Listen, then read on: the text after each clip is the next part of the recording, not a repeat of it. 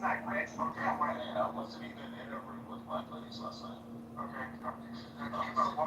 Roger. Roger, can I do something here? First of all, I wasn't trying to hurt you. I'm sorry. Okay, will you accept my apologies, sir? Hold on. Before you guys do the apologies and the kiss and makeup, I just need to be very clear. We need to be very consistent about this, okay? So, rule number 7 of this house, the N-word is forbidden on stage and in chat. I'm gonna bring Adams up, but I want to make an example that Adams is one of my favorite people on this app, and I'm gonna move him to the audience for saying it, even though he was just quoting somebody else saying it. I just want the point to be clear. The other thing I want to point out too, in terms of the rules, and hopefully you guys can appreciate this one, is that there's another rule violation that happened there, which is number 9. Do not bring drama here from other rooms. So whatever happened in the other room, don't want to police it in this room. So I was only in here yesterday. Listen, I don't care. We're not going to talk about that, but I'm going to bring Adams back up. We're not going to talk about that word, and we're not going to talk about drama from other rooms. Well, thanks for going back.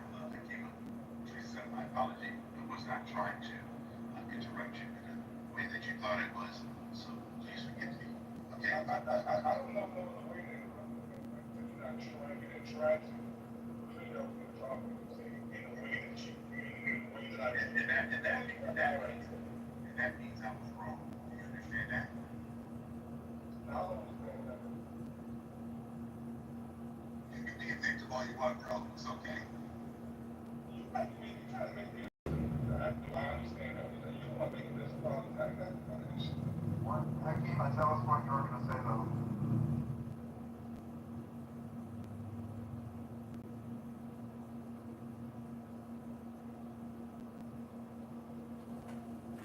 Hello? Did you say anything? I speak when I decided to speak. Nobody talk to me. Speak cut me off. But don't think I'm telling you. Whoever that was, they cut me off.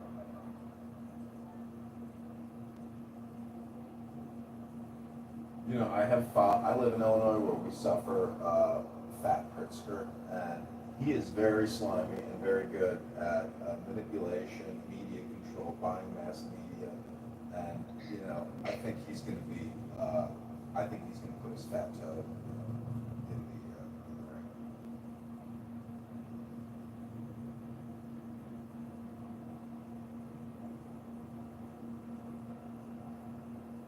I couldn't imagine somebody as fat as him doing well.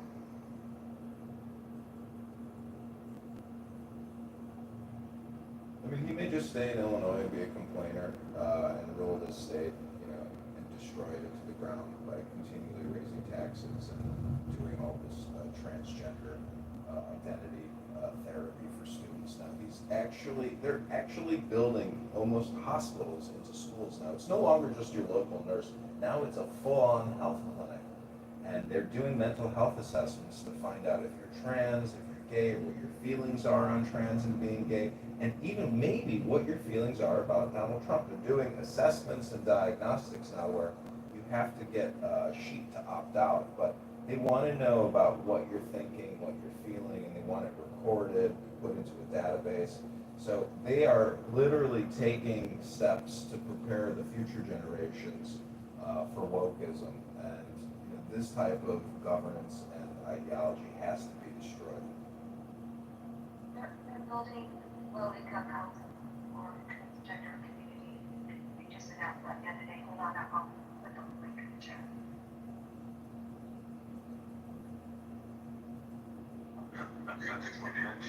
Well, thank you. I don't know who you are, but you're awesome.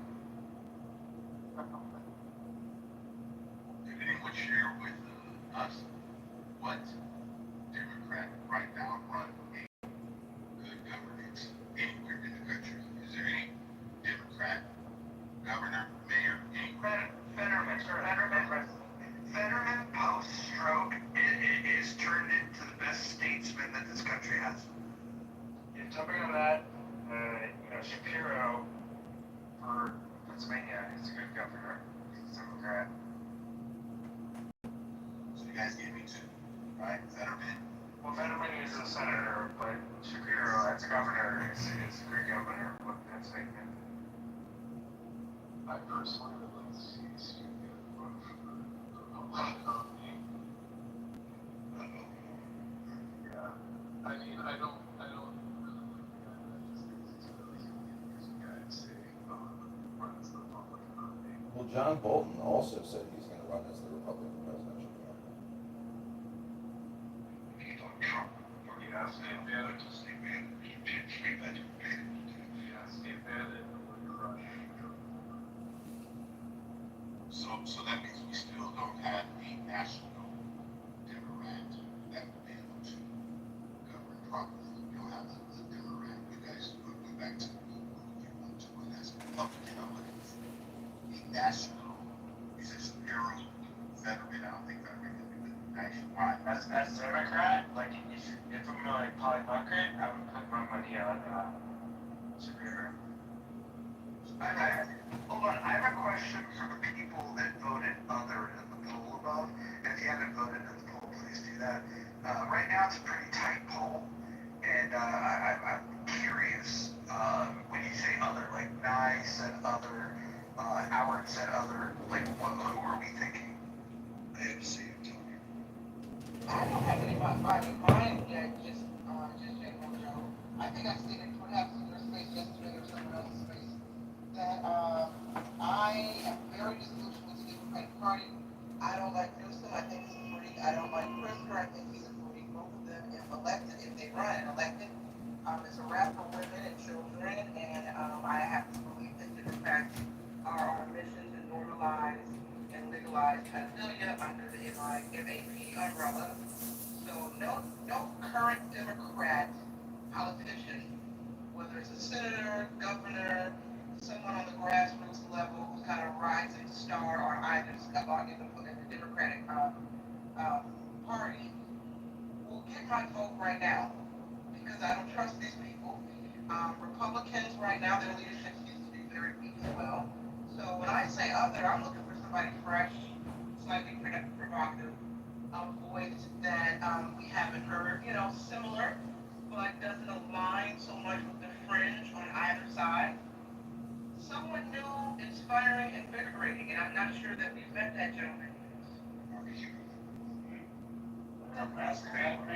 Big comment. No, I like her assessment. Do you think anyone on the Republican side is pushing this transgender pedophilia kind of stuff? It's possible. I haven't seen it, so I won't say no because I don't know if he deserves it. But I have not seen it on the level that I've seen coming out of the far left. So I'll be traveling on Tuesday to the state capital of California to go against AB 495. It's called the Stranger Bill, where any person can walk into a school. This bill gives a sheet that says you can be the caretaker of any child and take them out of school. They call it the trafficking law of California. 2 months ago, they passed another law here in California that you can purchase a young boy between 13 and 17 years old for prostitution. This is benefit at the highest level. We have a Democratic majority here in the state of California. This is sad. This is what I'm talking about. The elected officials that we currently have, God, there's a lot of people in office who are claiming the children. Leave our children alone. So the pedophilia issue is like the trans issue. It is not something that most people are actually concerned about at the end of the day. And there are pedophiles on both sides of the aisle. Same corporation, different division. Listen, I agree, Mr. Driver. It's not an issue now, and by the time it becomes an issue, it'll be too late for people to act. Because some of these perverted politicians know that your average American does not care. They're not paying attention. They don't think it's real life, or they have this idea that it's ultimately 0.0% of the population expects life. So they're already hosting TED Talks to normalize these things. have studies coming out of Ivy League college, universities claiming that, babies are born trans and people are born pedophiles. So if you're born this way gay, you're born this way pedo. So everybody deserves special rights and equal treatment and, cupcake prisons if they get charged with the kids. So yeah, it's not an issue now. Nobody cares now. By the time folks really wake up to what's subtly happening, it will likely be too late. How can I mean, you, they've already convinced y'all to put your kids on a cocktail of drugs because puberty is black bad. Like, come on. how can you In the say, state of California, they tried to get it, to pass through legislation without even an actual vote. So yes, they're trying to like sneak it through. And But- it only did not get passed because, Republican in the state of California said no and kind of did a whole media blitz with it. But yeah, sure. how can you say that, Dr. Jordan, that people, voters, Americans don't care about this trans issue, puberty blockers, the transgender surgery sites, let alone pedophilia? It costs $100,000 to convert a man to a woman, to cut off that genitalia and get them on these puberty blockers. Here's my opinion, but how many, for example, I can't think of a trans person that I know, maybe one that I know from someone else. I don't know any, so anyone who's registered as a sex offender, I don't know any pedophiles.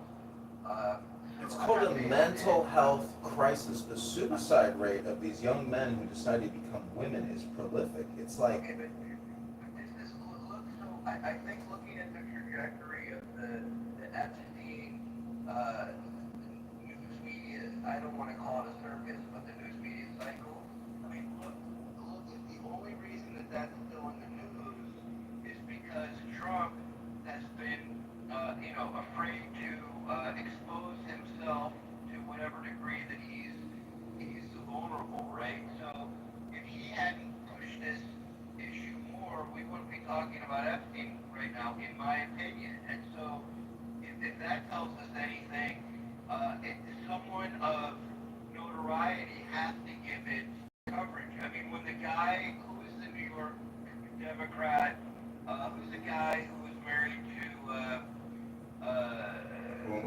Hillary Clinton's assistant, Wiener. Wiener. Okay, so Wiener, I mean, I could be wrong about this, but I don't think the Wiener story got a whole lot of coverage. Looking at it through the lens and with respect to the context that we're looking at it at this issue now. So Trump is keeping the story alive. So to Nye's point, it might make if it bleeds into it bleeds into 2028 as an Einstein, as a what's his name, Epstein story, then maybe it does have some legs, But I just don't think that we're nearly as exposed to pedophiles as we are to people on a spectrum of gender. the point is that it's clown world, and you have the first part of diagnostics, and is to realize that we are still in clown world. This DEI, all the spending, the big beautiful bill, all of this stuff is one whole system, and it's easy, as Brad is saying, to get distracted. If Republicans think transgender is still a major issue as opposed to the economy, everybody's a fool. I mean, who cares about these cultural issues? I don't want to pay property taxes, and I don't want to pay income taxes, and I don't want to pay 100 other taxes, which ruin my livelihood. The clown world system has to be broken, reformatted, and common sense and fiscal prudence has to be the mantra, in my opinion.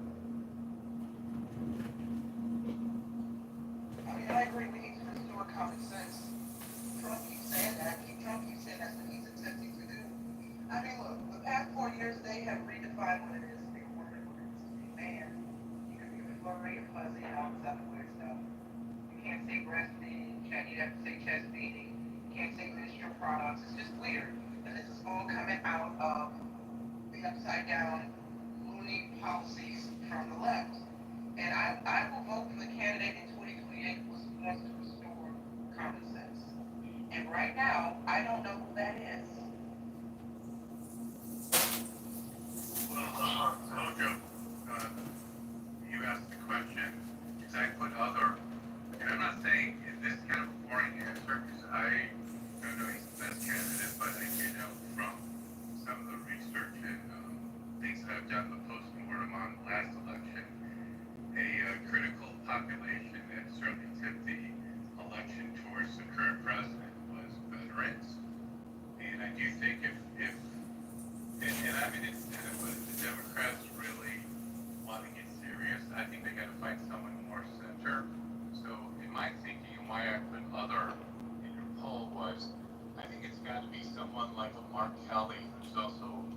veteran.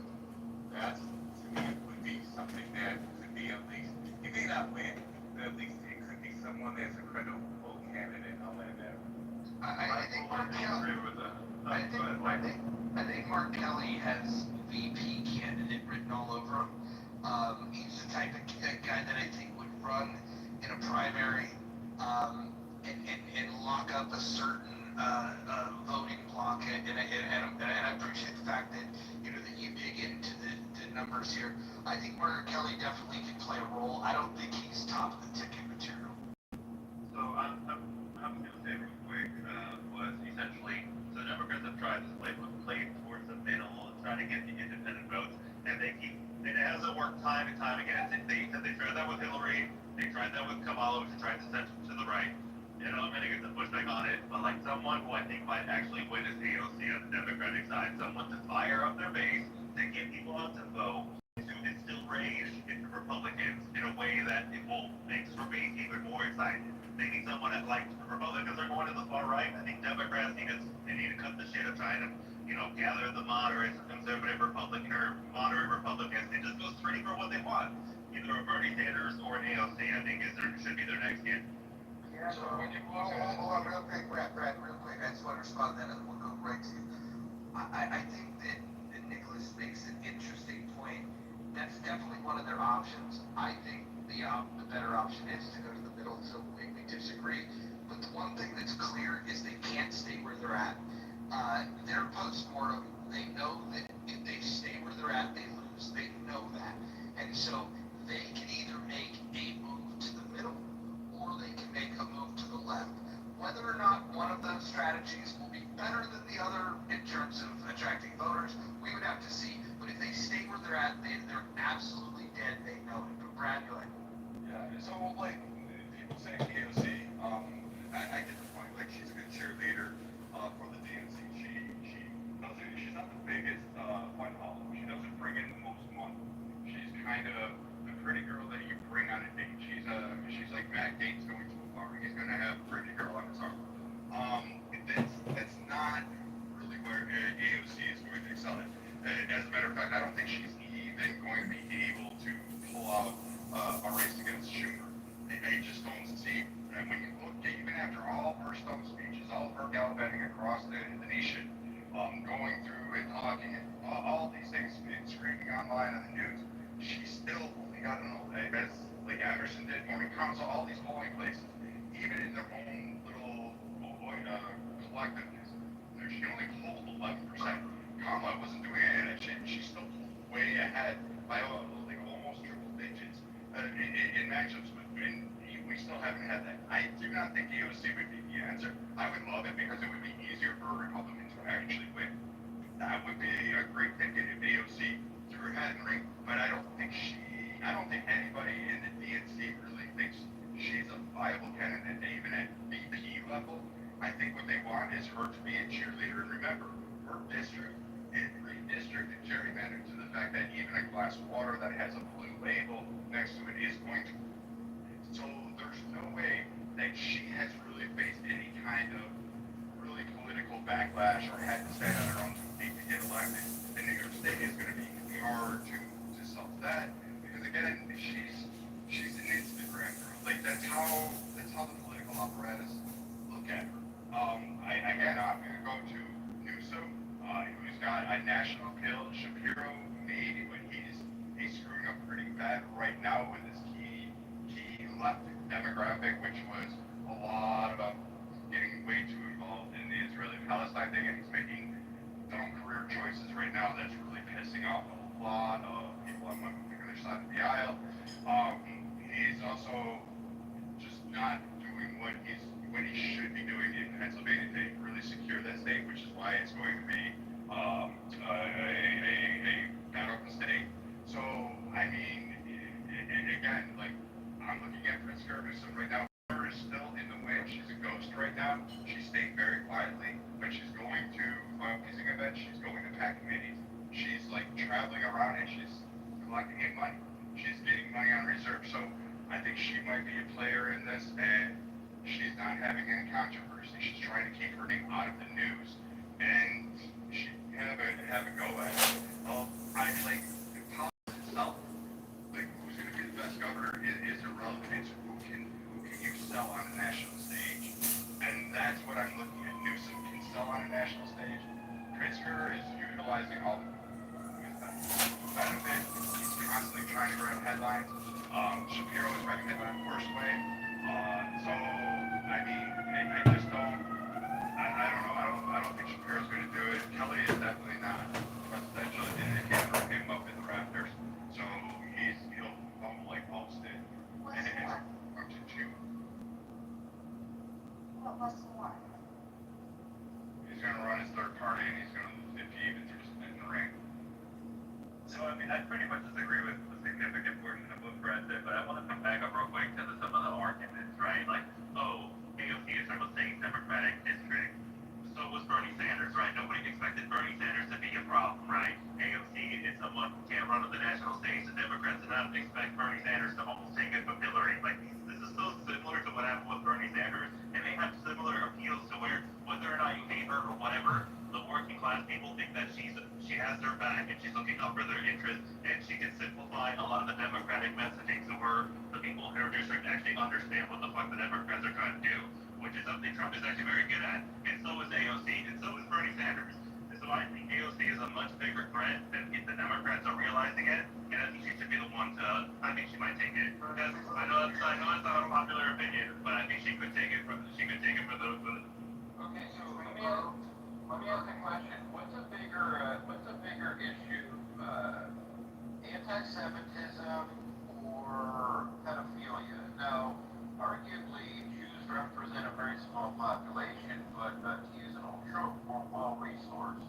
So I think we're going to be pushing Pritzker, who's got tons of connections, tons of money. He's got $4 billion. Josh Shapiro has 150K. He's more like a zoologist. I just don't think there's a lot. The front runner among the chosen ones is definitely going to be Pritzker. See, he's so fat. Unless Fedmer marries me and confirms. I think that you guys need to figure out these elections moving forward are going to look a little different than they have in the past. The way that people get access to, and exposure to the candidates and the candidates to the people. And if you look at what Trump did in this victory, one of the things that he did really well that was a game changer was his appearances on podcasts. He was meeting like niche audiences, and one of the big challenges that they have with Harris is that Harris was so disingenuous that she couldn't do a podcast appearance without looking like a fool. If you guys have seen the podcast appearances, she just looks terrible. You need to have somebody that's going to be able to present well, that's going to be able to go to an environment where there's going to be tough questions, and maybe get heckled a little bit. If you're hanging out with comedians, they're going to try to find the humor in things, and you're going to have somebody that has the emotional intelligence to be able to navigate those conversations. I think that Harris had it at all. But I look at the field and I'm trying to figure out like who would be able to do that, and I think Booty Juice might actually be the best for putting on the podcast circuit. But I like, do you guys think of anybody besides Booty Juice? He is a special appointment. I don't know if you know how he became captain in the army. He never went to boot camp. He never did anything. He just got specially appointed by the CIA, to be an officer. And Mojo, wasn't it that Kamala with Joe Rogan, she wanted him to come to her? Yeah, he invited her and she declined. Here's another interesting thing. When libertarians were having their moments in the sun, what's her name? What's her goddamn name? Fucking, it's slips me. She's so irrelevant. No, the goddamn fucking libertarian broad that ran. She was actually offered an opportunity to go on Roku, and she declined. And here's something that people don't know about that campaign was that working full time. She didn't take off time. She was teaching at Clemson, and she didn't take the time off. And if the media wanted to meet with her to do an interview, she wouldn't meet with them until after 3 p.m. Eastern time. Like, think about that. So, like, noon Pacific, on the West could work, but she would not make herself available for anything. And so, since she never wanted to quit her day job, now, you might say, well, why are you mentioning that? The point is that there's some people that really want to run, and there's the people that know that they have no chance. But when you're given an opportunity to get exposure, the reason why she didn't take that was that she knew she'd make a fool out of herself. When people, like imagine Harris on the Rogan podcast. Just imagine when even the layup questions that she wouldn't be able to get right. If a tough question was fine, she would just be fucking terrible. What the Democrats need is they either need someone super polished that can go out there and really deliver good answers, or somebody that's so fucking ignorant of the fact that they are dumb that they'll just go on there and they'll just say words. Like, if you guys were to tap on somebody like Bima, for example, not her specifically, but that idea of, she can be asked a tough question and without any thought will just blurt out a dumb answer. That's better. That's better than what Harris would do, where Harris would try to relate to people, and her bag of tricks is to make caricatures of the audience that she's trying to connect with. This is why she makes up things like washing greens in a bathtub. I think that you kind of nailed it, right? Like, Democrats have a habit of picking, like, authors that don't come across as authentic. And that's where Trump actually does pretty well then. And so does AOC on my end there, is that you think that she's not lying to you. She's not sugarcoating things, as neither is Trump. This is actually what she stands for. She just repeats the same thing over and over again. So you believe it, right? Democrats tend to pick, like, even Joe Biden at times doesn't come across fully authentic in some of his speeches. I think that the Democrats only have to show up because look at the narrative that they get to contend with or revisit, right? Like, they can say, well, you voted for this Trump policy, you voted for that Trump policy, you didn't want to expose, let's say, the Epstein thing, it's still, still out there and lingering. I mean, it's hard to defend one's actions just as a congressional Republican. So, Jordan, here's the thing. I would love to be confronted with the idea of, hey, Republicans didn't release the Epstein files. Well, neither did Biden.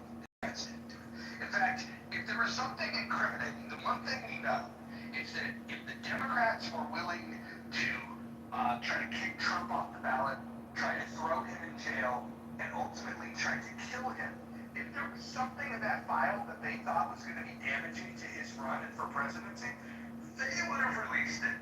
They didn't. And so I don't think, do you think that this owns Trump or the Republicans because the files haven't been released? I think he should release them. The reason why he doesn't is because he's got friends that are on the fucking list. The other side didn't release it because they have friends that are on the list. Nobody wants to release it, and they're both guilty of protecting these fucking weirdo pedophiles. I understand, but I think with Trump, the only reason he was supportive of congressional Republicans when they were running for office was because he needed to get reelected. He absolutely doesn't have any reason to care about anyone now, and so I think it's going to be to their detriment that they backed him because there's no reason for him to create legacy, just like Obama, unfortunately, did not really create legacy for the Democrats. So I think it's going to take an outsider to really surface within the Republican Party to be someone who can hold their own, and even someone as poorly as lacking the poise of Kamala, it will I don't know, where was I going with this? If someone lacking her poise can still take on her lap. I don't know what the hell I'm talking about. Never mind. I agree with your last 10 seconds. So, I mean, I think it's even simpler than that, Dr. Jordan. I mean, really what they have to do is just use the exact same thing Republicans did to the Democrats. Are you better off, at X state than you were before? Housing costs are still going up. Food costs are still going up. The unemployment rate is slowly moving up. If this continues, they can just use the same argument Republicans did and bash Republicans over the head with it and win. I think it's much simpler than that. We have to go the X state.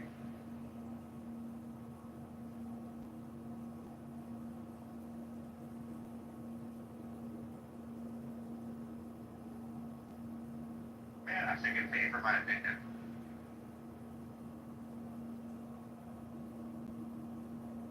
Why do you think your opinion is so valuable that you would be honored with people Yes. paying you Because for he's it? a gay Mexican. That's a huge code word. And y'all cannot take a joke. Jesus Christ.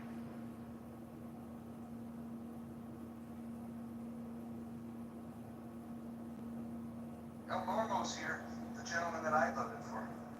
How you doing, Normo? My prediction doesn't win next cycle either. God, you're so negative, man. I mean, how about keep hope alive and you gotta believe in all those little political slogans. I'm with him. How about I'm with him? Do you think that would work? If you know it's stupid, yeah. I hadn't thought of that yet. We can have I'm with him. I'm just pointing out that that was Hillary's campaign slogan, and it seems to be one of the all-time worst campaigns. I'm with her. But it's all about me. You're with me, you like me. So I want to point out something that Pete Buttigieg, he attended a 2-week indoctrination course and appointed a captain in the Navy reserves and deployed to Afghanistan to beef up his credibility. No ROTC, no years and years of training. Hey, you're an officer, you're going to Afghanistan and you're a captain and you work for the CIA. How did he get his permission? How did he get his position? He's formidable looking, isn't he? I put it in the chat. By the way, Norm, I'm with her was not Hillary Clinton's true campaign slogan. It was stronger together. I don't know though. I know all these buttons in New York that I'm with her. Yeah, that wasn't started by her. Maybe it was both.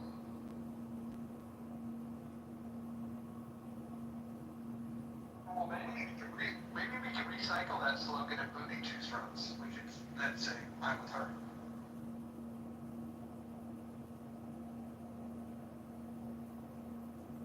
The Democrats just don't from their side, they should have hoped that they lose the midterms and they did fight as an outside candidate.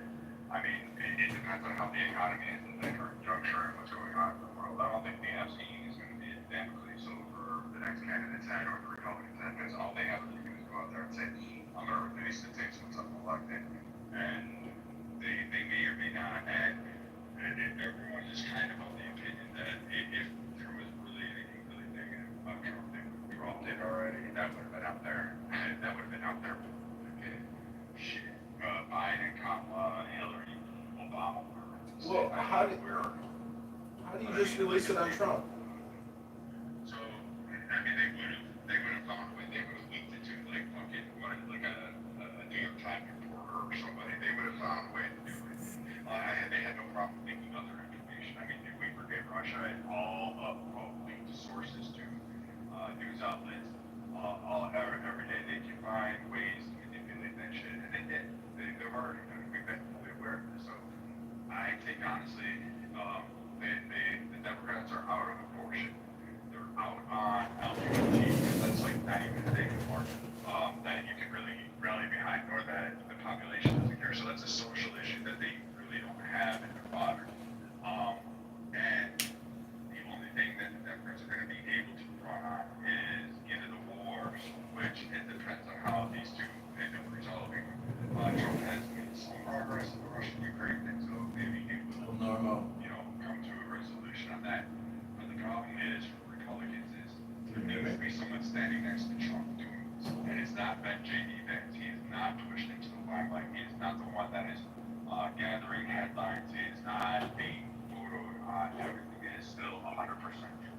Norma, can you hear me? Hello, Norma, can you hear me?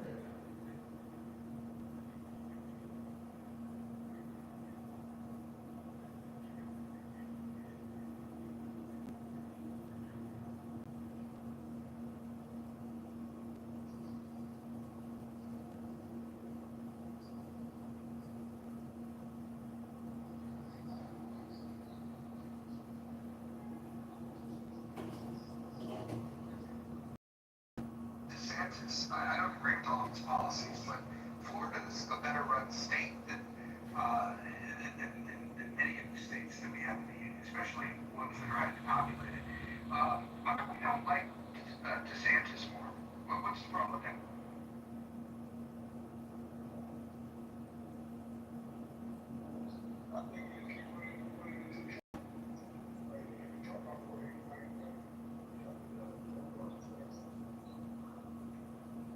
People like him and appreciate him and respect him. If you live in Florida, you thank God that he's your governor. You live in Illinois, you pray to God that people like Pritzker, have a myocarditis, from. So, I mean, but it is, I think Hakeem was right, it is a lot about running up against Trump in the beginning. I mean, Trump really dished him pretty good in the early term of, while they were running. So they butted heads, but, he seems to me like he's running that state in a way that, is long overdue, or there's many states that should be running their states in the same way that he's running the state. For God's sakes, he's claiming that they're going to get rid of property taxes.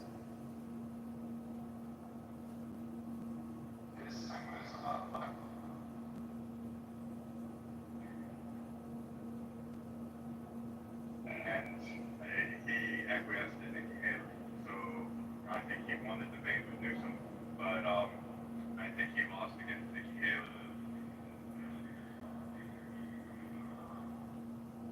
Or national. Brad, you keep going in the matrix. Brad McIntyre.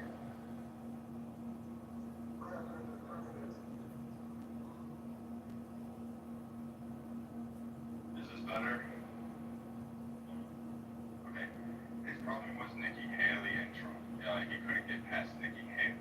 And if you can't beat Nikki Haley, his time there, and you finish third, he's going to have a harder time on the national front.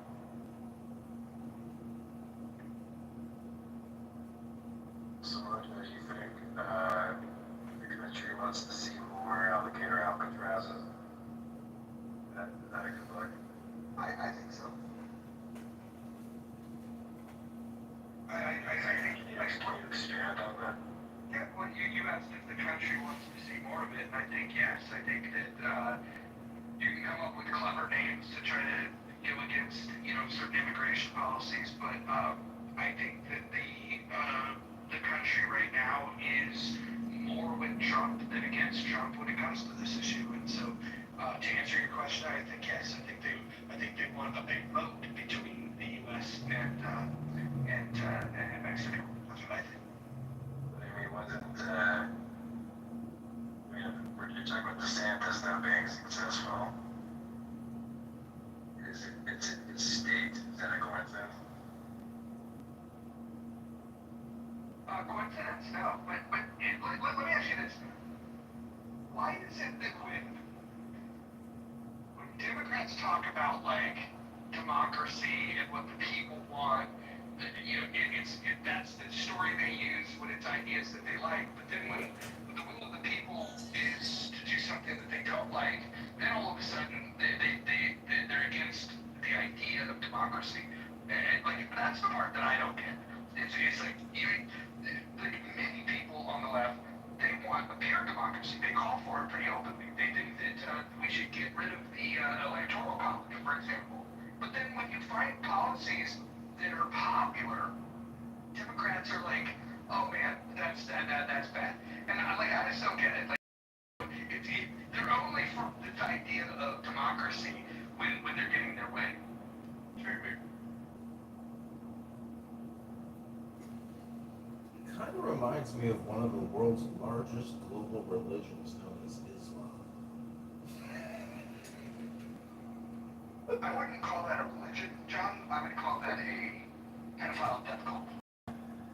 You had me laughing so hard yesterday when you were saying, you know, why even do abortions? Why don't we just feed the babies to alligators? I could not stop laughing because I could see getting into an argument with an abortionist and, you know, saying that. And it's just, to me, it's just insane, you know, it's because it is so gross and tragic and sad, but it's, I don't know, you had me in stitches yesterday. So, Congressman Kitover, what do you think of, tell me more about your take on J.B. Pritzker.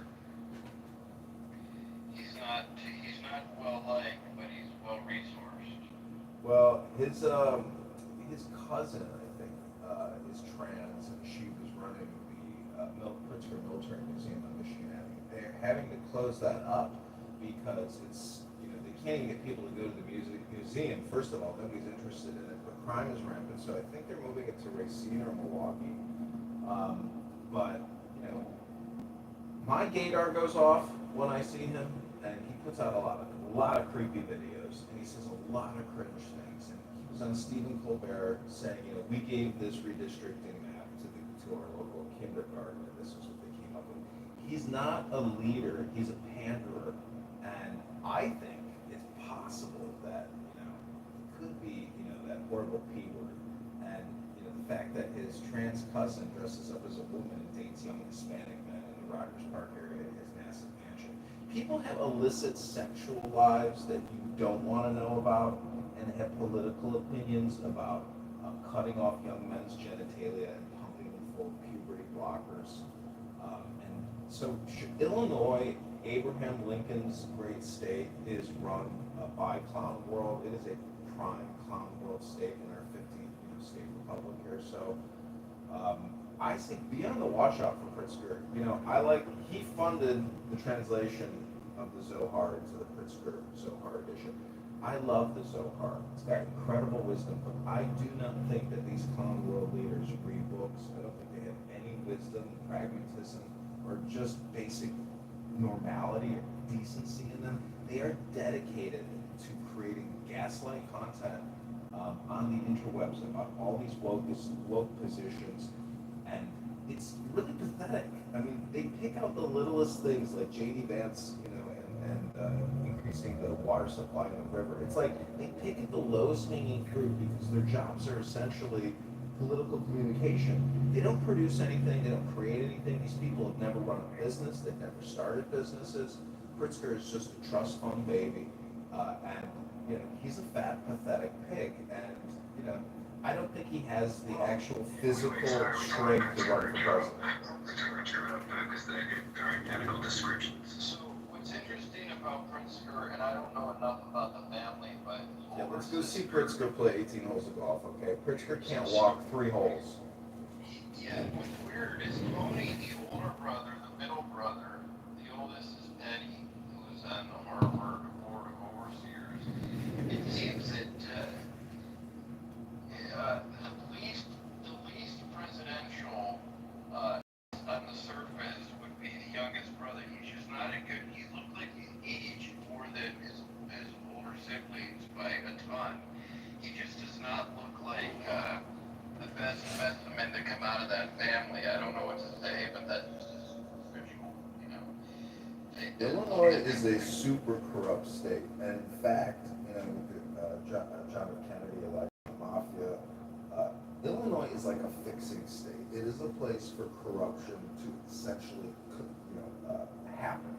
And the people that run the Illinois GOP, the Chicago GOP, and the Democrats, it's really like a uniparty here. There's really no real like fiscal Republican conservatism. I mean, the state has been Democrat for 70 years. I went on eBay and I bought some Illinois Democrat primary ballots. It used to be a classy organization. People wore suits.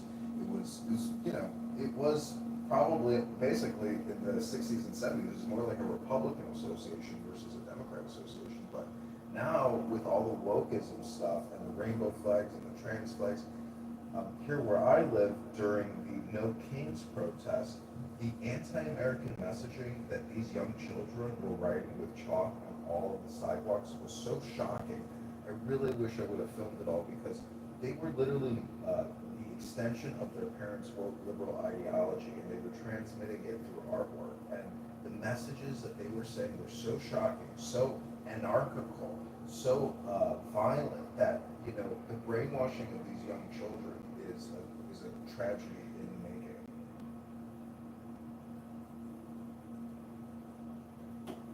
Let me tell you how corrupt this crazy ass wicked state is. And listen, I live in Illinois too. Okay.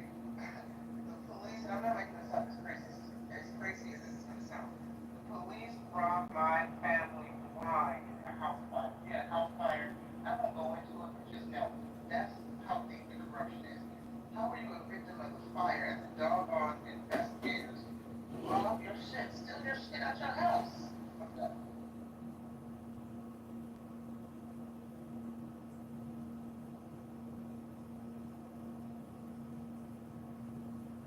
Well, John, if you want to move over to the window in Illinois, what you need to do is get a faction of the people within the Republican Party to speak radically about the types of changes that you want to see.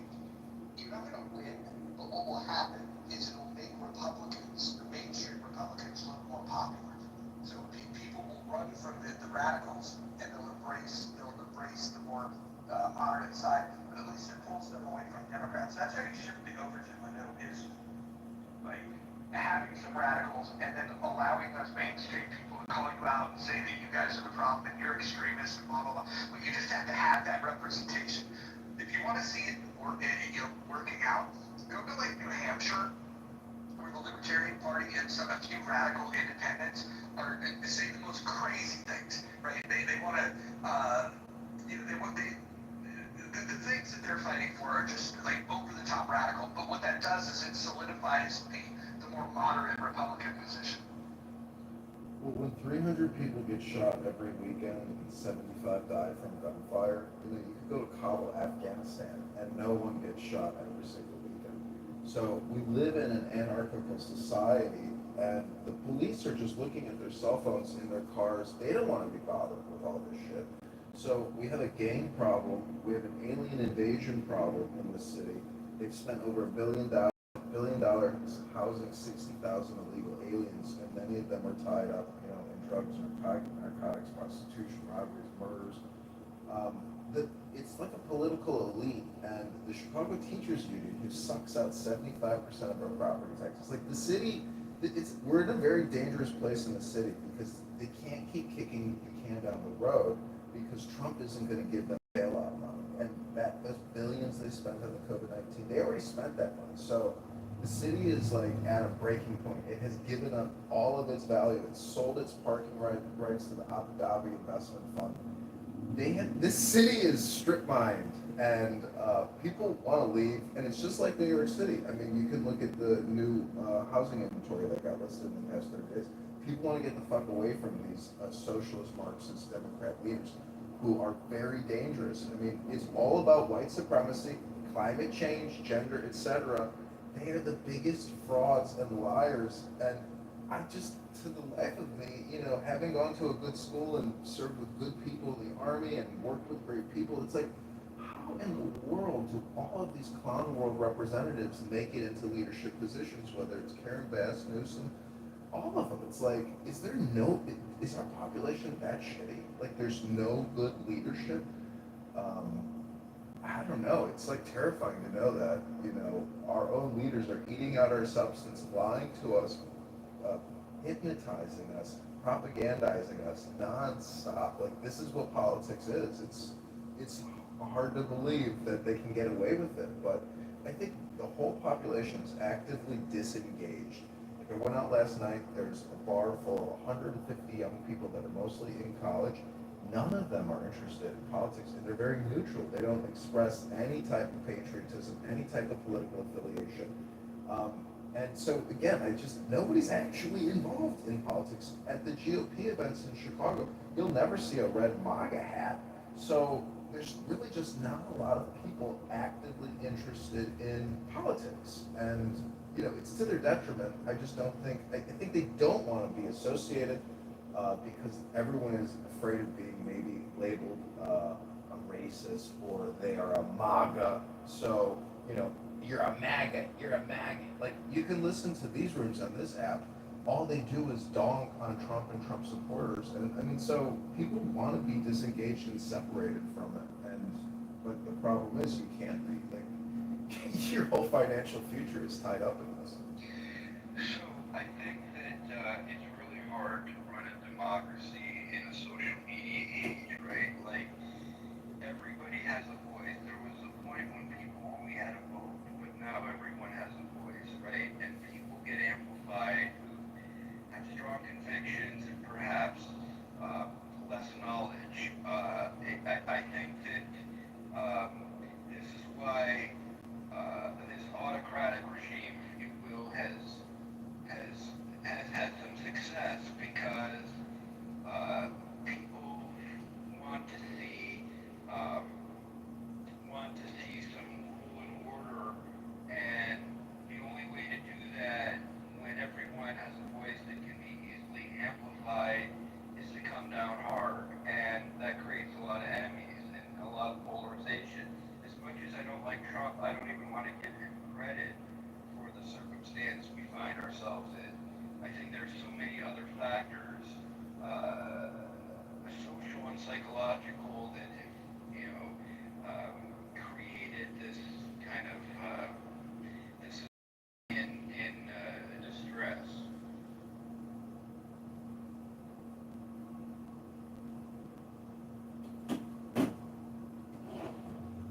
Who do the clubhouse Democrats, like, if you were to go into Patty's room, who do they think's going to be the nominee?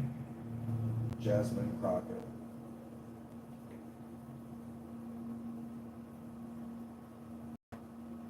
They literally think.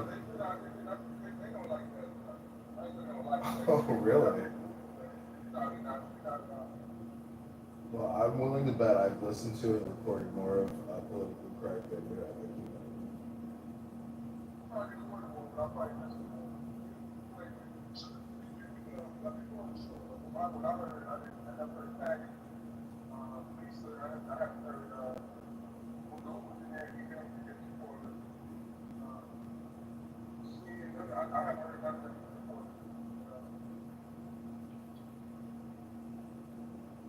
I did want to say something about Benjamin Netanyahu taking the Gaza Strip and saying that Hamas will be destroyed. There will be no Palestinian Authority. There will be no more Palestinian Muslim Islamic terrorist groups leading the Gaza, and we will secure it and install a peaceful government.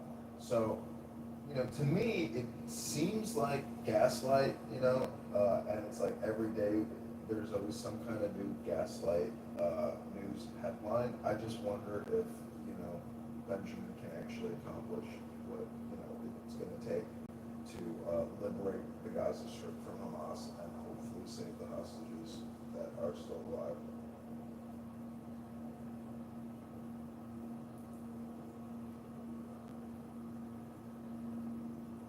Wait, I just, I don't mean to deviate from what you just stated, but I just want to go back to something that Jasmine Crockett point.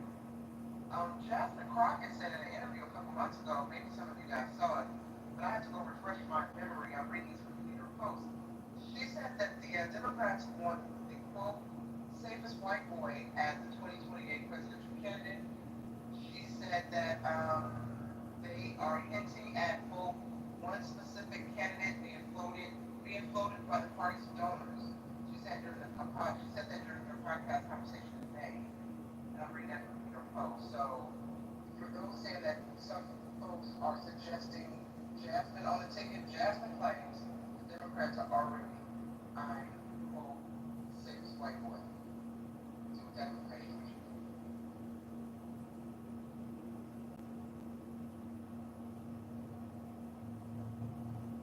I mean, that's the thing is you can make outlandish statements, all or nothing statements, extreme statements. You can lie. I mean, there is no limitation to gaslighting.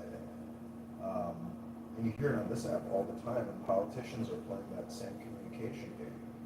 But I'm telling you, if we don't have forensic accountants, auditors, and we can't just keep spending like this. It's just madness. And, when you really look at all the breakdowns, I mean, if you were to cut things just 10%, like 10% cuts to a lot of these programs, and there's thousands of programs, I mean, gotta cut, gotta start cutting and reduce that deficit to like maybe 100 billion. It's gotta come down, and unfortunately, I believe that most Democrats and most Republicans will never bring the cost to do business down. They will only increase the costs because this is a very immoral game that we're playing. But again, I don't think we're the only country doing it. I think a lot of countries and their economists and their governments and their central banks, based on the currency exchange, they have to say, hey, we need to do more inflation to catch up to the American inflation. So, I guess that's what all these PhDs do in central banks all around the world, is to figure out who's cheating the most, so we can figure out if we need to catch up, or maybe there are some good people that know how to do actual state central planning and know how to start and run a business or dissolve a business. So, do you think Jasmine Crockett or Maxine Waters have ever opened a business, or they know essentially how to create a successful economic environment without rampant inflation and dollar creation? No, they don't. They're incompetent, and they know the game though. I think, but anyways, that's what I'm thinking.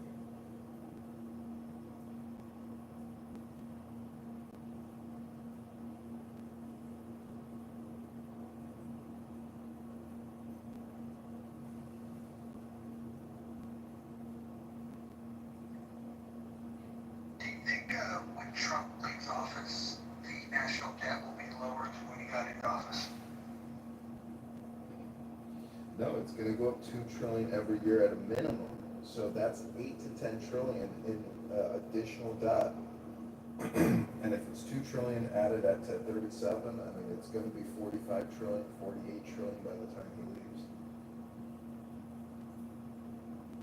So how is that an alternative to the big spending that Democrats want to give us? It's damned if you do, damned if you don't. I just like the fact that a Republican hand has their finger on the button. And if you look at Doge, I just looked at it today. There is so much international insane woke spending that they are screenshotting out of the SAP system. That is the same government acquisition platform that I used for 5 years at Treasury, and it's a simple. It's who's the billionaire? Anyways, it's not going down. It's only going up. And God bless Trump, but if he was Thomas Massey, I mean, it would be better for the overall economy and the longevity and health of this country, because we're just becoming a debt slavery system. Everybody born is. If you don't have $1 million now, you will never have a solid retirement. Basically, based on this money.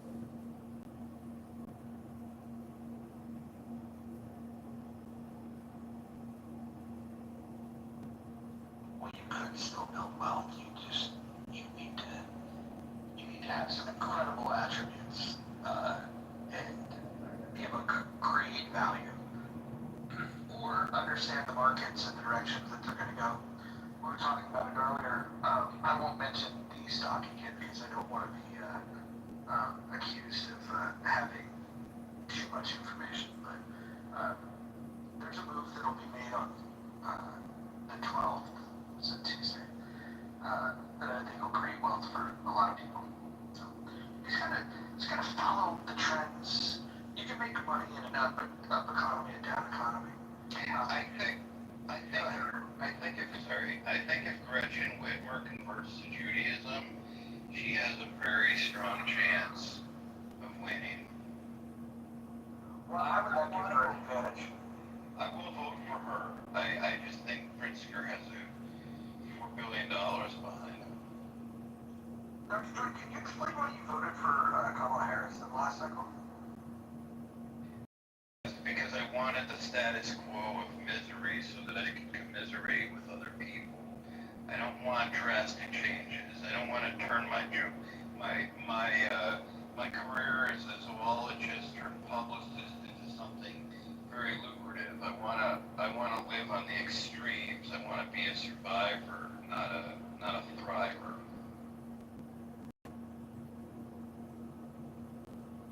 I like to complain. I'm Jewish, and if good things start happening to me, I'll have less reason to complain.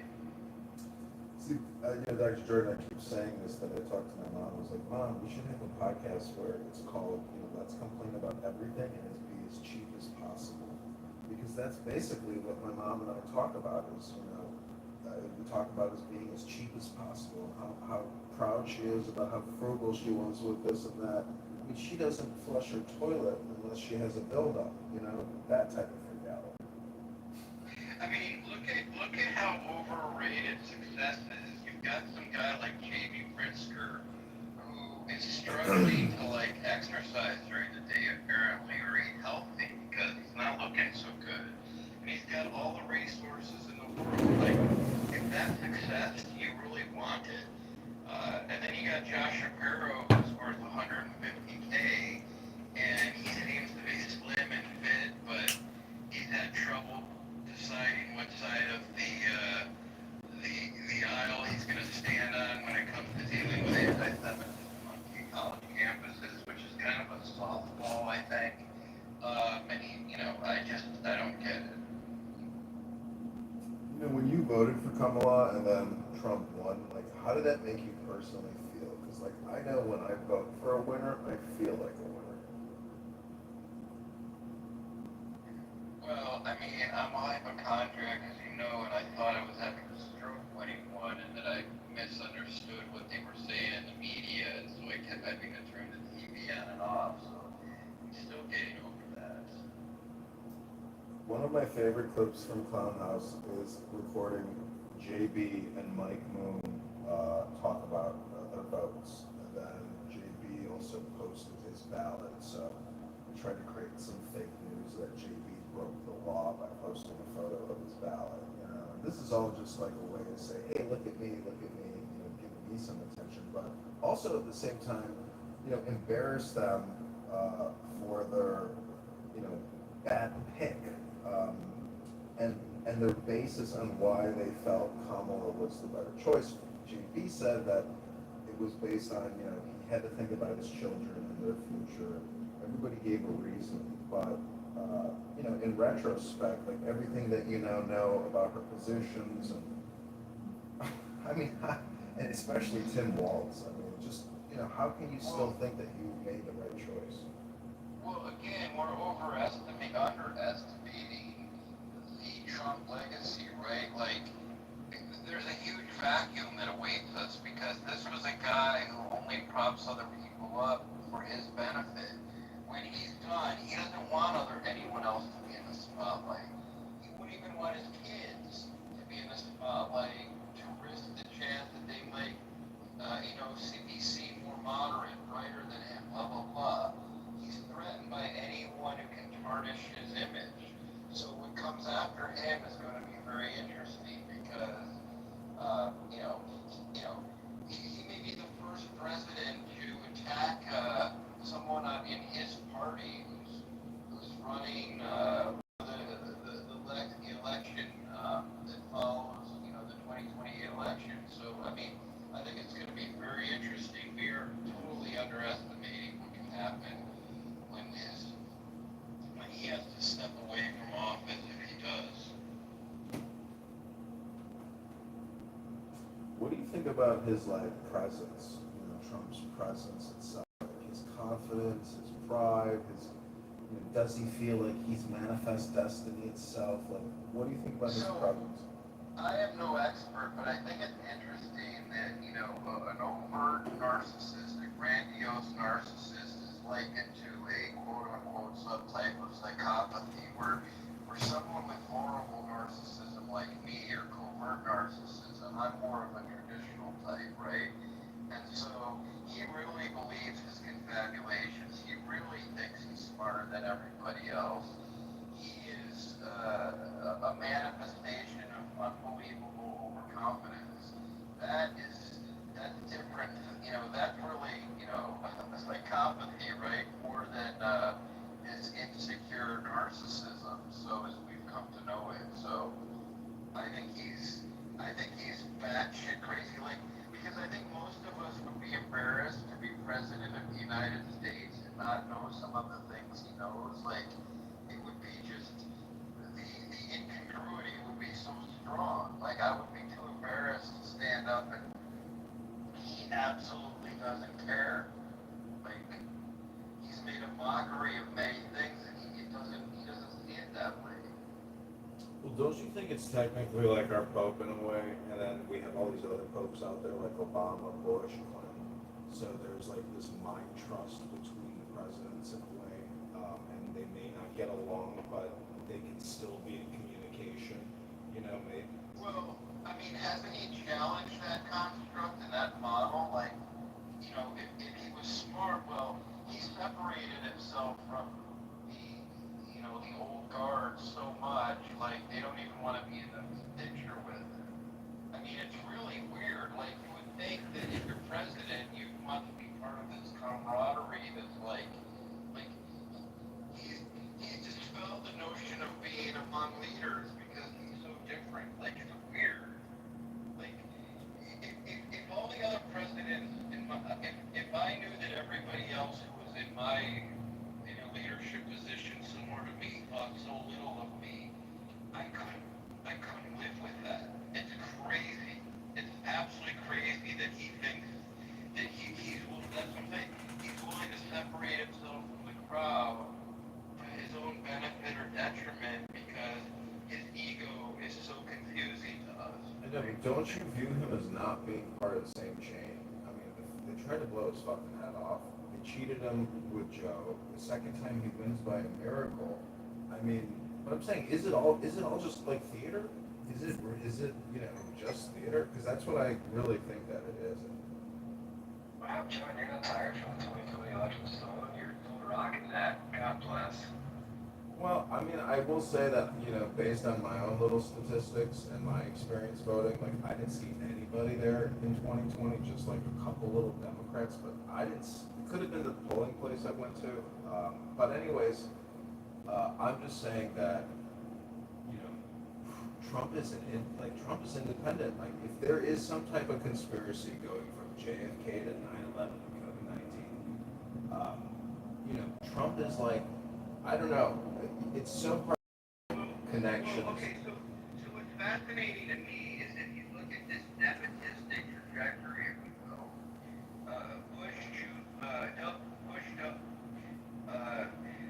the second Bush, whatever the hell his name is, it was harder for him to step out of the shadow of his father, who was a president preceding him, right? But what's crazy to me is that Trump really it comes from as nepotistic a family as the Bushes, and yet, I gotta give Trump credit. As much as he's the product of nepotism, he has distinguished himself as the most crazy, batshit, nut job leader of a democracy that we have seen in recent time, and he doesn't, it doesn't even give him pause. It's kind of confusing to me. It's a conundrum because I'd like to think that he's a product of good fortune and the forces, of family, regarding his family, but he's differentiated himself from just about anything we've ever known, and you gotta give him some credit for that. He's an animal. I don't know what I just said, but I know what I meant. He's not the anti-hero, though, right? Like, I think he's more of a hero than an anti-hero, but I do know that, everyone has a Yetzer Hara and a Yetzer Tov, and the greater the Hara, the greater the Tov.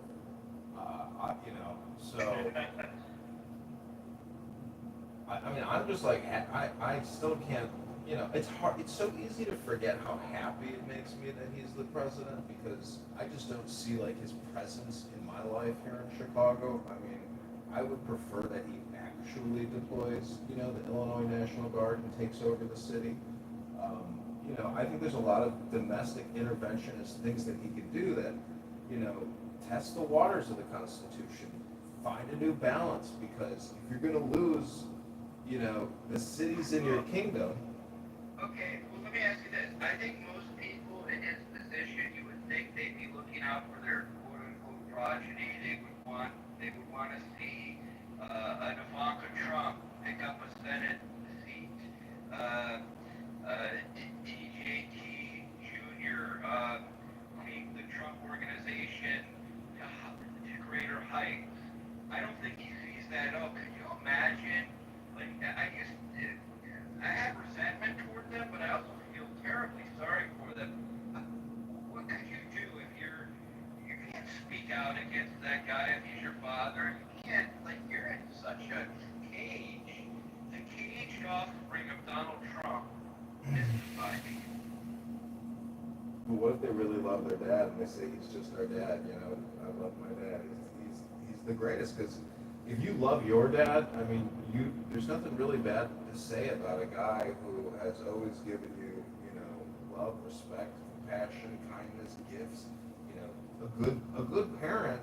For many people, you know. But I don't think he's given them anything but gifts, right? And I don't think that, like, I think it's like they know that if they don't join them, they're screwed, and so they're in a really precarious situation. Sorry, I'm speaking too loud. It's much like, very much like AJ and Meadow Soprano, you know, going against Tony, their dad, the patriarch, you know, do it. Well, but hold on. If you watch that show carefully, they actually did. In fact, AJ was testing, like most kids do, how far he can go with pushing back against his dad. Now he found the limits of that. There's definitely a limit to it. He did, yeah. But he was testing him. And there were episodes where I would watch and be like, man, I wouldn't have done that. But AJ's just being a kid. I thought it was well. I thought AJ's as an actor, he's terrible. I think the character was very well written for people to just say, if you were the kid of this monster who, you know, and there's these contradictions where he does love his family, but he's got this business and he's got this oath that he puts above everything. Being that kid would be a tough assignment. And That's true. But as any kid, he does rebel, and he rebels in some pretty dramatic ways. And even further, AJ was a total dipshit. In fact, I think he's one of the few actors I mentioned that never really went on to continued acting. I guess we're great with that. On the other hand, it's like, you know, was Carmelo having an affair with Milgram? Because AJ and Meadow couldn't be any different apart. Like, you know, Meadow was driven, he's intelligent, and outspoken, like he's trying to be a lawyer, but specifically for like civil rights people or like social work. You know, AJ's Do you guys watch the podcast with the two of them? I haven't, no, I haven't. But I was gonna say that You should check it out. yeah, but I've also pushed the boundaries. You know, especially when, you know, Tony interfered when she tried to date a black guy. You know, and it's one of the best episodes. Talking about Tony of age, I just rewatched it, so it's a little fresh in mind. Let me add this. Well, let's get back to service real quick. Sorry, yeah, thank you. One of the best episodes, and I can relate because one of the kids in my high school in Jersey, shocking, their dad was, they're like big mob, like Googleable. And so I can only imagine when my classmate Sue realized that she was getting older, what Daddy really does. And there's a great episode, you know, like on AOL, like, you know, limited computers they had, internet access they had back then. And they're reading articles about their dad, and you know, and Meadow's like, don't you know what Dad does? But at the end, though, it was interesting art to see, though, that at the end of the day, though, you know, and like there's a really powerful scene where Tony was like, needed to Meadow. He's like, you got something to say to me? And she just breaks down or whatever, but at the end of the day, she does end up remaining loyal to the matriarch. Thank you, Doc. Or the driver, Jack. Sorry.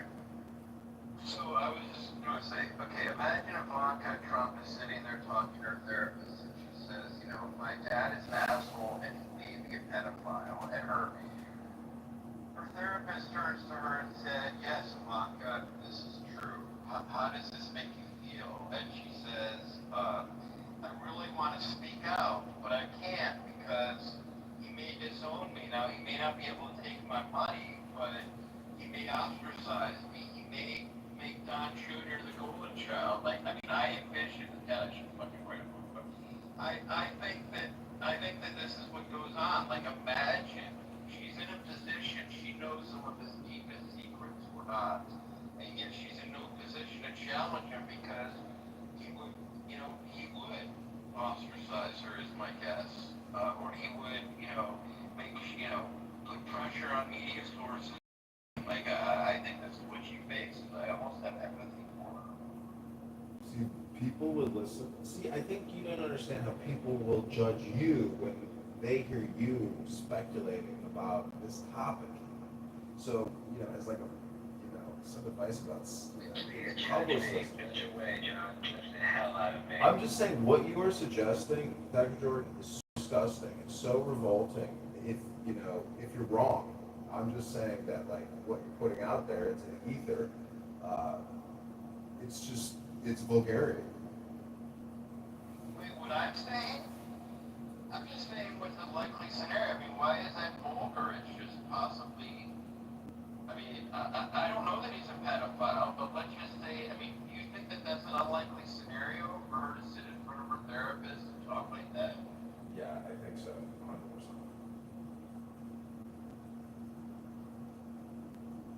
See, the thing is, I could easily bounce that back and say you're actually describing the Joe Biden administration and what he did to his daughter in the shower in front of the diary. So it's like, but I've also seen the video. The thing is, I don't know. I don't have children, and I'm just saying. To me, this is all vulgarity.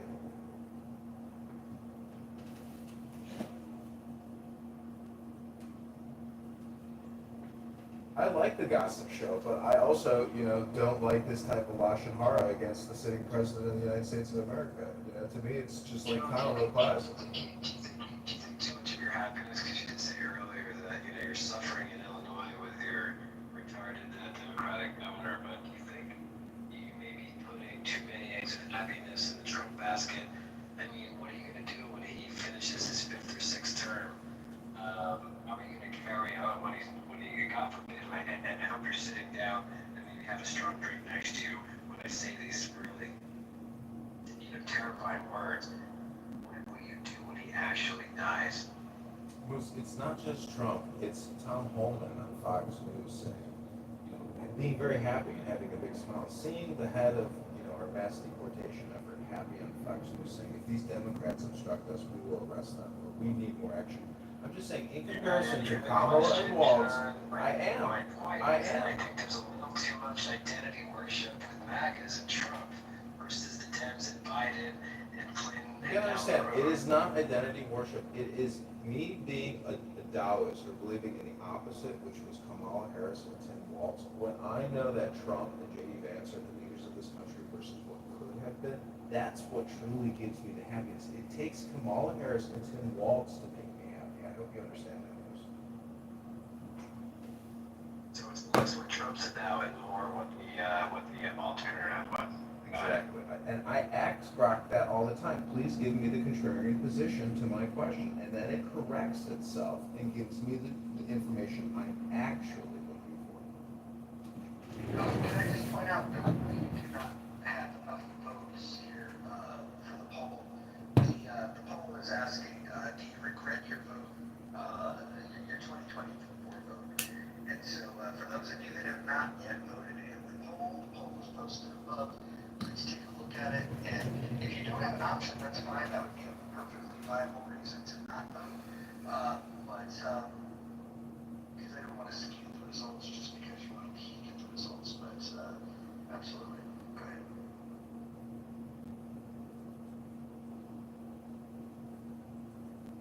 ahead. Jarl said, "Fuck George Washington" in the chat.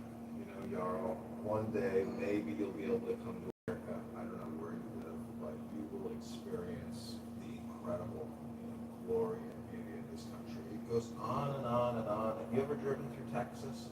It just goes on and on and on and on. Do you think Washington never lied? You know, I haven't read the letters of George Washington. There's a lot of things, you know, we need to do in terms of education. But of course, I'm sure he maybe told a lie and, you know, asked for forgiveness and made atonement. But I think the more important piece of this is that we once had this belief that we wanted to prop up our founders, that we wanted to make heroes out of them, and then we put them through a critical lens, and we said, okay, maybe they were, you know, flawed humans like every human, but now we've gotten to a point where we don't want heroes at all. We you know, if as soon as somebody does something that you argue is heroic, we want to search for the things that would make them flawed, and I don't think that that's a good idea moving forward. We should have heroes. We should have people that we can point to say, hey, look, what that guy did in his day was pretty fucking incredible. And then you can go ahead and say that those times had policies and social norms that you would oppose today. But if you isolate for, in that time, was this person doing something exceptional? I would say anybody that you know, that was willing to throw the tyranny of Britain off of us, I think they deserve a respect. Tina Turner would disagree.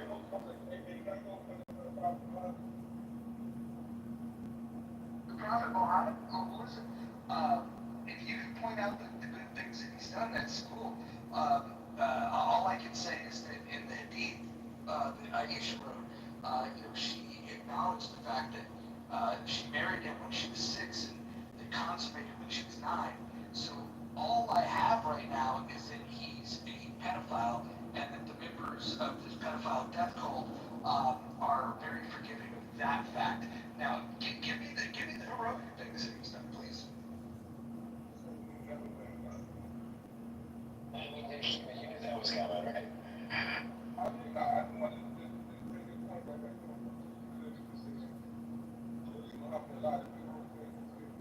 Name one. Name one. Name one. Yeah, listen, Christianity and Islam are both Torah fan fiction. Nothing more, nothing less. See, there's different types of Torah fan fiction. Not many people have read Zohar or Tanya.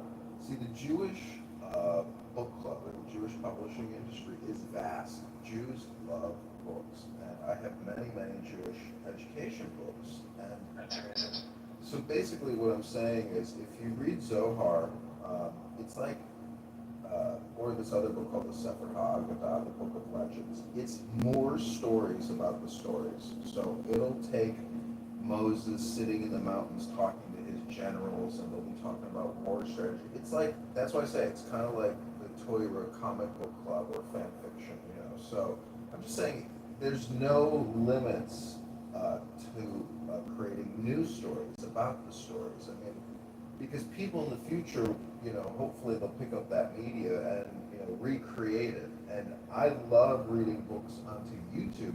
A lot of the stuff from the 60s and 70s, which was very profound, it's not necessarily digitized now. Like, you could go to their foundations and maybe find some of the materials, but there's a lot of mind-blowing, profound books, just like Zohar, that, you know, if you can reproduce it into YouTube and get people to experience this divine, mystic, you know, experience, it's really profound psychology, and but it is in a way like fiction hypnosis, but it rings true. So it's just alternative media. Yeah, I just want to say real quick, both of you guys are going to hell. You didn't know that. Wait, why do you think we're going to hell? This is the way that you speak about the Bible. Oh, really? What did I say about the Bible that would cast me into hell? You know what you said? Well, I This think. man said that the Bible was Torah fan fiction, and then you went on with it like it was nothing. You didn't stop his demonic energy. So you're going to hell with it. Well, is it projection? I'm just asking you. Are you projecting your own hell onto us right now? Mother, can I offer a challenge here?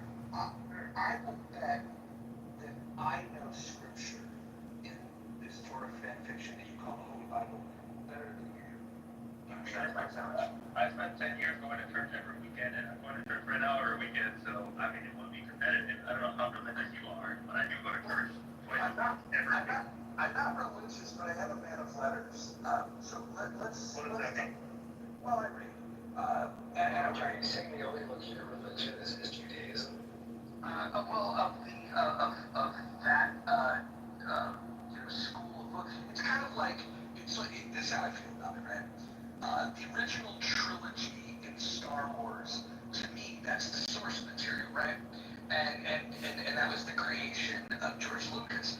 And then, and all of the things that you have, like the prequels and the sequels and all the spin-offs, that would be Star Wars fan fiction. The same way of the Holy Bible, and the same way with the Quran. That was a long-winded yes to my question. Got it. Thank you. Carry on. Okay, back to Mother. Can you give me your interpretation of 2 Kings chapter 2? I don't have that memorized. I don't know what that is. This is when the prophet Elisha was being teased by kids and prayed for the Lord's help. And then out of the forest came 2 bears that mauled 47 children. Can you explain to me what that means to you? So when I finish taking this shit, I'm gonna go open the Bible that I have in my living room, and I'm gonna read the passage, and then analyze it, and then respond. I don't, this gotcha that we're doing here is, I find to be odd. Like, Not a gotcha at all. Not a gotcha at all. You don't compel to sell the whole room. You're taking a shit very odd. Mother, I'm trying, despite the fact that I know you're taking a shit, I'm gonna say these words. Mojo. I wanna meet you. I wanna meet you where you are. Mojo, let me ask you, what do you think that means? I think that it means that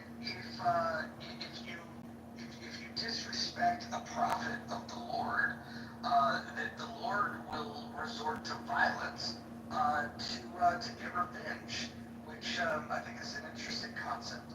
And it makes me wonder, when we see children bullying another child, would it be more godly if, let's say we're not Dr. Doolittle, we can't summons the bears, should we go and smack the shit out of kids that are bullying other kids? Because it sounds like that's the instruction, but maybe God wants to keep it in his hands and utilize bears to do it.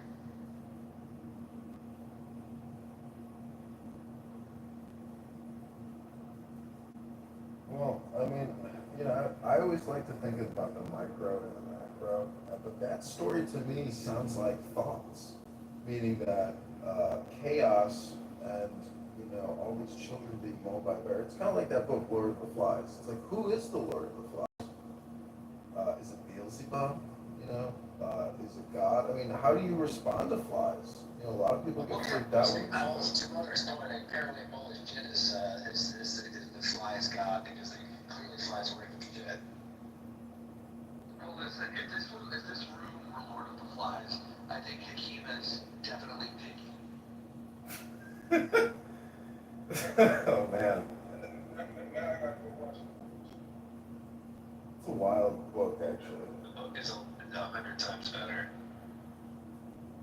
The Balthazar Getty film was okay, but that was an example of where the book is better than the film.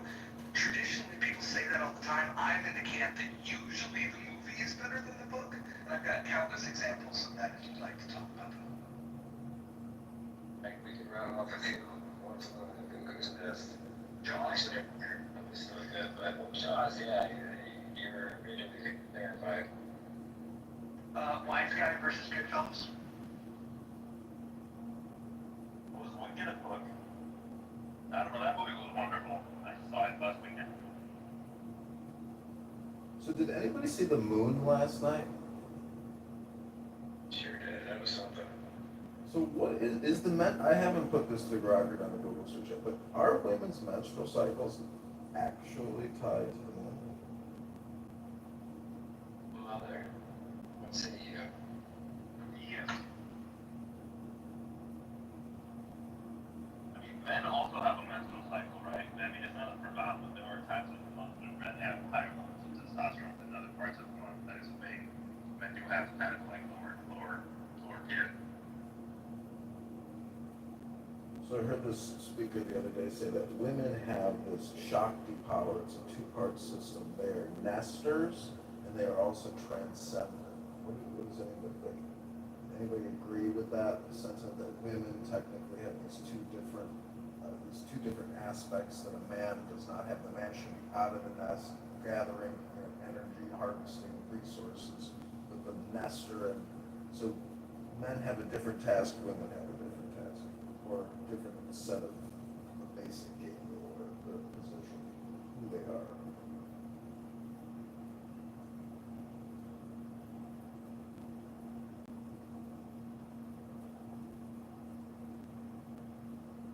Is that why Kamala lost?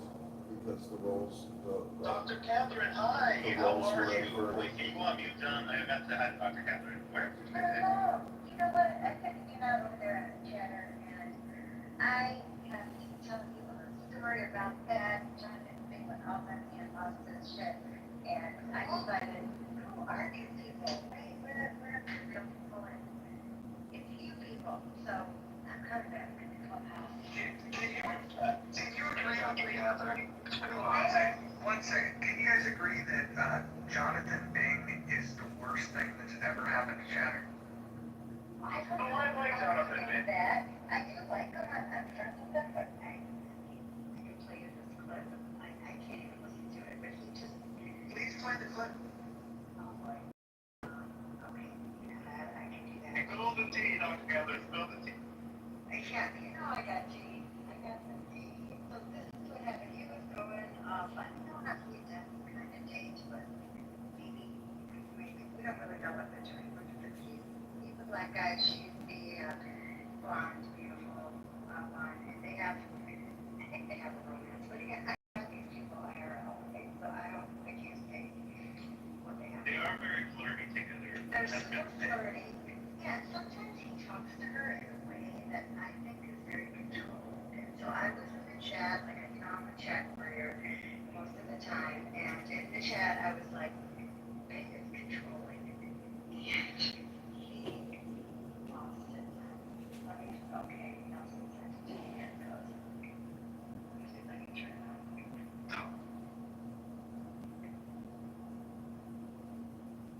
Sorry guys, That would be a great chat if you don't mind. that shit. So Kiro is the person that may not speak a lot, but every day that they did is open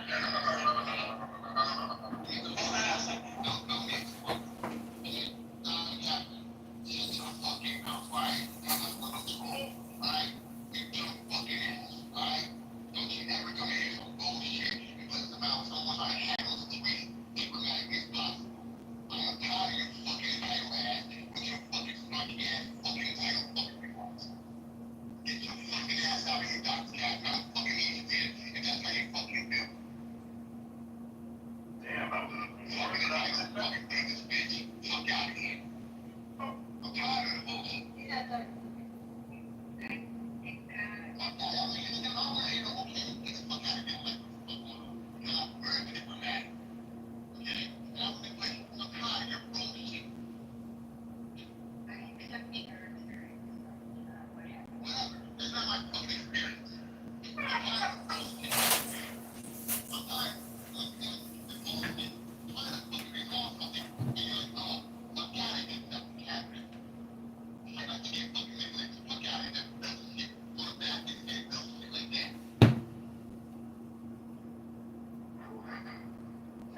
that was so funny. I am sorry I didn't laugh, but I could not help that. When you said I accept your spirit, that was the classy response. I accept your spirit. I'm gonna take notes and say that. I'm gonna use that at work. Sounds like Dr. Catherine, it sounds like you meditate, you handle that very well. Well, it actually, I got that from reading TV, going to family therapy, and the therapist is like, you're confirm, you validate your experience of harm, even though you don't understand it or agree with it. Because you know how teenagers say crazy shit, and you're like, that's actually not happening, that's not how this went, right? But it is their experience that I want to validate because I care about the fact they're hurting, right? try to refute it and tell them they're not experiencing something that they feel very difficult for them, and they feel gaslit. Okay, so the example would be our kids complain because they think their life is so hard and working to them. And if we say, well, our parents used to feed us and we had to walk to school like 2 miles in the cold, that's not how you're supposed to parent. You're supposed to validate their experience of harm, and then they feel heard. And just accept it as their experience. Don't try to refute it. It works beautifully. People thrive in corporate America. For example, like language that I have to use in the office. Like, never be overly direct. Always, tiptoe around and what you actually have to say. But get your message. Don't you Well, think and that then what today's bad, he loves the bank, like he wanted to create something out of that and go viral and stuff, and I'm not gonna, and when I say you're controlling and then you come off like that, you're basically just making your own case, or making my case today. Yeah, you gotta put Catherine, can you please submit a vote in the poll here? Do you regret your 2024 vote? Oh, that's what we're talking about in the room. Okay, so I voted. Can I see what I voted already, Mojo? Are we waiting? Can I say something first? I wanted to say that I'm jealous of Dr. Catherine because she's such a sponge. She takes, if I took a thousandth of that amount of information away from all the therapy I had. I mean, I feel like I've done nothing with all the therapy I've had. I'm just devastated. Oh, maybe you did go to too much therapy. There's a sweet spot for therapy. And we'll talk about that in another room. I voted for Bernie, so I don't regret that at all. I voted for Ron DeSantis in the primary, and then when Trump got the nomination, I voted for Kamala. And I'm very happy with both of those votes. And I would never vote for Donald Trump, ever in the history of my life. And my whole reason for not voting for him has been proven to be correct. I don't like his leadership style, and I think his economic policies are not going to move the country further ahead, which they aren't. And I don't think that he is good for America and international level. Well, every reason that I had for voting for Kamala has come to fruition. So, hold on, mother. Can you tell me what was Kamala Harris's plan to reduce the borrowing and spending that we have in this country? Doesn't matter. That's not the reasons why I didn't vote for her. I didn't vote for Trump because I didn't like the way he ran the country. And I'm 100% correct in my current opinion of he's doing exactly what I would expect: chaos and confusion. Good attempt at the left doing got you moment in the corner of Harris was doomed. 137-year-old Biden never should have ran. I don't think he would have if it wasn't Trump. On the shoulder, you did 50 years of service, remarkable. Like, have a seat. Like you were a President War like that. You can't top that resume. So he hands the baton over in the 11th hour to Harris. He didn't have a prayer. She never prayer. They actually took the baton and they forced it on her. Yeah, pretty much, exactly. He was stuck in his Yeah, if it was up to him, he would have continued to run. But the problem was, I don't think he could have even submitted the paperwork. He was too far gone. In fact, it was ruled that he was legally incompetent, couldn't even stand trial, but yet he was our president. Talk about narcissistic, Dr. Jordan? Sorry, I missed that. I'm driving. What did you say? Well, Trump's narcissism, Stevie Wonder can see that, but with Biden, we can't overlook the narcissism that essentially what we just described, that he's setting up Harris for failure instead of stepping down. And to Mojo's point, he did that creepy interview when he's whispering. He's like, "Guess what? It's never gonna happen." Like he was Clint Eastwood. It was bizarre. He never should have done it. His ego and narcissism kept him in it. But there's an element of narcissism that's highly productive, and when you're, all presidents are going to have that to some degree. Some are going to be more pathological, but you can't help his survival instinct, right? I mean, what person who's president of the United States is willing to relinquish that position for any reason? I find that hard to believe. So I don't. But we were just talking about heroes earlier, though, right? Like we were just talking about heroes. If you ask me, that is what a hero does. You step down, you literally take a knee for the greater good of the country. He truly took that office to make a difference, and Jimmy Stewart goes to Washington. I mean, I hear you, like, I hear the megalomaniac and the attention and power. Your point is absolutely valid. It's not lost to me, but a true hero, I think, didn't have to be coaxed off the election, edge like he was. Yeah, but remember, Biden and Trump both were, they're all insulated by a circle of people. Sorry, I put up my mouth, obviously. They're all listening. Their ears are bent for certain people, and so we don't know that Biden's family didn't have a huge influence on them.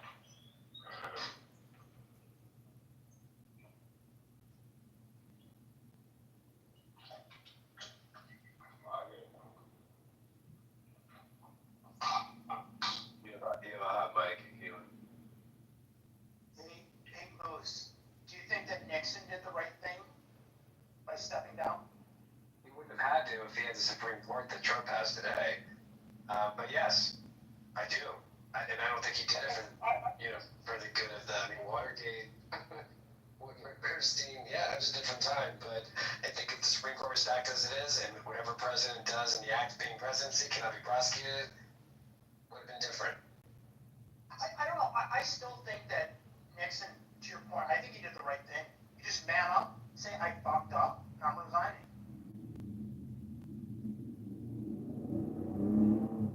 I think the pushback against that is that, well, he inevitably would have been impeached. Actually impeached, actually removed from office, not like Clinton. Yeah. Yeah, I think, but to your point, times are way different then. I mean, he's still going to go down as one of our top 4 worst presidents, but still. The war and crime, Tricky Dicky. I am not a criminal. He's a living Saturday Night Live skit. The entire presidency was a Saturday Night Live skit. Did you ever see the movie about him? It's pretty good. All the presidents win?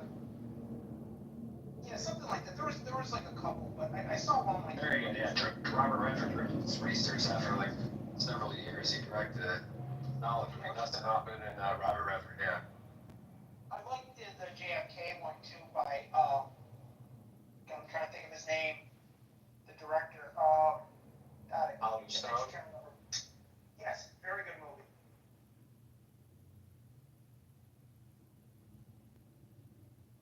But yeah, I mean Nixon just was like, okay, yeah, I'm not a crook, but was he really a crook? I don't know. That's subjective.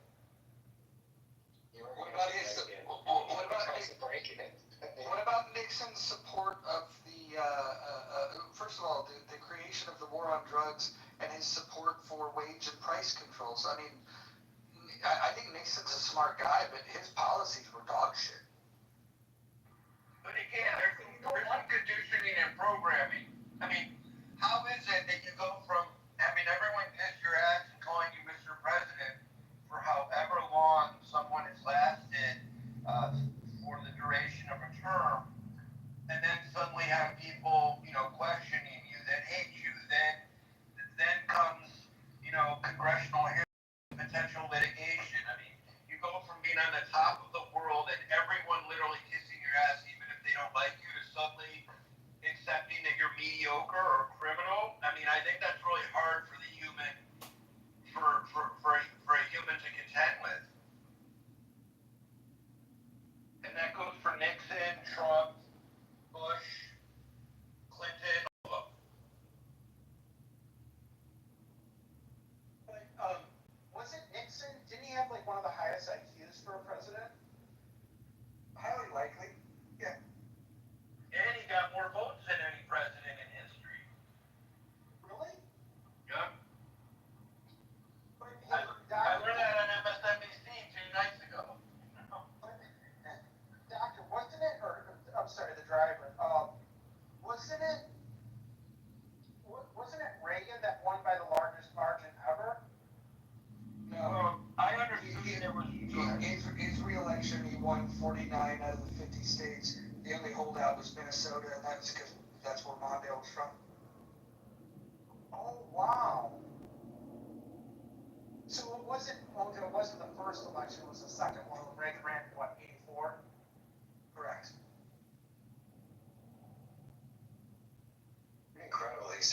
that assassination attempt. Surgeon said it was like less than a half inch away from his heart.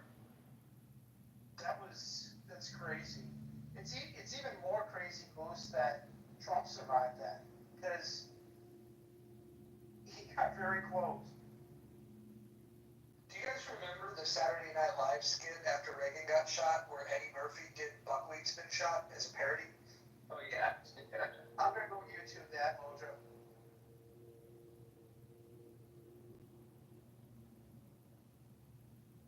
Well, I think you should ask Dr. Catherine what a near miss that was, because she more than anyone would know with regard to Trump's injury, at least the optics of it.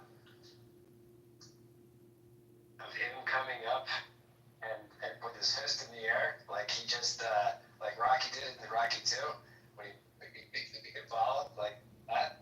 Those kind of theatrics.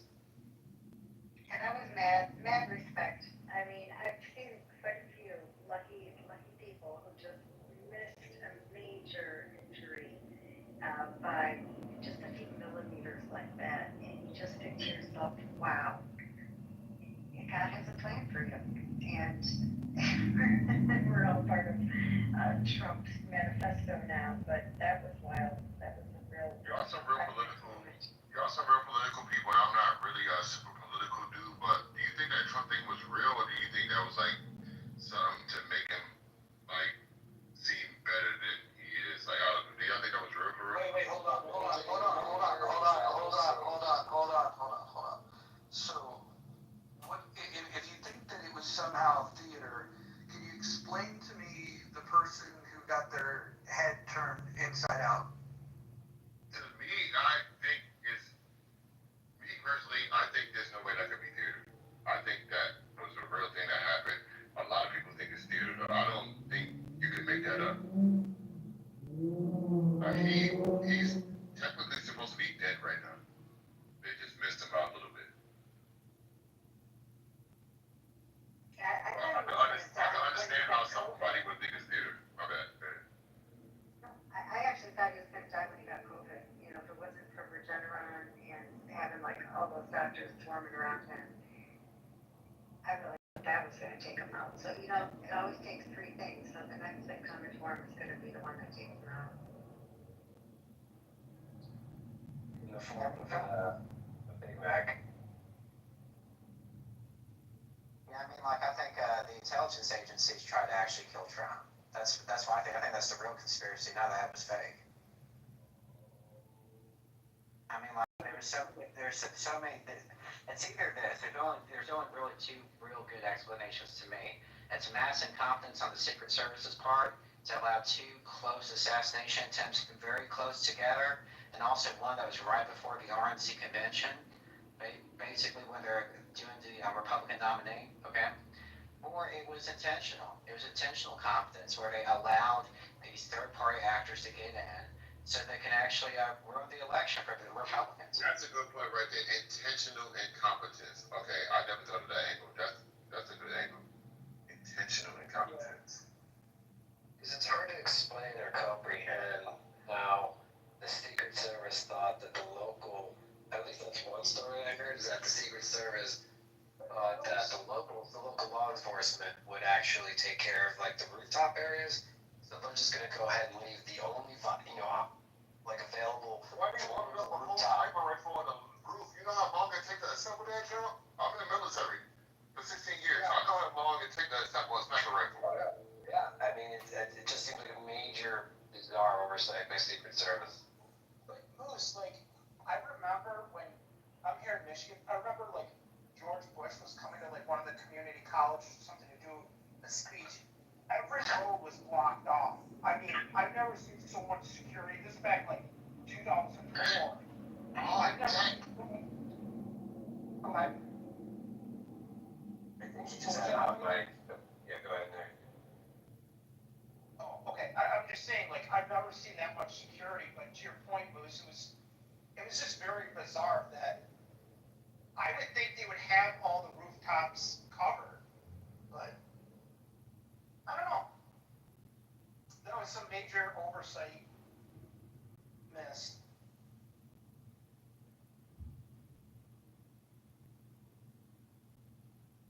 didn't that person like who's like head of Secret Service resign like right after that?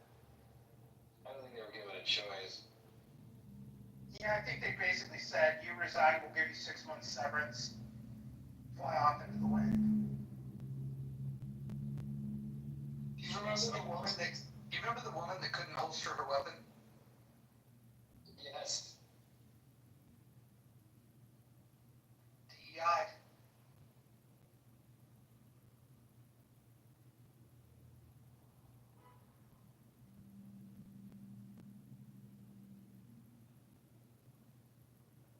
Yeah, it's a tough job, you know.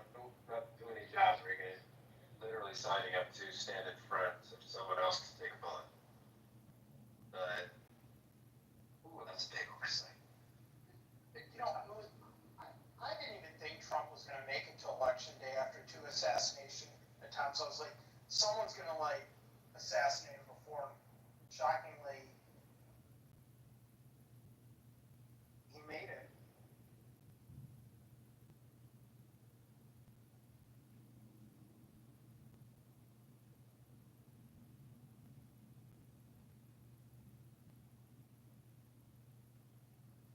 Do you guys remember how nasty the clubhouse Democrats were when they were saying, "Uh-oh, we almost got him"? Do you remember those conversations?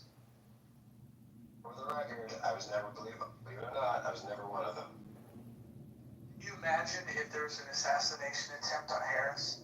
What the reaction would have been?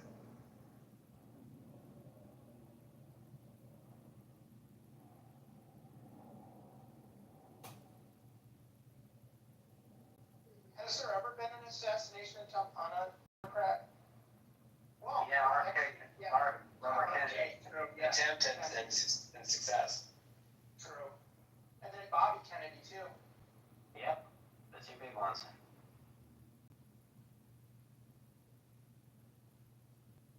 Yeah, they were cleaning house in the 60s. Yeah, they were. But that Kennedy family's been so unlucky. Yeah, I was gonna say, bad time to be a Kennedy. Like Moose, there was another one too. Like I think one of them else got like cancer and died at a really young age too. Wasn't it Jackie, his wife?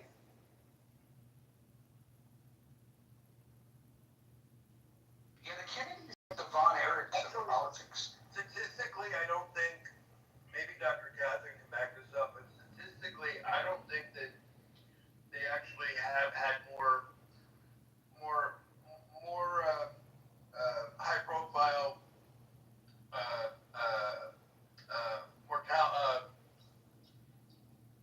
deaths, quite frankly, than any other family. It's just that it's the media. There's a media bias.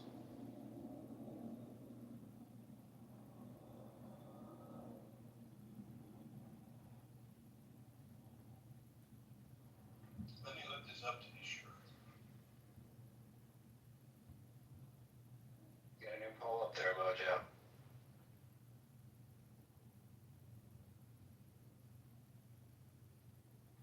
We have a new poll. Sorry, I was looking at the room title. See, at a glance, it is confusing. Wait, how come the room title doesn't match the poll? But right, two separate things. Oh my God. Did I miss a question about narcissistic personality disorder? Sorry, what was the question? Oh, no, anytime Dr. J is here, we're always, we're in the presence of an expert on narcissistic personality disorder. Oh, he's the Dr. J. Okay. Yes, the one and only.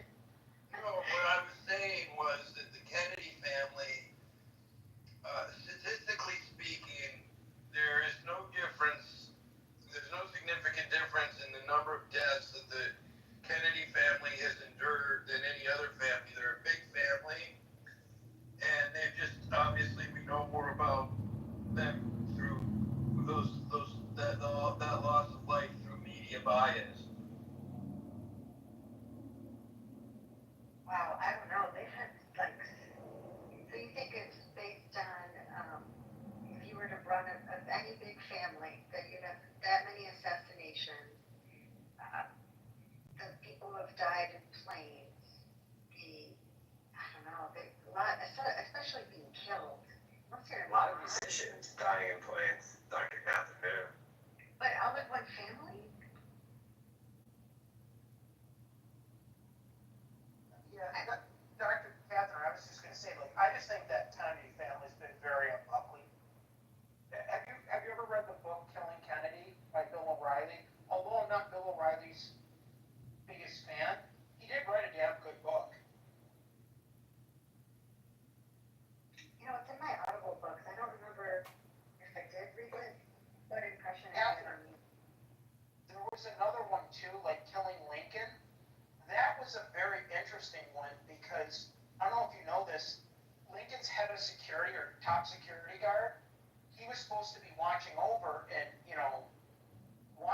instead he went across the street to the speakeasy and got drunk and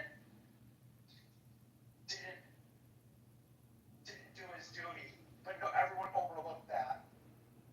Oh, I heard that actually. Oh, that makes sense. I guess that explains why the security guard who walked away from Epstein is related to the security guard you just described. Well, apple in the tree. Well, so another thing too, like with the Lincoln assassination, when John Rhodes book, he jumped down from like the wherever he was at that theater, and everyone thought it was part of the play, and they didn't understand like the president had just been killed, but they thought it was part of the act.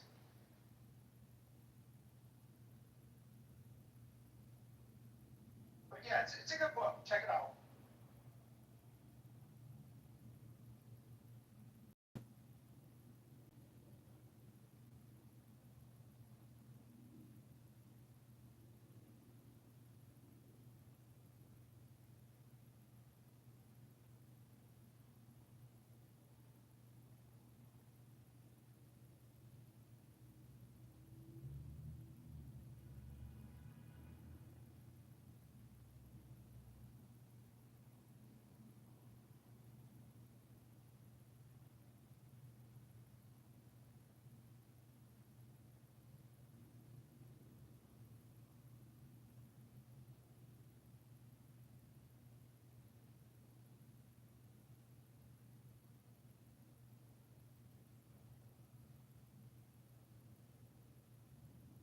So are you guys paying extra for this Chatter app?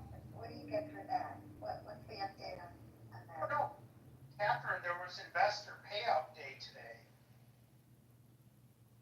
In Chatter? You guys are getting paid for your rooms? No, because like I guess all the original investors or investors of development, I got some email saying they were paid. Like they were getting some sort of dividend, or I don't know if they're getting their money back, but I think it was some sort of dividend.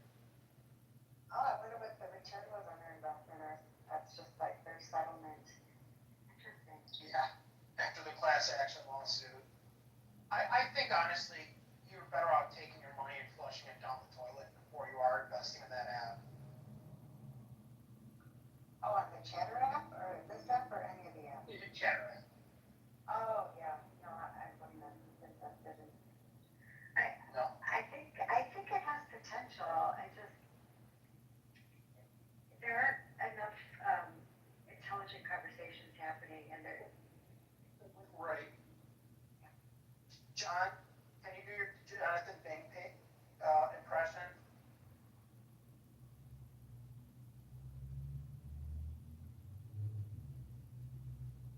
Oh, he's not there.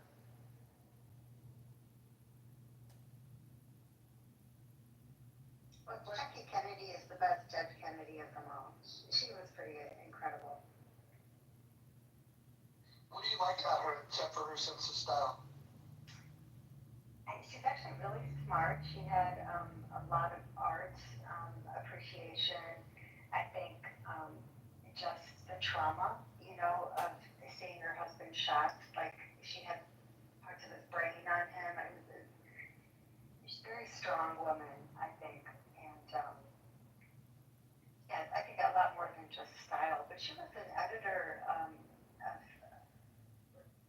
a publishing house, so she was a great writer herself, and she was meticulous, I think, with her correspondence, her relationships, and she suffered so much trauma. I think just how you look at PTSD, and she probably drank too much, smoked too much, she died of cancer too young, and I think Did you ever see her Playboy spread?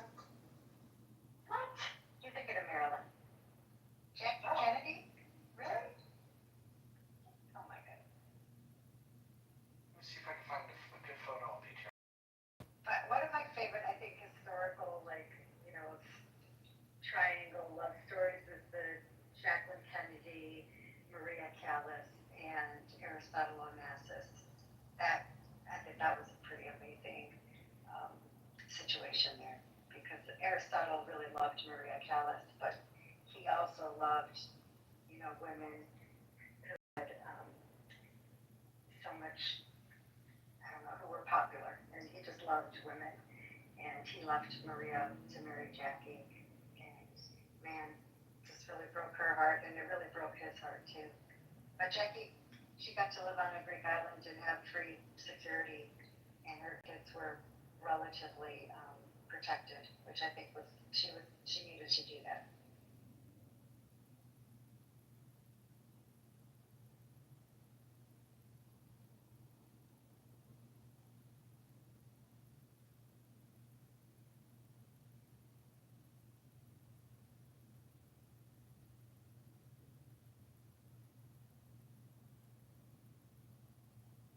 Okay, so nobody's paying for an upgraded version of Clubhouse. That's what I've heard. Is that right? There is at least two people on the stage that are paying. You can see by the plus sign next to their name. Okay, so those of you with the plus sign, what are you getting? Like what's They have an anonymous feature that allows them to enter rooms without being spotted. And supposedly it's a you burner? can, So you don't need a burner. right, and supposedly you can see who views your profile, but that's not really accurate. Because every time you go into a room, like if they invite you on stage, you know, it's not really telling you anything.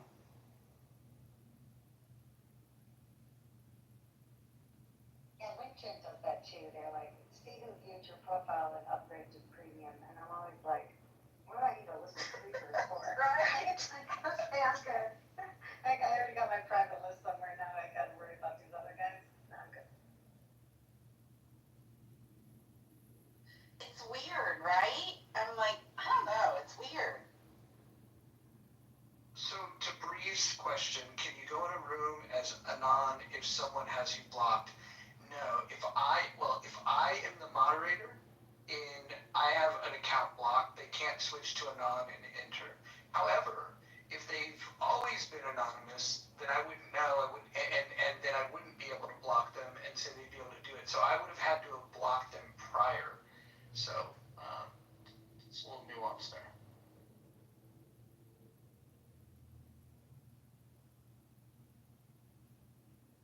How much money do you think they raised by charging people $5 to have the little plus sign and use the anonymous feature? Think they made a lot of money? Considering there's 25 people in here and they can count 2 people who with plus sign, I'm gonna go no. I'm just really terrible at canceling subscriptions, y'all.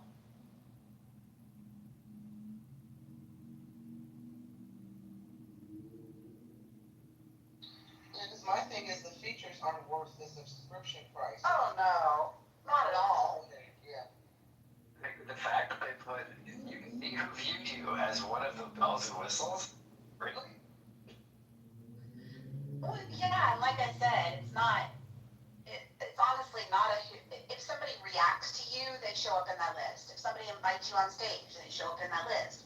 Like, there's so many times that we interact with each other's PTRs, you know, like, if somebody shows a picture and they're like, oh, view my PTR, those aren't really people, like, looking at your profile. The reason why they don't know how to roll out features that we want, the poll feature was good, but all they did was copy that from Chatter.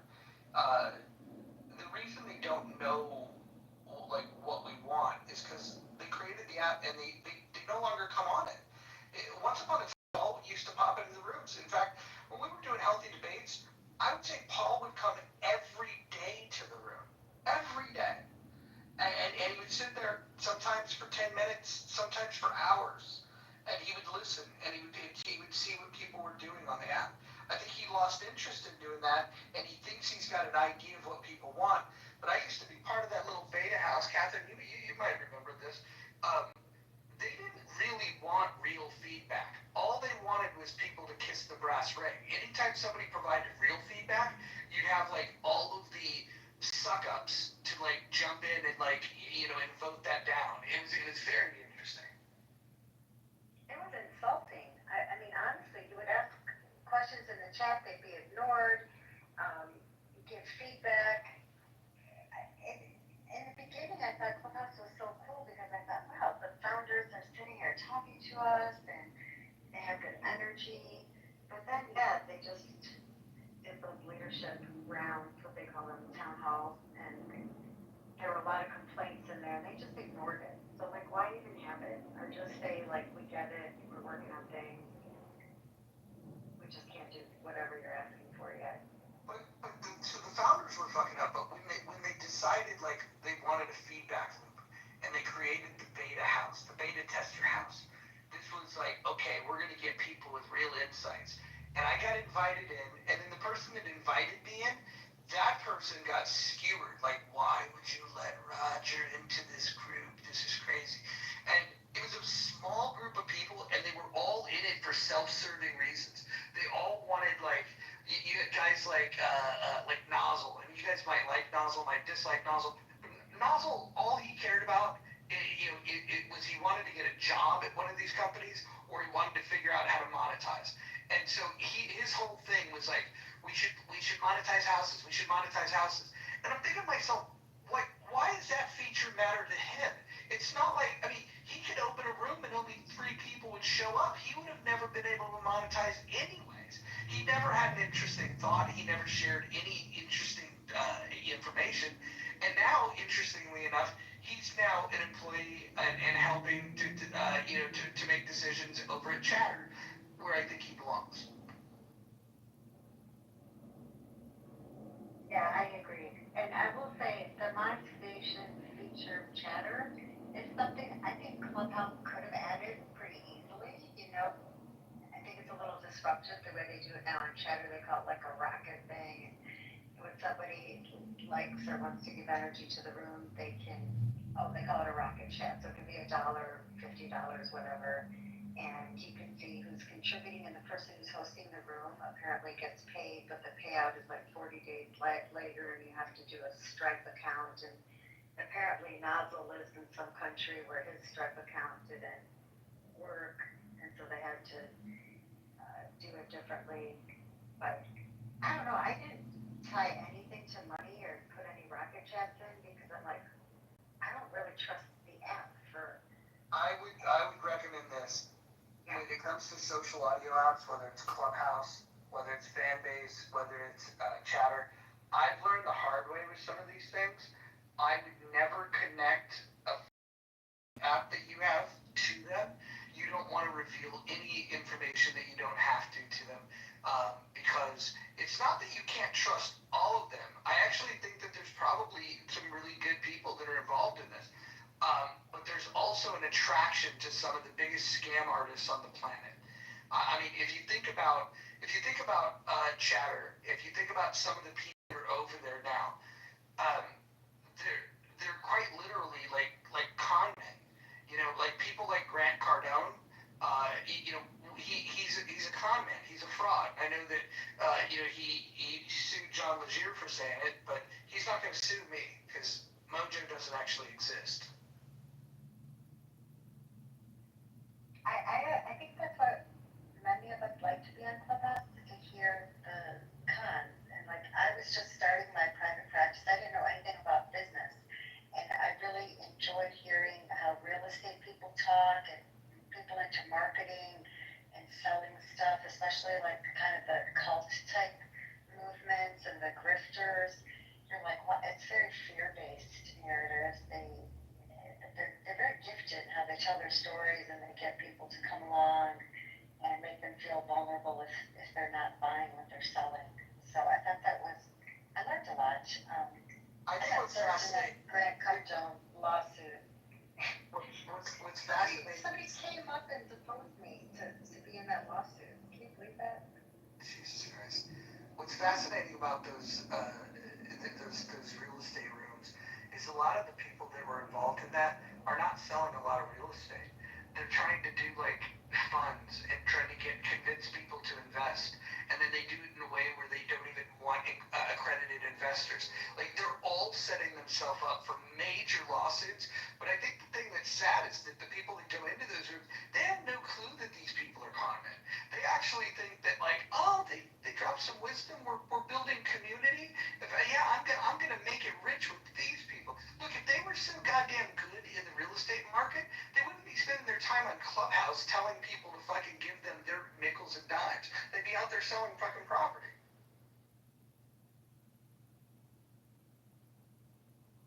Agreed, definitely. And the mortgage syndicate, I was always curious, like, what is the deal? And then I learned, okay, they're basically selling very high priced interest loans, right? Selling money. And how you sell money to people at like higher rates than the worst credit card. Is that the scam? Things like that. It's interesting. But I'll tell you, because I'll always say, well, send me the papers, the documents, so I can have my finance people look at it. And they've got nothing to send. I said, well, what's your tax ID number for your company? You know, like if my company were to support your company, how would that be filed? Or if you're a charity, you know, like what's your tax ID number for the charity? So when you know what questions to ask, it breaks down very easily. But we've seen a lot of people get. I'm so glad you mentioned this.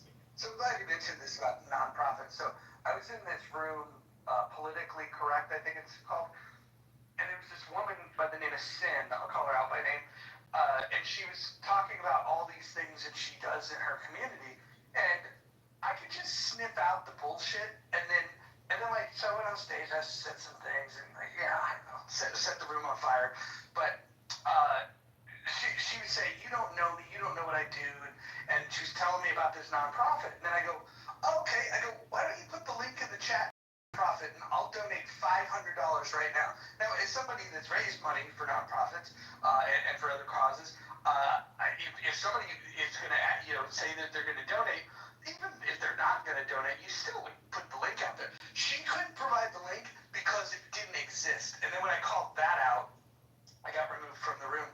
So you got to be careful. These people are fucking frauds. If they tell you they're doing this fucking great project, just ask for more information. If you were to ask, I would imagine if you could just have 3 good questions. Can you show me, and not just like a link to a GoFundMe, and not just, here's my Cash App. Look for some sort of documentation, some sort of filing that they've done where they've really put their information out there and they show that they're legitimately doing things in the real world. Even then, I wouldn't give money to people on Clubhouse. As a general rule of thumb, if you guys were to do something and ask for money, I'd just be completely out. Just a general principle, I will not give money to people on Clubhouse. That being said, if you're inclined to do that, I would just ask a few fucking simple questions. And what you'll find out is that I would guess 5-9 probability that everybody that's ever asked for money on this app was not doing with the money what they claimed they were going to do with the money.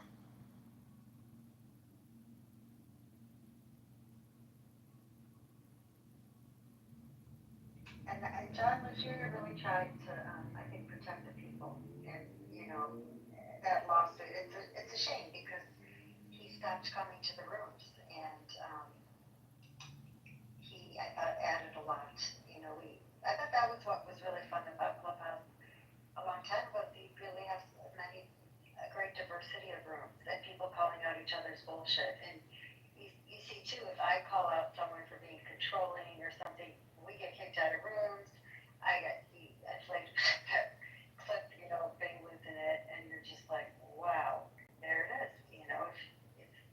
If you're not authentic and someone's calling it out, you're going to defend yourself, and that's something to think about. Is if you're authentic, why would you have to defend yourself? You're just honest. Is there a way that I could get a copy of that clip? I would like Nelson has it. If you would, you know what? I already know because this room's been streaming. I could just go back to the live stream and I could clip the moment in which it was said. So I got it. Don't worry about it. Okay.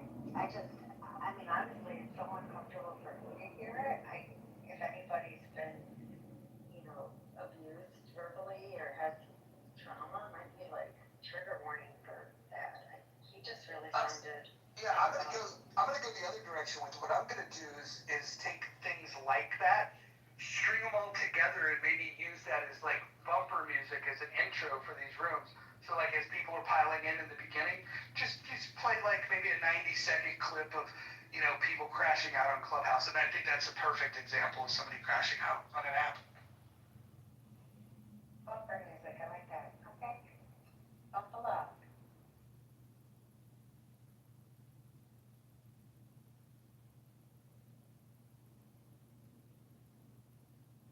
You call it bumper music because it's like an intro or a closing. It's like the bumper is just.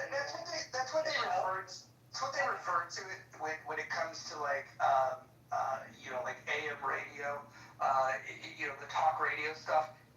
There's like the intro music, and then there's the music you play to a commercial, and then there's the outro at the end, and it's referred to bumpers because it's bumpered on the sides of the commercials as well as the content. A collection of crash outs would be actually quite epic. That should be John Kitover, if you're listening. That should be the next YouTube channel. It should just be called Clubhouse Crash Outs, and it can be an edited version where we need to find an audio video editor, somebody that's willing to use some AI, go find some great crash outs, curate the content, and put it together on one channel called Clubhouse Crash Outs. I think that could be a very popular thing. And then we could could probably tell Nigel to do it and just send him a cash app for like $50. I bet he'd do it. Yeah, but on general principle, I don't want to pay that guy anything. We're gonna find a good nozzle. Go ahead. I don't consent to being recorded. Thanks. I don't know. I don't think that those words mean what you think they mean. Dripping with sarcasm. We signed off those rights when we checked off that little T&C box. To download this app or pretty much any app these days. And even if you don't check off the box. Exactly, serendipity. They're happy to do that. They're happy to do that for you. They're very thoughtful. Exactly.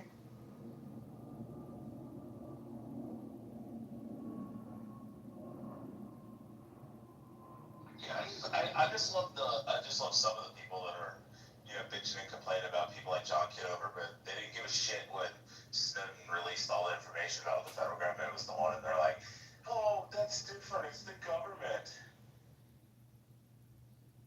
Well, I don't want to get in an argument with you about this, but if Snowden had any integrity, he wouldn't be living in Russia.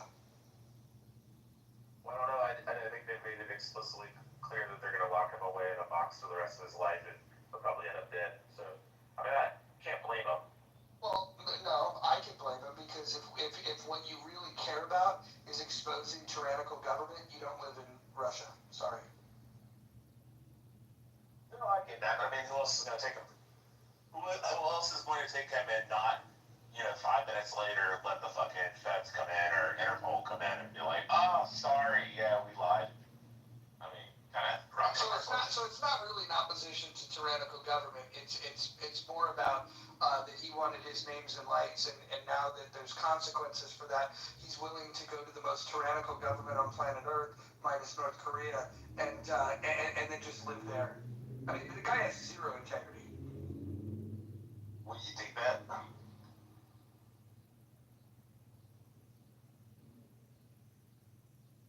I was thinking, seeing if you were trolling or not, or if you're being genuine. No, I'm being dead serious. I actually think that him living in Russia might be the punishment that he deserves. Yeah, but like I said, which country do you think would not let Interpol come in and take him and remove him extradite him back to the United States? I think he should, if he believed in what he was doing was right, he should face a jury of his peers and he should expose it. And then if he goes down in an unfair way, then that's called martyrdom. But he should not be calling out tyrannical government and then living in Russia. It's hypocritical, and the people that support Snowden to me are a joke. Yeah, you can stand for integrity and people not being spied on, and not also at the same time want to be tortured by the fucking federal government. To have but let's not forget that have CIA fucking wet work black ops guys come in and fucking rip off all night. he was working for Booz Allen for a long time. He knew what the government was doing. He was doing the government on tracks. So, and remember, this guy was in Hawaii when he was NSA people, which was a lot of military folks that had maybe done 6 to 8 years. Not all were doing cyber or security related. Some were combat veterans that joined the NSA, but this guy was like all alone on an island in Hawaii, completely detached from the broader NSA operation in Washington or whatever, Virginia. But the point is that he had already worked for Booz Allen for like, I don't even know, like 10 years or some shit. Okay, So Chris, do you think it's better or worse than we know what we know now? it's way worse. Once the public understood how mass data collection was being weaponized by governments, what did governments do? They increased their mass data collection capabilities. They came up with more advanced forms of signals intelligence. Like, look at all the innovation in signals intelligence. It's pretty shocking. But just spying on Americans and then telling everyone about it definitely did not make it better. Even the big beautiful bill has expanded funding for mass surveillance, right? We're using that to target immigrants. But also, again, our government targets everyday American citizens regularly. It used to just be the FBI, but now it's the FBI, the Department of Homeland Security, and also the NSA. And they continue to gather more and more and more data. And now we're reaching this precedent where not only does the federal government have the central pool of data on almost every American citizen that does anything on the internet, but now they're breaking these previous boundaries between federal, state, and local. So fuck Edward Snowden, that pussy-ass bitch. Christopher, it's good to see you on here. Quick question for you. Do you feel the same way about Julian Assange? No.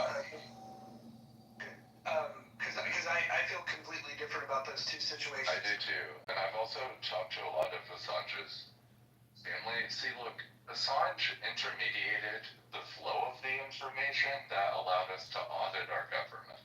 Okay?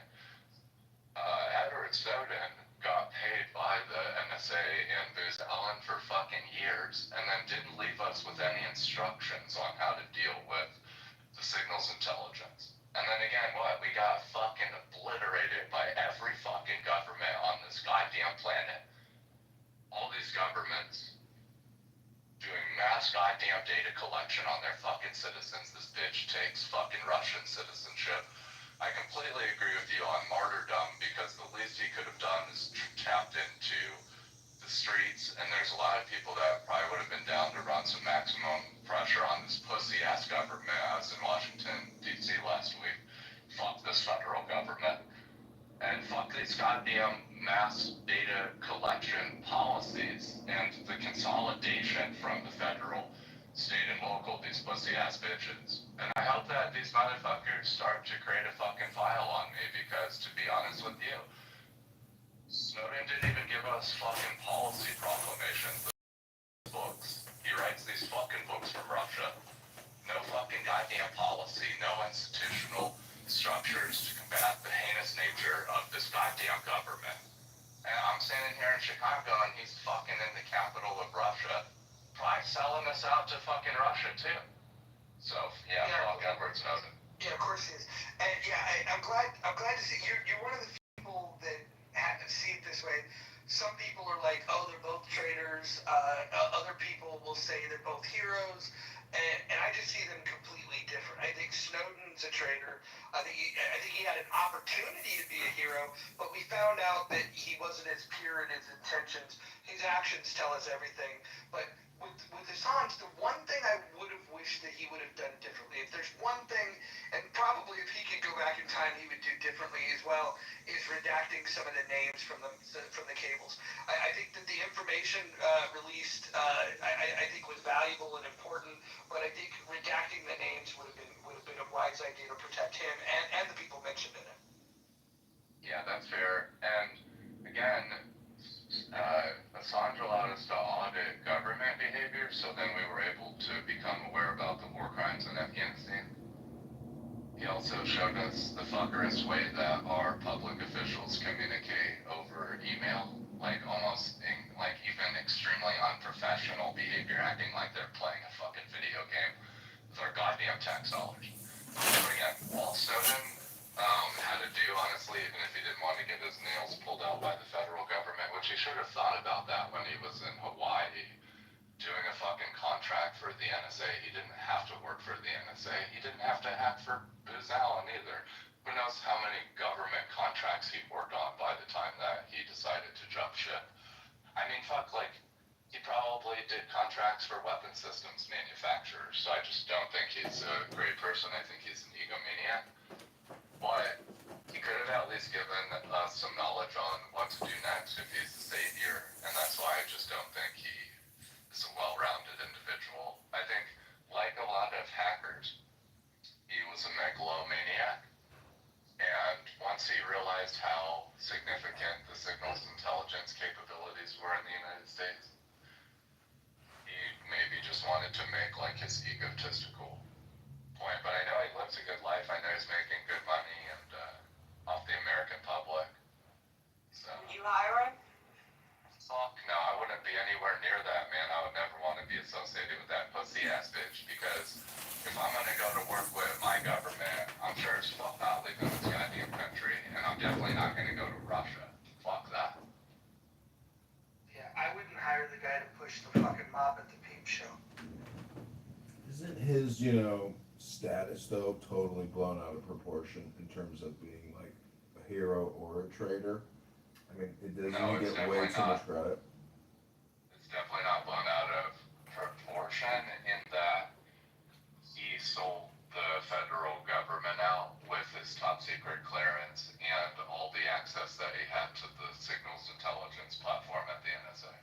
Yeah, but And it's a huge deal. what are the three major revelations though that he shared with the world? Americans didn't understand that signals intelligence had moved from wiretapping, which was actually putting a device on a copper wire. So you had to know which wire was transporting the communication. Then you had to actually physically go to the site, the tap, whatever the box was that had the copper wire, and you had to put a piece of hardware on it. Couldn't do mass surveillance on copper wire because, I mean, technically... Christopher, all copper wire talk has me a little confused. Can I ask you a question? What is 565 times 1,000? What, 565,000?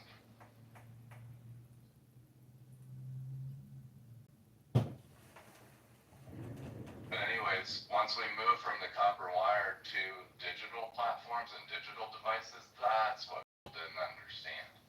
So he showed people for the first time that you could do mass data collection. That the government could do mass data collection that went way past what you could do on a wiretap on a copper wire. So that was certainly a revelation back in 2009. And while John just distracted you with that math question, meth heads just came and stole like copper wire. Sorry. Well, nobody's running copper wire anymore. All the telcos retired it. Anyways, you feel me? So what's the second revelation of Edward Snowden? That a lot of people didn't know that the NSA existed. Like, the public didn't really know what the NSA was doing. They didn't know we had like a mass data collection focused branch of government, right? Because everybody saw the Patriot Act. Very few Americans know today that Homeland Security was created in 2002.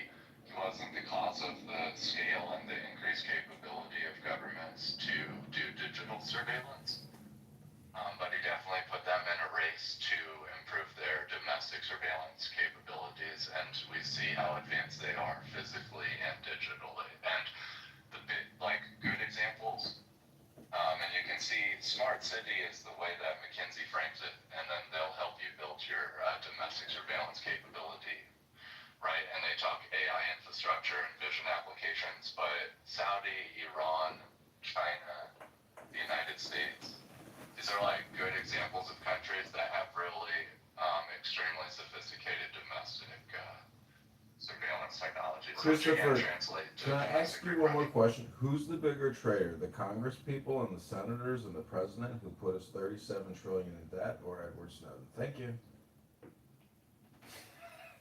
I mean, that is like a what about or this or that. Let's change the topic. Like, we're not even talking about the Congress people, but we could change the topic if you want to go over that. Well, like the ones that were sort of prosecuted are those ones who people who are putting us into massive amount of debt. I'm not even talking about prosecuting Edward Snowden. I'm talking about supporting him at home if he would have actually been able to go through the process. I'm just saying Edward Snowden becomes a Pepe, that he becomes a scapegoat for, what you could call the deep state or the establishment, which has essentially created $37 trillion in debt. Yeah, so we could change the topic. Like, we know that we have problems at home, but I don't think Edward Snowden has anything to do with debt or printing money. Oh, really? You think that crazy the intervention. domestic surveillance system isn't a multi-$100 billion surveillance system that, he was working on, through Booz Allen Hamilton? I mean, it's No, I one said, I giant didn't say debt. what you just. I've actually already explained the expansion of the surveillance state all the way to Big Beautiful Bill. I'm not sure why you're changing the topic and putting me in this Snowden I'm not comparison putting you to in any Congress. position. I'm just asking a question. I mean, the big beautiful bill, yes, it keeps funding. I mean, what's the name of the National Surveillance Act? Is that what it is? That they have to reconfirm annually? Is it through the NDAA? I don't remember the exact legislation, but of course our Congress is an issue and completely separate from Snowden. Well, anyways, the National Surveillance Act, I believe, is annually reaffirmed. And, why does your Congress just keep, annually recertifying it? Are you not an American? No, I'm an American born and bred. Why is it my Congress and not our Congress?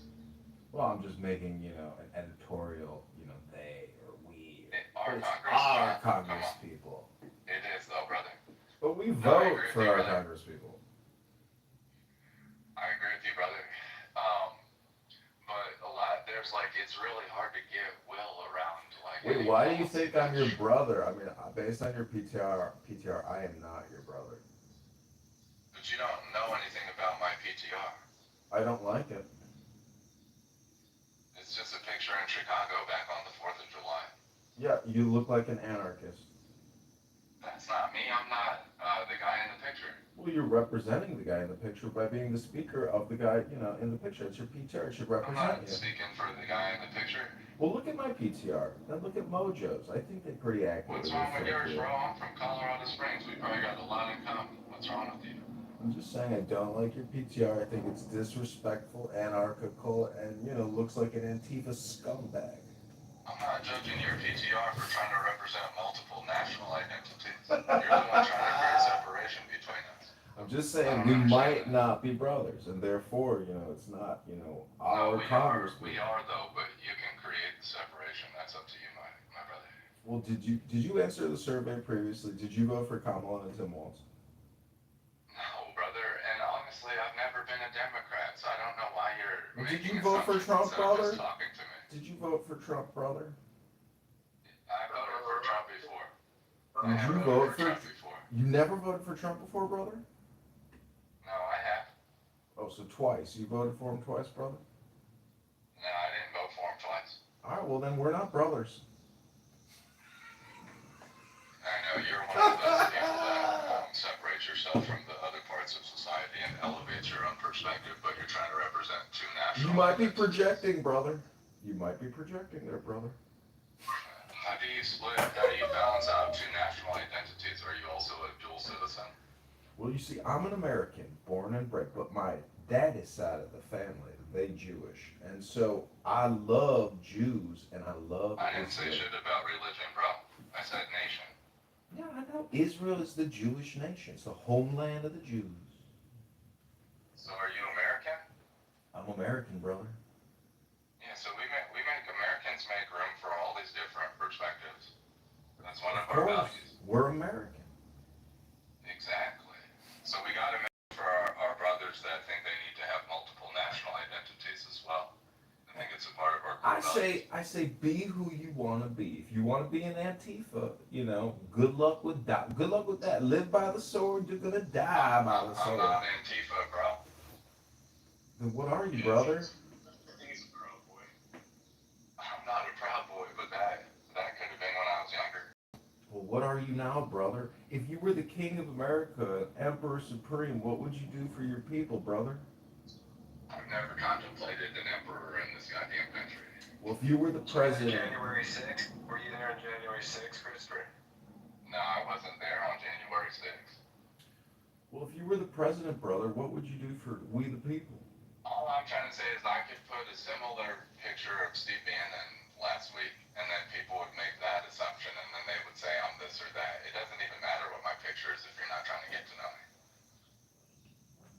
Well, then Anyways, I'll respectfully, stop asking you any more questions. I did want to ask another question because we do talk about the public debt quite a bit in this room, the unfunded liabilities and the funded liabilities. But what about all that private debt that Americans are contending with? I don't even say axe. So now you're just being a racist. No, I'm saying I'm going to ask Grok right now, how much outstanding private debt is there? Meaning credit cards, mortgage obligations, car payments, medical liabilities. What is the total outstanding number of debt in the private marketplace? What is it, like 5 trillion, 6 trillion?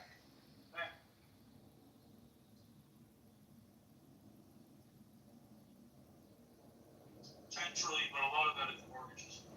Mortgages. Credit is probably about 3 trillion, I bet, consumer credit.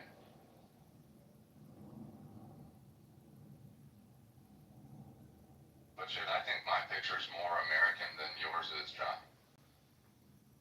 Really? You think being a black masked vagrant in the street with a middle finger up, swearing at police, is more patriotic than a man wearing a Trump hat, wearing I a book, definitely think holding there's a a book precedent that says the for Book of the Law with an American anti-federal flag and and anti-state. Freemasonic apron and an Israeli flag and a veteran flag. You think your PTR is more patriotic than my PTR? I do, though. I definitely do. Especially since the individual is only representing themselves, not multiple nations. Well, I gotta tell you, I do not like foreign aid, but if there's one country on this planet that I want to send as much foreign aid to, it is Israel, the land of the You just Jews. contradicted yourself. Well, I've been to Israel many times, and I know they are surrounded on every sector except the ocean by Islamic terrorists, jihadists that want to kill them and take their land. And therefore, I feel sending at least maybe $100 billion of our NDAA to the Israeli government so they can buy as many weapons as they possibly can and train as many soldiers as they possibly can to defend their country against Islamic jihadist Muslim Mohammedan terrorists. Yes, and they commit genocide. No, defend Israel against Mohammedan Islamic jihadist That's terrorists. the idealistic perspective on Israel, but I understand what you're saying. Oh, thanks, brother. Thanks for confirming what I'm saying. I'm glad you agree with me now. No, I didn't say I agree. I understand that you have foreign interest on your heart and that you advocate for sending money to other countries to carry out genocide. Well, have you ever owned a house that became infected with bed bugs or ants and you had to buy insecticide to deal with, the invasion? Yeah, brother, I'm not down for that. Humans are not bugs. No, I agree with you. But unfortunately, when the Palestinians on a weekly basis shoot rockets over into all your major cities for years and years and years, and this was the straw that broke the camel's back. It's called October 7th, and unfortunately, it's supernova Gaza. Yeah, that's one way to think about it. But anyways, I normally don't embrace the dual citizen, dual nationality perspective in domestic politics. It's foreign influence, that's all I'm trying to say. I agree, but I'm We just do have, saying, like, you know, based on the We averages, do have foreigners that do respect our political institutions and they don't try to lobby them for interest abroad. oh, So I do like appreciate Iran, those folks. like Iran, like Russia. Do you think these countries don't try to buy political influence in this country all the time, every day? No, it's a highly competitive Saudi political environment, Arabia, and we have tons of foreign influence coming UAE, into the country. Dubai. Yeah, but you wouldn't be any different than them, so I'm not even sure why you're saying that. Well, I'm just an American like you, brother. No, you got two flags behind you. I only got one. Really, where's your flag? Is it the kafia? See, who is this guy? He's being a racist, bigot, rude motherfucker, and I've actually never worn a keffiyeh. I'm not Muslim. And you need to watch how you talk around here. He's a troll, Christopher. I know, but he's a Oh, I'm not a motherfucker. troll. I mean, he's slanging some real insults here. I didn't get petty like you and start insulting you the way you're insulting me. You're no gentleman, sir. Yeah, you just running your fucking mouth, boy. Well, there we go. You're no gentleman. No, I'm not. I never claimed to be. I'm not like you. I'm not fake as fuck. All right, sir. Well, I respect gentlemen. I'm sure that we're not in the same league, my brother, so that's good to know. Well, you, sir, are no gentleman. And I don't think you have to be Antifa to be on some fuck the police shit. Like, I was never associated with Antifa growing up. I was associated with a bunch of military veterans and former law enforcement and security professionals, and that's where I developed my own viewpoint on fuck the police. Well, thus, you are associated with some of the lowest IQ people in society today. Definitely very smart people that defended the country and also went out and put the badge on and did as good as they could for the American public. And only represented one flag, the American flag. That was the only flag that was allowed in my household. All or nothing, huh? No, we were just taught that we were Americans and that America was the priority. Well, I say America first, Israel second. Yeah, I never grew up like that, but I understand that some people did. Well, you're no gentleman, and I really don't like your PTR. I think it's vulgar, immature, unprofessional, and downright disgusting. That's no problem. I understand that. I mean, aren't you a This flag right contrarian? here. You say you come from a family of police officers and military men and women, but yet, you know, you are supporting a PTR which shows a miscreant in the street, a radical anarchist, flipping off the police. I mean, I would flip the police off too if it was necessary. And I'm not a radical anarchist. So. Well, is that from the summer of love in 2020 when the BLM stormed all the grocery stores and convenience shops in New York City, causing chaos and murders everywhere? It was the 4th of July in Chicago in 2025. No, this flag right here. When is it necessary to flick off the police, though? It depends on your politics. This flag right here, this is a picture of a flag that I saw at the Art Museum in Washington, D.C., right down from the Capitol. And obviously all the museums that are institutional and they're free to us because we pay an outrageous amount of money to the federal government. But this flag was in the Art Museum in Washington, D.C. The museum's on Pennsylvania. So, Christopher, do you think that feeding baby parts to alligators as opposed to just discarding them in the garbage would be a more effective use of abortion. I don't even understand the structure of that question, but I do get that you're trying to project your worldview by leading the witness. I'm just saying it's a waste to kill 60,000 children in this country a month and not use the baby parts to feed the alligators. Yeah, makes sense. Are there no moderators left in this room? What's going on here? We're letting John run this show? I'm just asking, what is a patriot? Hold on. So far, nobody's violating any rules. We have short shares. Nobody's speaking over each other. Nobody's using the N-word. We're all speaking English. No doxing, no threat. I mean, we're doing pretty good. Yeah, it's pretty moderate. Fair enough. This is entertaining. I just didn't know if y'all were there. Hey, what's up?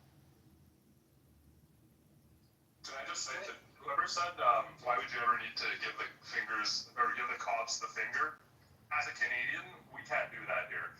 You could actually, in Quebec anyways, you could be arrested for giving the cops the finger. And as a Canadian, that sounds like the most badass, most American thing you could do. Is give the cops the finger. And so, as a Canadian, I just can't, I wish I could do that, and you shouldn't say that. Thank you, Charles. And we don't live in a motherfucking police state. We ain't subservient to these goddamn law enforcement agencies. So anybody that teaches you that we are is a propaganda. Well, see, my father was a police officer, and I have served myself in the military, so there's just, proper behavior. I mean, if you're going to protest, be smart about it. Get involved in politics. Do some marketing online. But to go in the street and waste your time flicking off some cop on a midnight shift, you're a fucking loser. The picture wasn't at midnight, and there was a whole line of police. And it was 12 o'clock in the afternoon on Dearborn Street. Great. I'm just saying, if you walk around downtown Chicago in masks, flipping off cops and taking photos of yourself so you can come on the social audio chat up and say how badass you are a loser. I know, but nobody's doing that here. That's not me in the photo. I'm just saying, be smart about your protest activities if you want change. I'm not a protester, but okay, bro. Okay. Sorry, brother. I guess I'm just really inferring. Yeah, fuck the police. Completely agree with that. All right, well, I'm canceling your boat invite tomorrow at Yakima. You can F the police by yourself. You never saw the location anyway, so cut it out. I was going to campaign for you in Rockford. You can cut it. I got a lot of... Okay, you know what? F the police, Yakima. You know what? I'll put that as one of my slogans. My constituent and campaign volunteer Yakima says, F the police. Do you agree with Yakima? Just like a politician. Good job. It's hard to find support these days. That's right, I'm running for Congress. And I thought about this. That's the gag. I thought about this today. If I was the leader, what would I do for my people? Well, I'll tell you what I want to do for them. One is I want to lower their taxes, their property taxes, their income taxes. And you know what? I want to eliminate some public debt. And maybe we can eliminate some private debt. Because if I was really interested in the well-being of my people, I wouldn't want them to have to pay so much to me, their government. So Christopher, in the spirit of, John being, having ambitions for Congress, he's in the spirit, you gotta dress the part first, right? So in the spirit of wanting to be an elected politician, like a true politician, he continues to change the subject. Oh, now John, where are you running for office? In the great congressional district of 16 in Illinois. That's Rockford, Peoria, Bloomington, Normal. Okay, brother, I'm here in Chicago, so I'll look out for you. Great, brother. Keep going to more protests and keep taking more photos of yourself telling the police to F off so I can give it to Heckham on my campaign manager. I do got a shit ton of family and friends in Rockford. Well, let's rock out Rockford. I say vote Kitover before the financial collapse is over.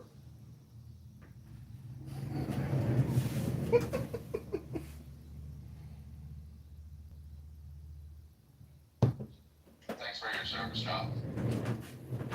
I'm just trying to figure out, however, Mr. John. Wait, Nye, before you go, when people say, I want to thank you for your service, I like to say, don't thank me.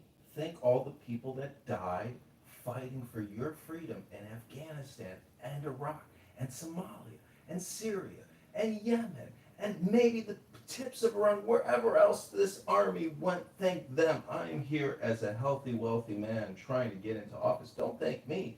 Thank the dead soldiers who have kept your freedom and liberties possible. Well, the dead soldiers, my friends and family, but certainly not protecting freedom, but that's a cool narrative that they used to push back in the day. So, John, I have a question. Let me let Hakeem go. Go, no, please. We talk at the same time. Don't do that now.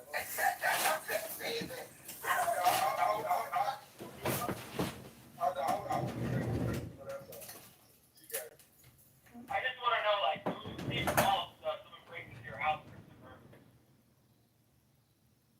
Who was supposed to? Who do I call if somebody breaks into my house? Well, I grew up in Colorado, so we got the make my day law, so we could just pull our gun out and execute that person on our property without going through any legal proceedings. But don't you live in Chicago? I live in a high-rise with security, so nobody's breaking into my apartment. Do you own a gun, Christopher? Are you a gun owner? Yeah, but I don't hold any in Chicago. I got them all back in Colorado. Too much liability out here.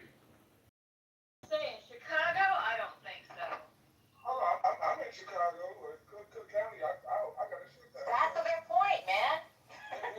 No, I mean, I could transfer them. I just choose not to. I choose to pay for security and the high rise, that kind of shit. That's all. But I definitely agree with you, Ekman. We got concealed carry. Talking about it. There's no spam. I know, but it's too much liability for me. But I definitely agree. I was letting her know. Christopher. I never said there was a ban on any guns, but I didn't hear those words come out of my mouth. Christopher, you had another profile on this app like a couple of years ago, right? And I think you did like a debate with Peter Schiff. Yeah, I debated Peter and a whole bunch of other people. I mean, there's so many to name. Sam, the deterministic neuroscientist. Eric Weinstein, who's awesome, by the way. There are so many people. Did you debate Thom? I don't remember that name. There was lots of heads of state. No, you wouldn't have talked to Some. Some's like this, metrosexual fucking European pop singer guy that would read from books, and he would be in a conservative clubhouse space, and everybody thought that he had all these original ideas when he would just read to people. Some is one of the dumbest people that's ever been on this app. Anyways. Peter's a nice guy, though. I like Peter. Yeah, Peter Schiff's great. So how do you view Peter Schiff? Because to me, he kills two birds with one stone by being an asset manager and say, hey, the economy is going to crash, the dollar's going to go to nothing, your purchasing power is going nowhere, they're inflating the money supply, invest with me, invest in my gold asset management platform, Like, do you view him as being just Peter, and like that's the game, and he's very smart? Oh, John, I agree with your critique. I brought it up too. But he's still a nice guy. Well, what I'm saying is, like, technically all communication is hypnosis. So is the Federal Reserve just a communication organization that can happen to wire transfer hundreds of billions of dollars to BlackRock? Yeah, I get what you're saying. I mean, I don't think that his if the status quo is the status quo in the future now, I mean, gold stocks are going to be where they're at right now. Like, there's never going to be some 1000x on Newmont Mining or Kinross Gold Corp. So I think to not diversify is a bad investment approach. But I agree with you. It's a rhetorical tactic, like you said, to drive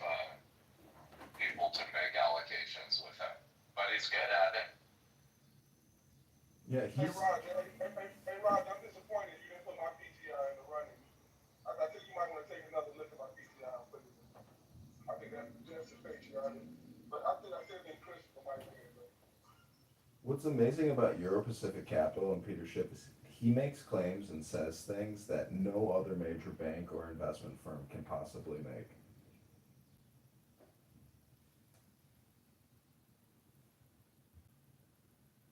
Example.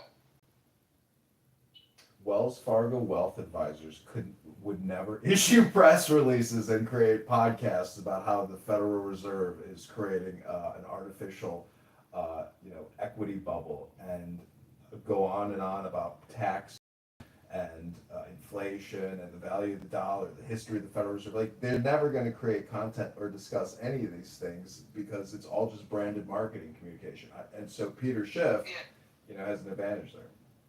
So Peter's interesting. I like him a lot, but his dad is the legend. For those of you that don't know his dad, you guys should go read the book, The Federal Mafia. It's one of the best books ever written about why we should push back against taxation. I'll check it out. And Heckema, are you in Chicago? yeah, We'll have to link up. I'm in the south suburbs, but we definitely can make up. Okay, I was on the southwest side earlier today for action that was in Bridgeview, Illinois. Why don't you guys all meet up at the campaign headquarters for John Kitover? I mean, if John invites us.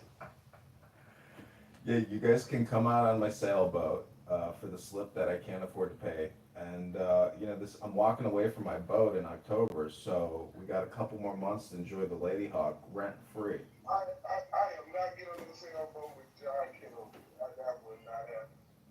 John, what slip are you in? Which I'm at Montrose Harbor, and they got a great restaurant Okay. there called the Dock Restaurant, and girls are already in the bikinis. I'm by DuSable Harbor. Okay, you changed my mind. I sure. And anyway, how could you not trust John? There's always a camera on him. At all times. You're safe. It might be one of the serial killers that record his victims, so that might be it. No, that's his subscription service. You gotta pay extra for that. That's an experience. If I Get too drunk, then you get too comfortable. Yeah, all the videos is like an insurance policy, because if I ever disappear, at least I'll be on 30 cell phones still. John, did you get on the ballot yet? No, just getting on the ballot is the huge challenge.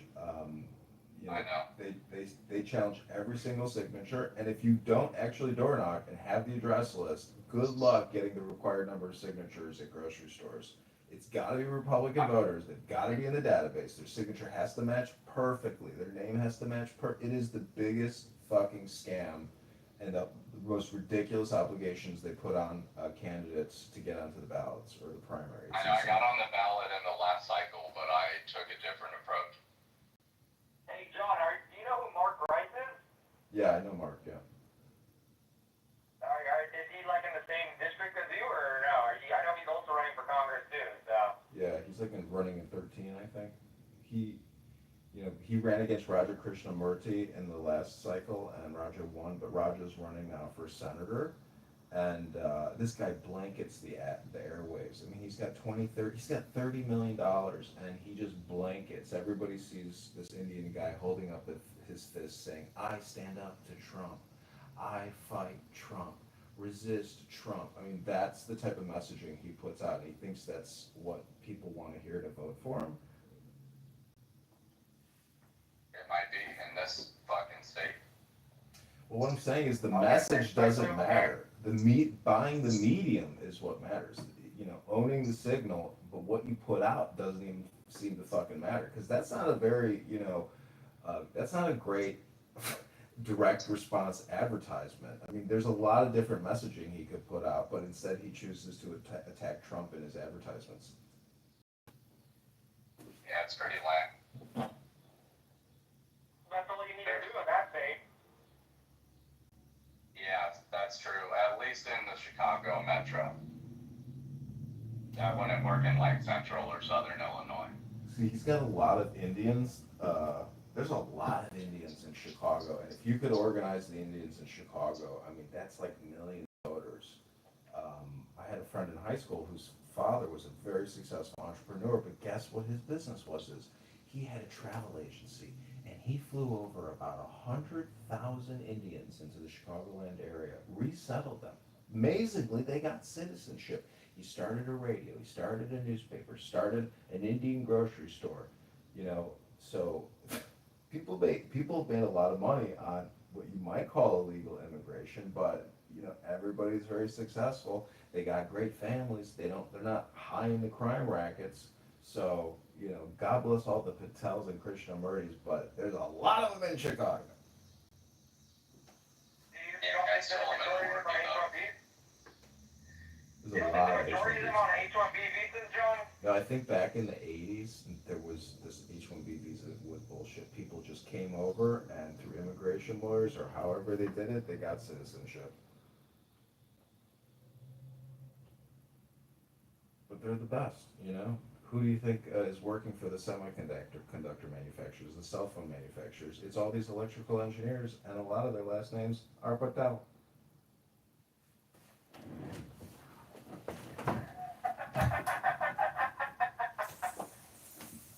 Oh, shit, John.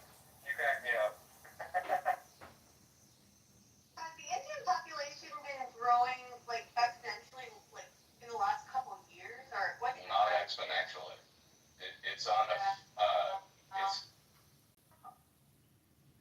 it's hitting a plateau right now because a lot of domestic U.S. companies have paused hiring for anybody that's not a U.S. citizen. It's even the big Deloittes or Accentures of the world. So it's plateauing. It was never exponential. It's always been a small minority population in the labor force.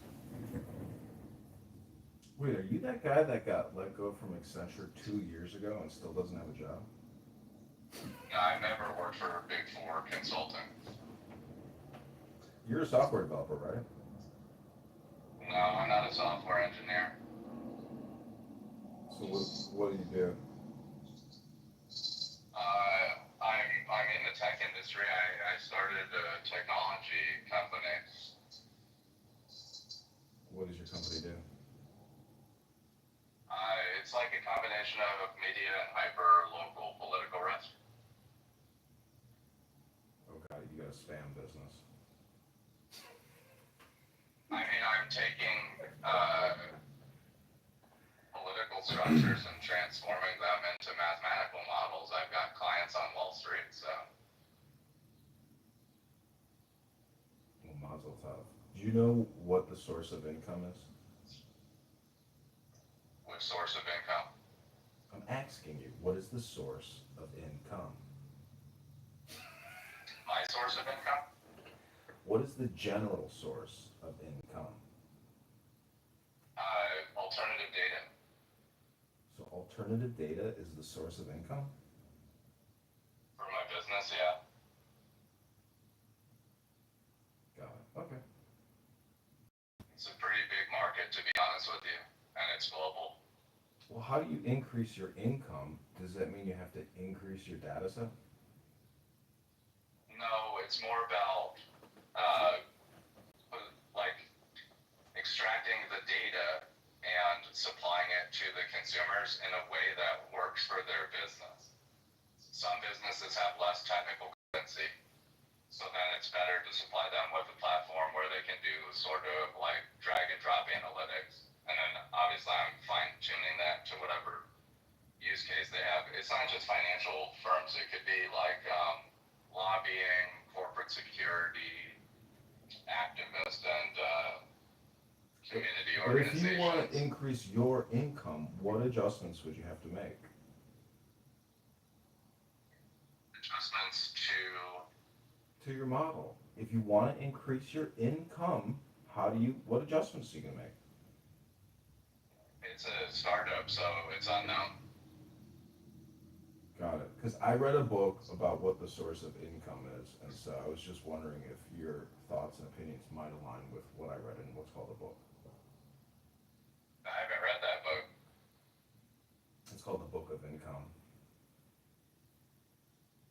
I'm sure it's interesting. It is. It's got a lot of wisdom-based approaches to increasing your income. Yeah, there's different ways to do it. I get that. But for this, it's more about can I commercialize novel technology, and there's not really a way to predict that. You just take the risk and eat shit, or you don't. Have you used Polymarket to do any type of data analysis on your income potential? Only Have you ever market. seen Five versus Five? Like, remember the old cartoon? That's what this reminds me of right now in this moment. This is like troll versus troll. Like, I am cracking the fuck up laughing right now. I'm not trolling though. Maybe John is trolling, but I'm not trolling. See, I people, don't see Chris trolling at all. Chris, it's because I don't see John trolling at all. He might be known as one, but I don't see him trolling like that. I know I'm having some fun here, but you may not call this trolling. This may be, like I call it like petting, or I would call this like petting. Petting at a barbecue, of course. Chris, have you ever self-roasted yourself? Like roast, like you mean like make fun of myself? Yeah, self-deprecating humor. I mean, have you ever like been the topic of a roast? Oh, for sure. Kitover, you gotta do the full fight camera. No, Chris, you meant stick a pipe up your ass and out your mouth and stick yourself over a fire. No, I've never done that. That's not a shit.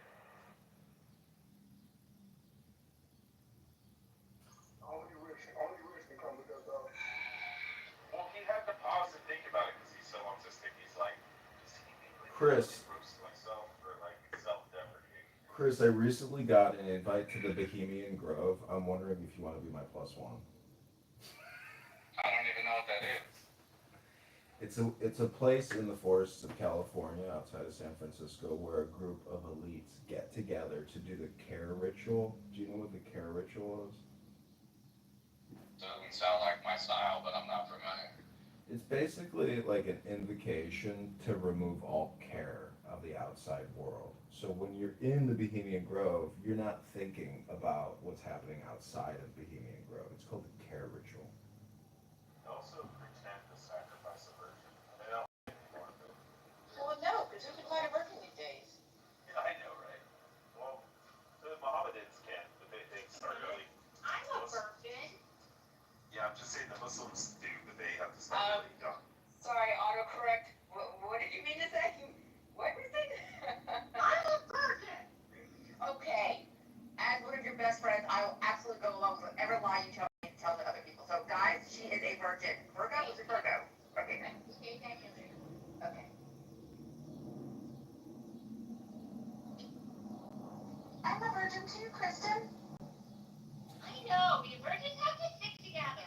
So I got a question about the title of the room. What is a patriot? I was watching the movie Patriot with Mel Gibson, and I was thinking, like, is patriotism a mental health disorder? Because, he rebelled against that Lord Cornwallis and murdering all these people, but then he's got that asshole guy, the dragoon who's, a madman.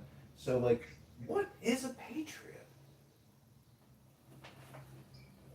it's kind of subjective though, because one person might say this I'm a patriot, but I think by definition, like stand up for your country, fight for your country, but that can, especially in America, can come in different variations. So I don't think there's no one definition in America of a patriot. Well, based on if there was a dictionary definition, I know what it would be, but I'm not necessarily, I wouldn't necessarily agree with it.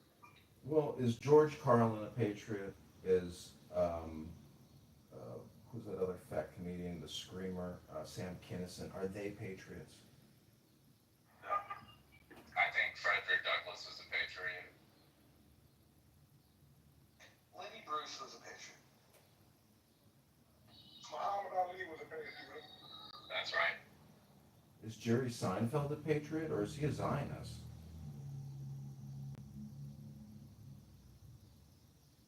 I've never even thought about Jerry Seinfeld's views on nationality. Well, he's the most successful stand-up comic of all time with a net worth of over $1 billion from the residuals of Seinfeld. Yeah, I mean, I think he's a great comedian. I don't think he's spoken much on national identity. Oh, really? You didn't know that he's a target of the Free Palestine psychopaths?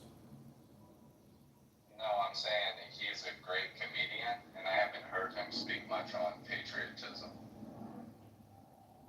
Is Ilhan Omar a patriot, John? Was she to leave a patriot? AOC's a patriot. Rashida's a patriot in her own way. Same with AOC. What about Ilhan Omar? She's cool. I don't like her politics much, but if you can step up and run for office and get elected, I'm cool with that.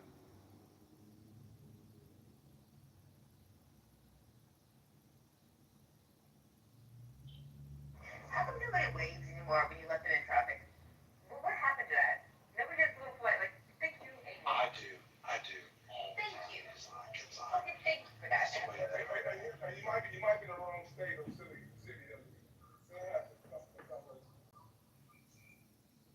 You know, I asked Mojo yesterday, is war just a late-term abortion? And so when I look at the word genocide, and I think about eugenicists and the genetics and the destruction of life, I sometimes wonder, is 60,000 U.S. American baby abortions, you know, versus the 60,000 dead children in Gaza, is it not just all a monthly genocide? No, the genocide is the elimination of a particular sect, race, religion, something like that. And no, the other is all babies. You're considering all babies. So. Yeah, No, one's a month Holocaust. to month. One's a genocide, one's a Holocaust.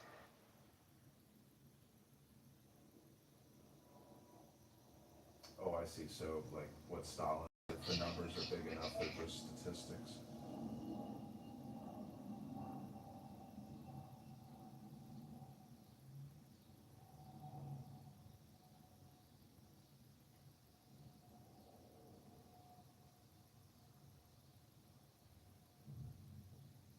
Well, was the COVID? John, when you were talking about CARE, were you talking about the Council on American Islamic Relations?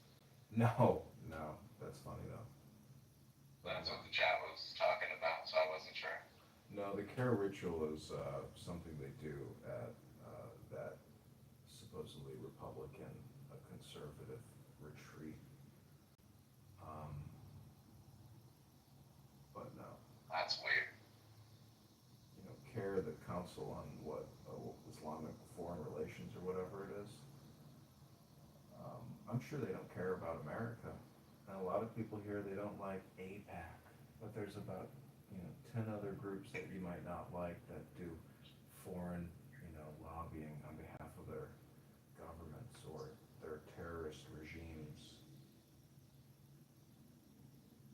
I like CARE. I bet you do. I like turtles. Go banana! That's why I asked you if you knew what, 565 times 1,000 was. I needed to do a quick diagnostic, but, I know you don't care. You just care.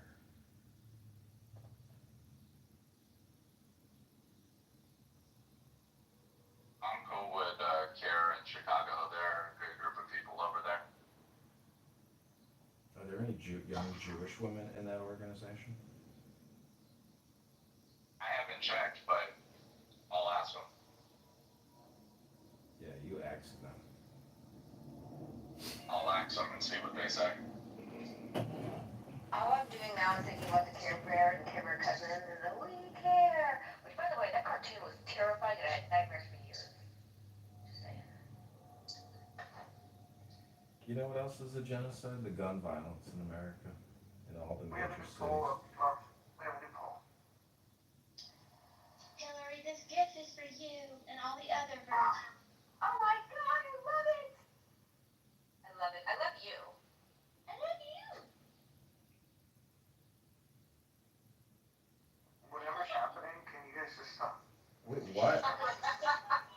people think intent. And we love Rachel and Jennifer. Roger, Erica, she loves you too.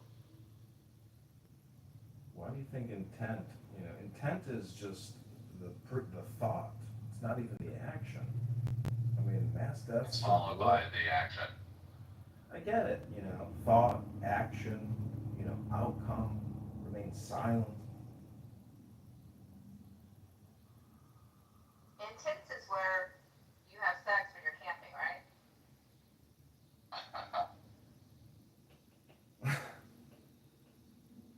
That was the first place for me.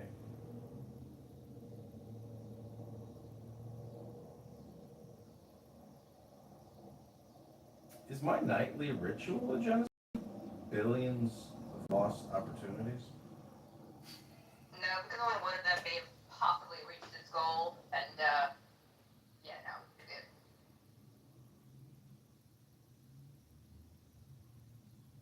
What's your nightly ritual, John? Why? What do you think it is? It's a positive vibration, He obviously. does a lot of yoga. It's a positive vibration. His daily, nightly ritual is to bore people to death. So this would be considered a genocide. In with the breath. Out with the breath. You know, when you get to either women or the Federal Reserve, you know you have talked and heard every topic that could ever possibly be talked about on this app. Give us a breathing exercise, John. Well, Christopher, maybe you could lead us in a breathing meditation. That's not my scene. So you're just always full of anxiety, huh? That lady looks up the cops. That wasn't me, but I wouldn't be afraid to tell the cops to fuck themselves. Way to bring it back full circle, nonetheless. 100%. I mean, what kind of a young person goes up to cops and just says, hey, go fuck yourself? Like, what kind of piece of trash are you?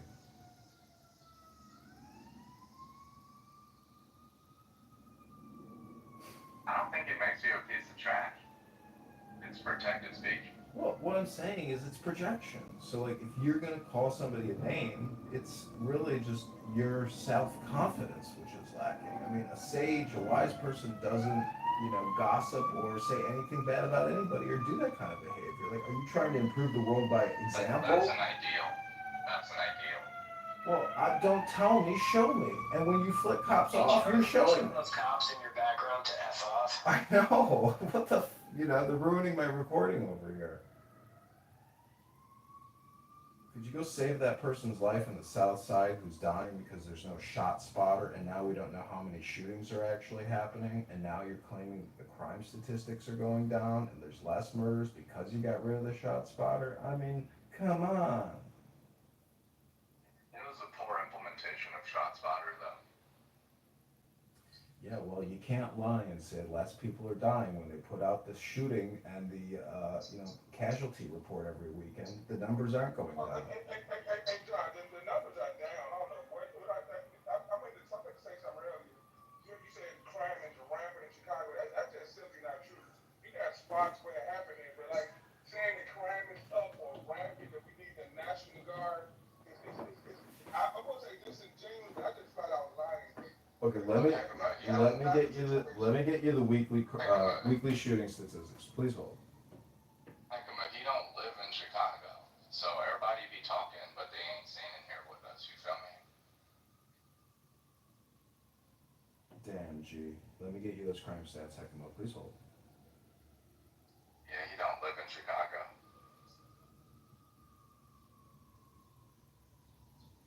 When the next wave of police cars and ambulances come driving by, I'll be sure to unmute so you can all hear the crime real time.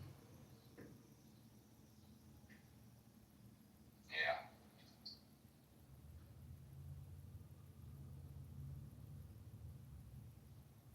But the ShotSpotter implementation was poor, and what happens is you map the occurrence of the shot to where you distribute your police force, but over time the machine learning reinforces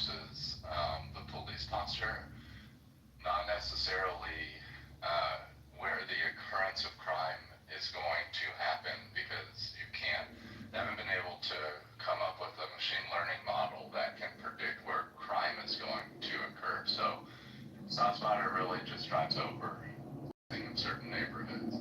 That's what it does. That's what it does. I'm lying in the street. I got a bullet in my heart.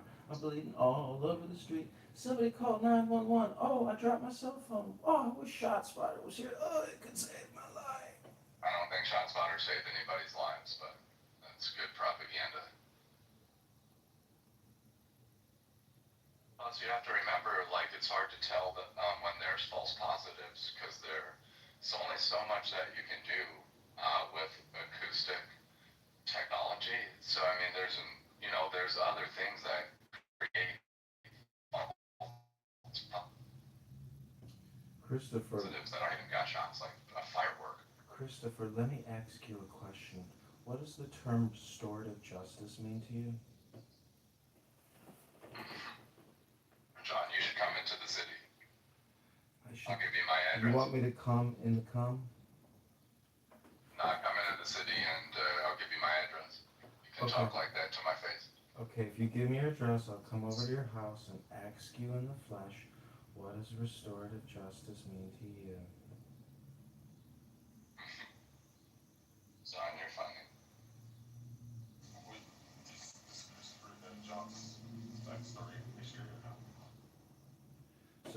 So Wednesday at the Rodin Library in Chicago on Northwest Highway, 3 Democrat commissioners will be holding an open public gathering to discuss restorative justice.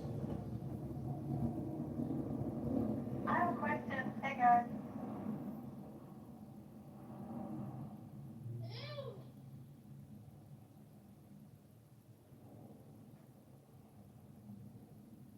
Sorry. The person that says act, why do they do that? Are they making fun of black people that can't speak proper English? That's exactly what people mean. Okay, well, it's tiresome, but I'll leave. Why'd you say tiresome? Wait, Tiresome. before you leave, Rachel. Tiresome? English speak before you start. Okay? Rachel, before you leave and cast aspersions. So I just wanted to know, and that's Rachel, you asked me a question. I'm gonna respond to what you asked. Right, well, it's okay. That sounds so ignorant from a politician, in my opinion. Well, It is very tiresome. Rachel, I'm just asking the question, do you control your emotions or does your environment control your emotions? Thank you for considering the question. I didn't hear the question because I can't get past the grammar. I'm Rachel, John can't even get on the ballot. I'm asking you a stoic principle here. Do you control your emotions or does your environment control your emotions? And like I said earlier, I can't hear the question because I'm trying to listen to the... Okay, listen closely. I'm gonna ask the question again. I'm not gonna answer it. Oh, okay, got it. My English. Well, I needed to confirm you weren't gonna answer it, otherwise I was gonna ask it again. John can't get on the ballot. John, she's coming up and correcting your grammar. Not at all. She says tarsome, like tar Taylor. I said fire. I may have said something about my fingers, sir. I know proper English. I'm not trying to correct. I'm just saying that we have a listening experience sometimes, and sometimes it's just over. The rule of 3. It's funny. 3 times. Now either you have to go like 10 times to like really hammer it in, and then it becomes kind of funny again. But no, after 3, I agree with you. You gotta chill for a minute. No, I agree, but every time people start... Right now, Clubhouse limits us from, doing hitting one individual in the emojis. It's very similar with otherwise, because it's tired. The first rule about Axe Club is do not ask about Axe Club, otherwise the people are gonna ask about Axe Club. But we're not watching the emojis when we're listening. We're doing other things, and we're just, but carry on. Okay, so let me ask you a question, Rachel. If you were president of the United States, what would you do for your people? For human beings, I don't know. I have to think about it for a second. I'm not going to be like everyone else and just spit out something. I'm going to have to think about that for a minute. Take some deep breaths, let it go, and say, I am a flower. Deep breaths. Nothing's going on with me. I'm very relaxed. I just let the It's any woman on the face of this planet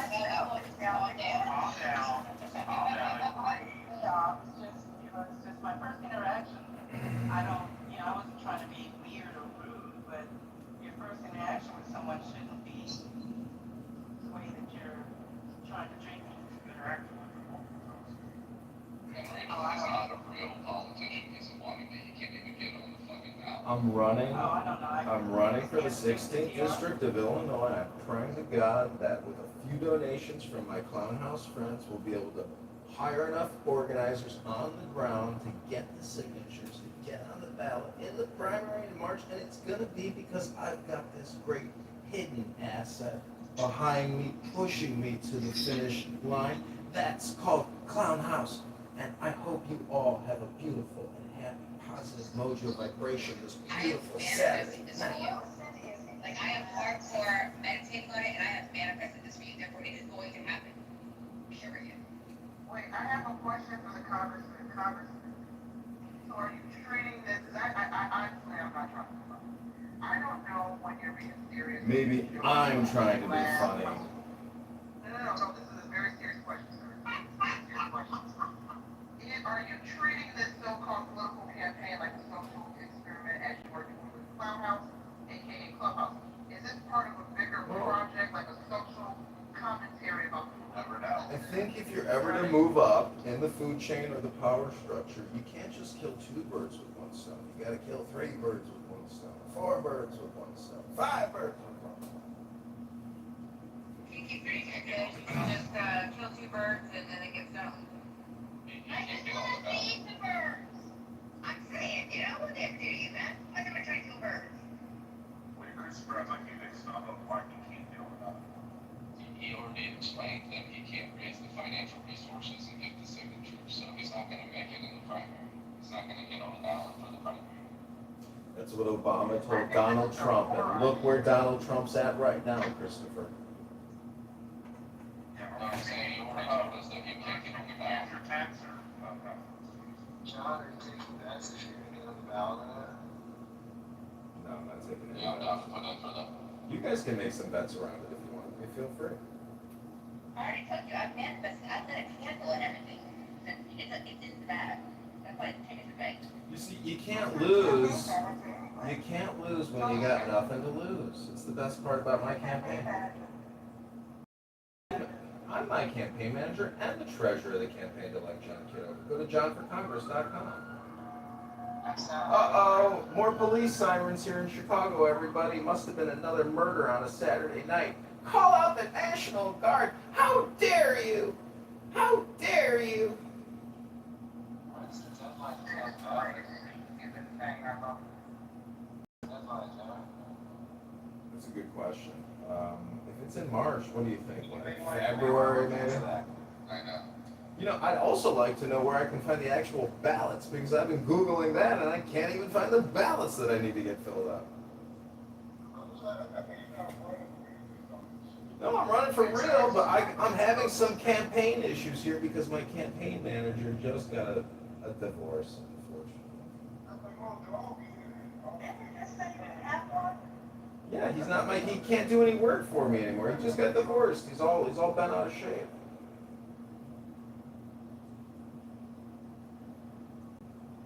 Well, Heckema, do you want the job? You want to be my campaign manager? I'd be willing to give you the job as the campaign manager. Christopher, do you want to be the campaign manager here that gets John for Congress? A racist, crazy dude. You're projecting, sir. You are projecting. I can't afford to be associated with John. You know, Heckema, I want to say something personal. You are a Boris type type of American.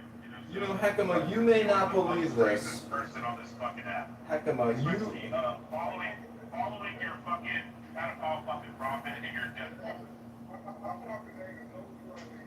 Yeah. Also Muhammad, your God. You know, gentlemen, please, it's Saturday evening, gentlemen. Let's be gentlemen. Gentlemen, please, gentlemen, decorum, gentlemen, Heckema, you may not know this, Heckema, but I was messy, please. Everyone get up. Don't make me read the rules. Go look at the House rules. Reference rule number 5. Thank you. Don't get Larry Rizzolano. Larry Rizzolano? What about Dr. Vinny Boombots?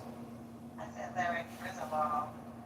You know, Heckama, you may not know this about me, but I was baptized by a black preacher in the YMCA in Evanston. So if you think I'm a racist, but I would let a black man dip me under the water for an untold amount of time and then lay his hands upon me and give me the power of the Holy Spirit, Heckama, you may be projecting when you call John Kitover a racist, sir. You are no gentleman.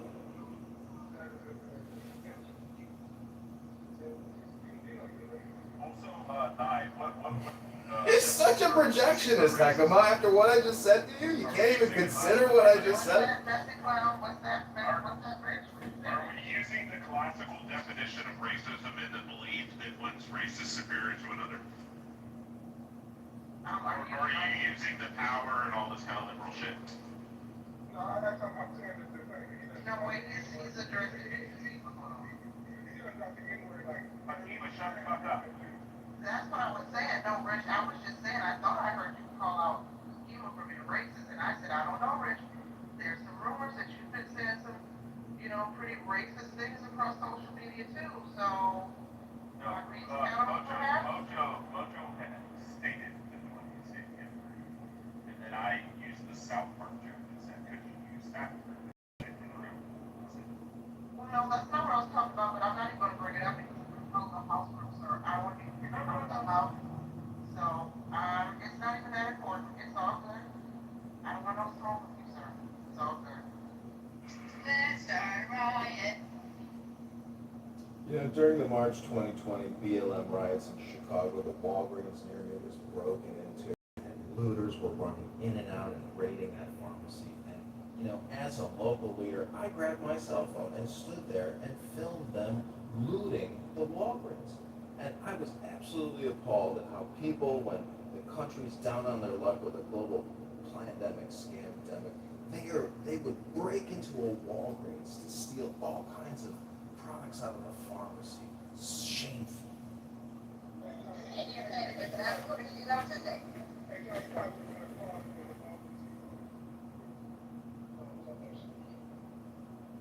Heckama, if I don't... Walgreens wasn't available. If they got Walgreens, where did you get your herpes coming from that night? Heckama, if I don't know shit, how much do you know?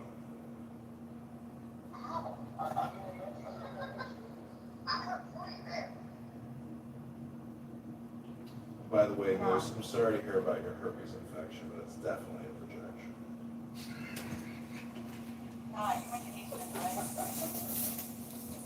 No, I went to the very arts and liberal school, Columbia College in Chicago. Okay, sorry. Yeah, there's a couple of guys on Clubhouse I'm discovering. Well, they have to go. I'm the only one. It confuses me.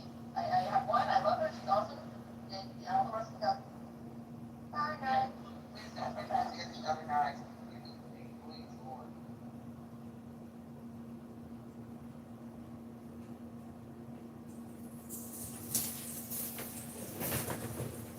Tell you what, Heckama, maybe this is something we can agree on. Do you know who Slappy... I'm just saying, I'm talking about Slappy White. I don't know if you know who Slappy White is, but he's a famous comedian, and he too ran for Congress.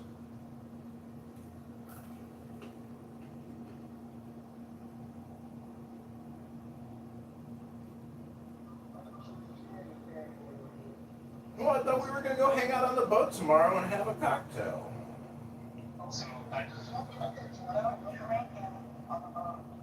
just read this poll, and I just want to thank you both. I'm disrespectful. Brother Hakima, obviously, forget 100%. John, you just got here. Hakima has been around. Y'all are disloyal. That's honest. Wow, look at this. I can't believe I'm losing the pulse here. Like, what the hell is John? Isn't he just a character that showed up this week? How long have you been on the app? Five glorious years of listening to the most interesting conversations. That's it? Oh.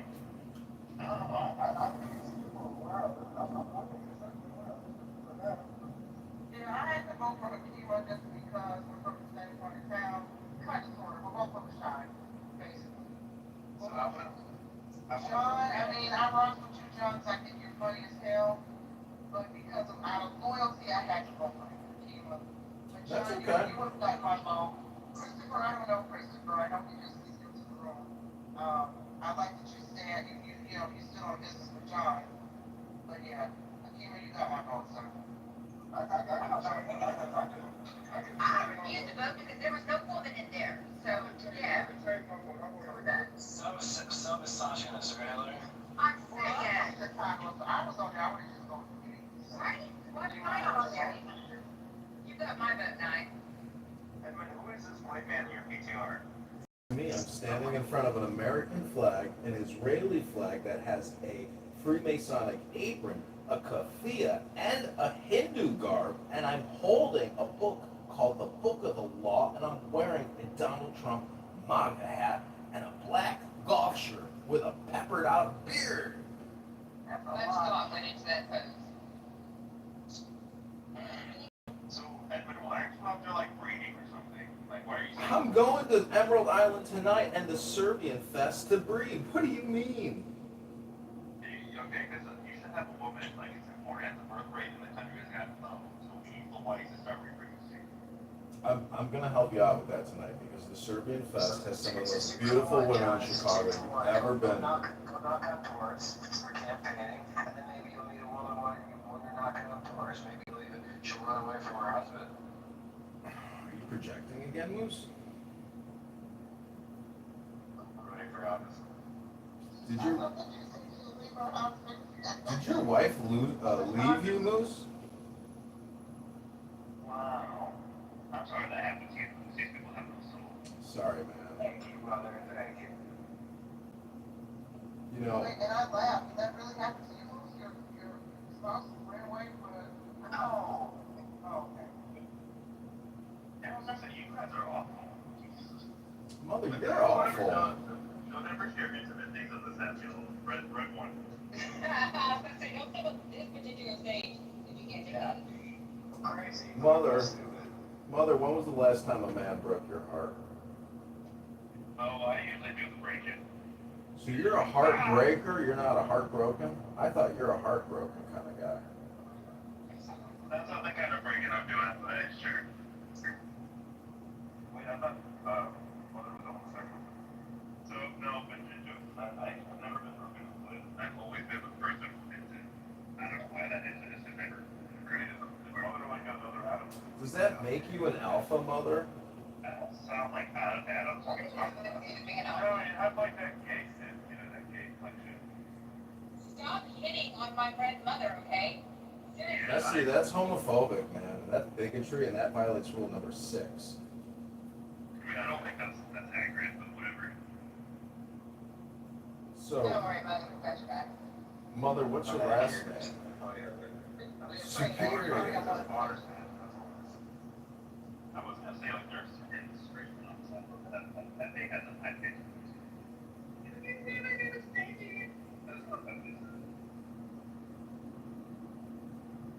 Do it again? Yeah, it's like the high pitch.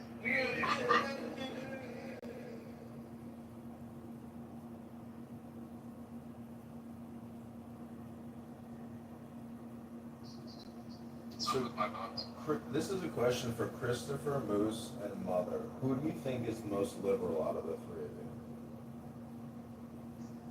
Christopher, Chris, and Mother.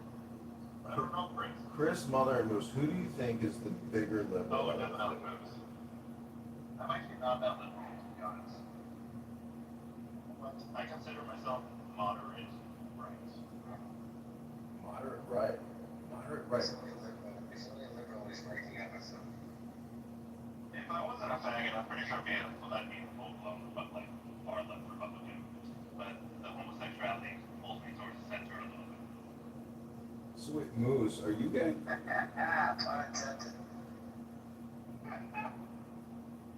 Moose, do you think you're more liberal than Chris? My attorneys advise me not to answer that. Christopher. I really know Christopher super well. So Christopher, what is Christopher's like positions? Because you have the far left. He's a far left anarchist. I mean, I'm not, but okay. Well, what are you? What are you, Christopher? I mean, everybody tries to describe my politics and nobody can claim it, so I don't really. Okay, let's go down the list. Alright, how do you feel about abortion? Yes,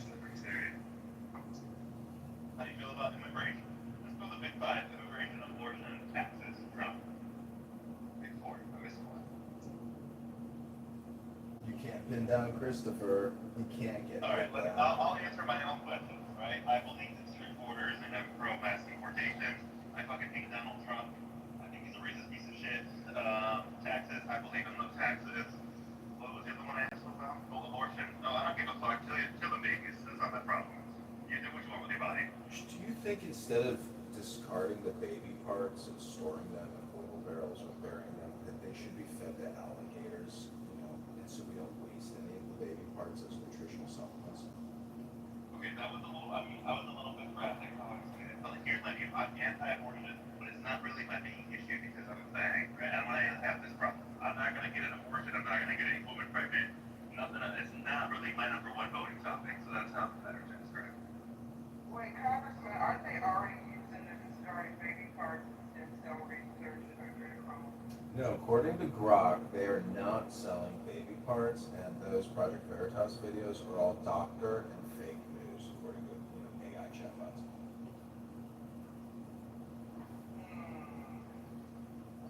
Wait, Chris, now's your turn. What are your views?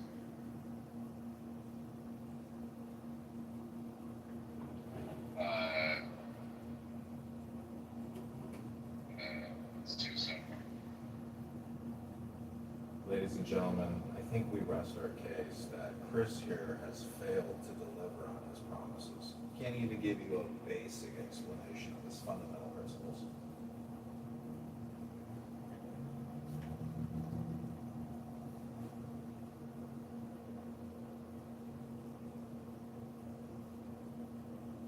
Who here thinks that borrowing and spending more is a good idea? Who thinks increasing property taxes and income taxes is a good idea?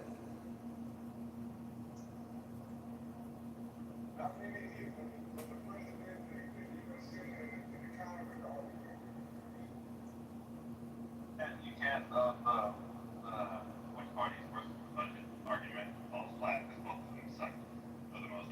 Honestly, Democrats tend to do better at the federal government level with deficits and Republicans do. Like, this fucking big beautiful bill is gonna blow up the deficit by $4 trillion. Like, I don't know, we can't really be like, Democrats are financially irresponsible. We're about to blow up the deficit ourselves. I think it's a little silly.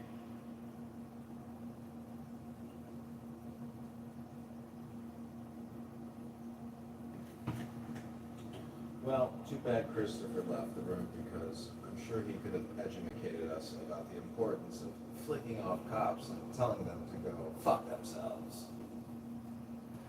That's America. That's America way. They only have a job. They don't like the kind of job. I'm just gonna say, I do shout out to the Miami Police Department. They do an excellent job. I think they do great. Also, my friend was a cop in Chicago, but he got shot.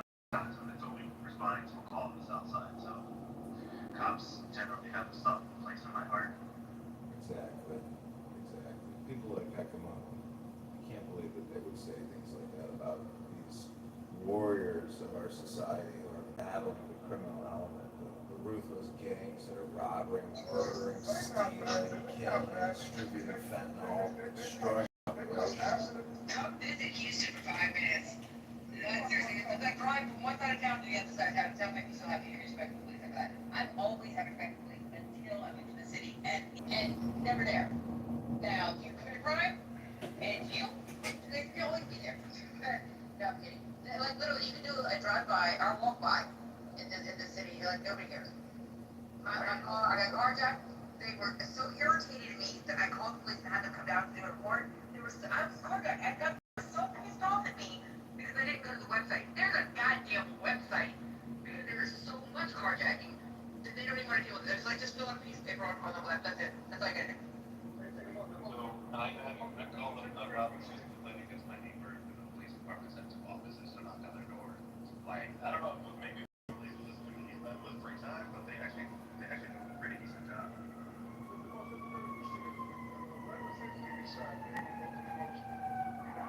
They shut down the fucking city. This motherfucker like these warriors that like you got shot in Atlanta. I don't agree with it, but it's part of your job. Part of your job? They should get the same image that every fucking night that's shot.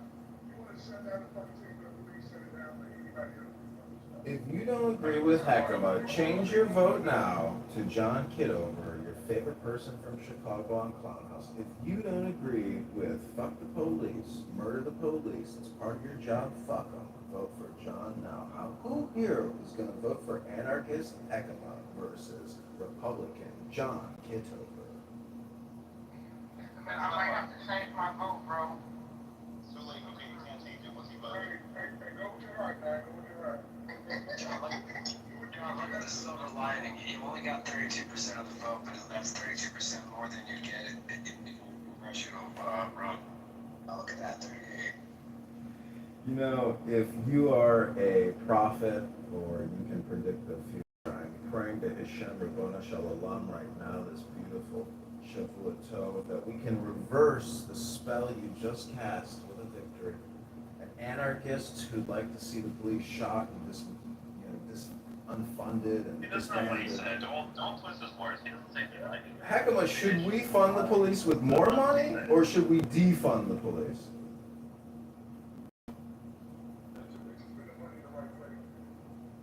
All right, well, that's a smart answer.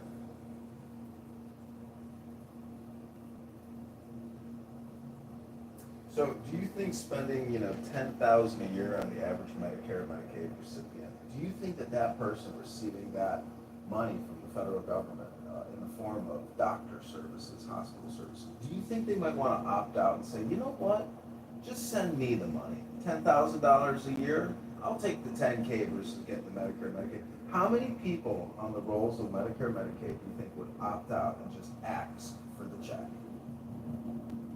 I mean, so medical expenses, everyone pretty much knows that they basically pile up in the last 10 to 15 years of their life. So without looking at the data, I understand that these are elderly people who are getting most of these payouts that you're talking about. That is the story's not correct. You're not expecting 30-year-olds to be getting these type of payments unless something is medically wrong with them, which is not likely compared to the rest of the population. So I don't know what they're getting these payments for, but if it's healthcare related. No, I'm saying Medicare, Medicaid at $2 trillion a year, that if at $10,000 per person, people would opt out and just rather have the fucking have a check instead of saying I get to go to the hospital to see my doctor. A lot of people would rather just have the money. I don't know. Maybe not people with chronic illness with 10,000 is pretty fast, and you're still stuck with medical bills. I think you'd be surprised. It's a real survey question. I mean, $10,000 doesn't go as far as it used to. It really can go relatively quickly. I agree with that line. I'm just That's like, 4 or 5 doctor's visits a year. You're around a couple thousand already.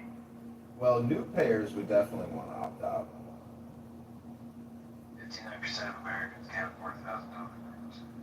There you go. So probably half the people on Medicare, Medicaid would rather to stop receiving services from the state, and they would rather just get the check direct from the federal government. I'm just saying it's wealth redistribution, but it's not to you, to your doctor or your local health insurance provider or the hospital group or big pharma.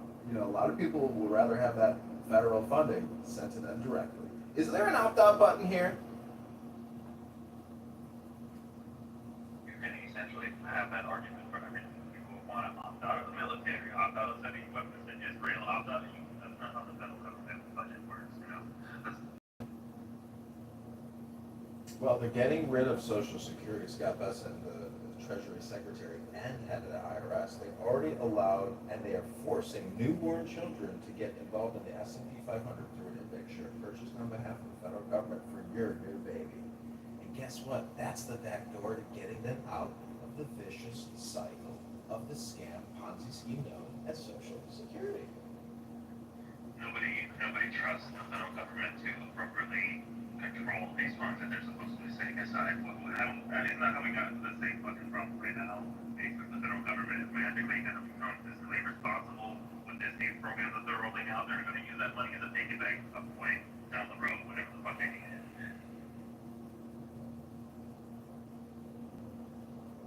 Yeah, how crazy it is. Somebody said, what was it, 51 or 59%? He said, $7,000 was 59. I think he said 59.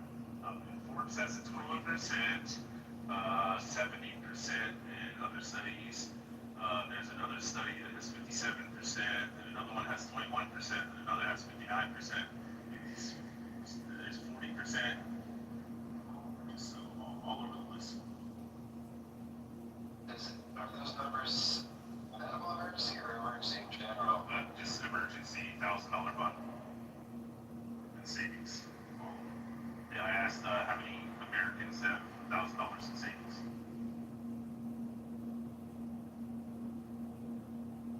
So 21 to 70%. Well, Cardinal Health, Aetna, Blue Cross, Blue Shield, United Healthcare, they got a profit margin to maintain, and they're the middleman coming in between you and exceptional quality of care at your local medical family practitioner's office.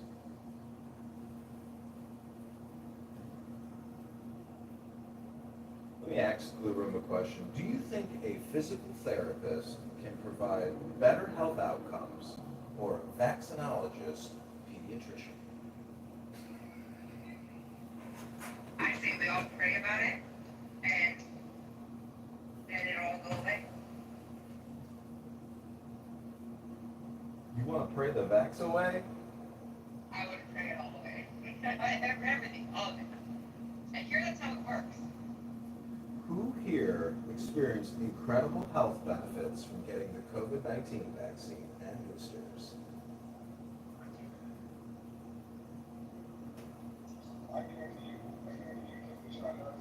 I never took any of those shots. I've never had a flu shot. Not as an adult, maybe as a kid. Parents. Yeah, I didn't take the shots. You just take them. When I take a flu shot, I get sick once every 3 years, and I get all fucking cold. Listen, So I get mine. I got my 2 shots. Like polio, yeah. Yeah. you know, Mother, you know, I didn't. We're not talking about polio. We're talking about flu. do you know why they did the why they did the COVID-19 vaccine cards on paper? I figured this one out the other day. My friend forged my COVID-19 paperwork so I can get into Wrigley Field to see a Cubs game or to see. Do you know why they put it on paper as opposed to creating an actual digital database? Why? Because they didn't want tracking because of all the adverse effects. That would actually give you the data.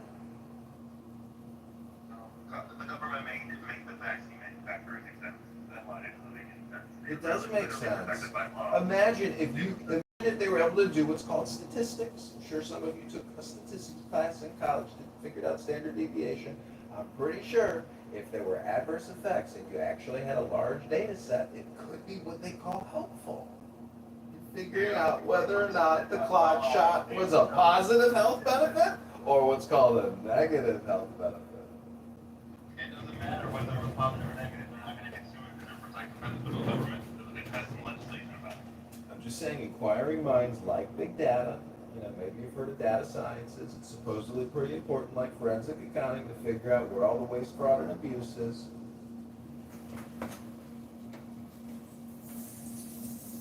That's not something what you use forensic accounting for, but that's fine. Usually government entities have a pretty straightforward annual budgetary process. Usually public side is typical to the public. You don't really need a forensic accountant to do that. But anyway. Hey, John, how do you anti-vax?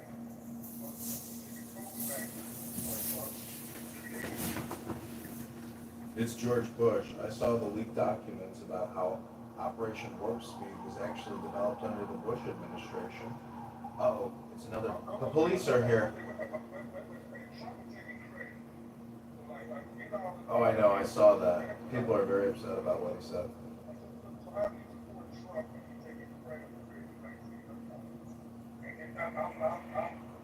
Well, how do you support Bill Gates? How do you support Fauci? How do you support any of these people?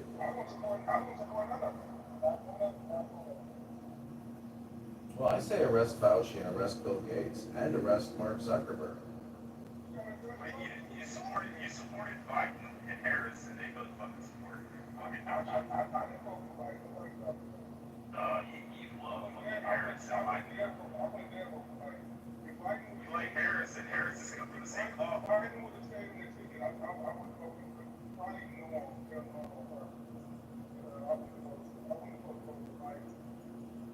Talk about, what do you think were the greatest three things about, what's the dumb bitch, man, I just heard it, fuck, Trump Harris. I have nothing. I want to answer that question.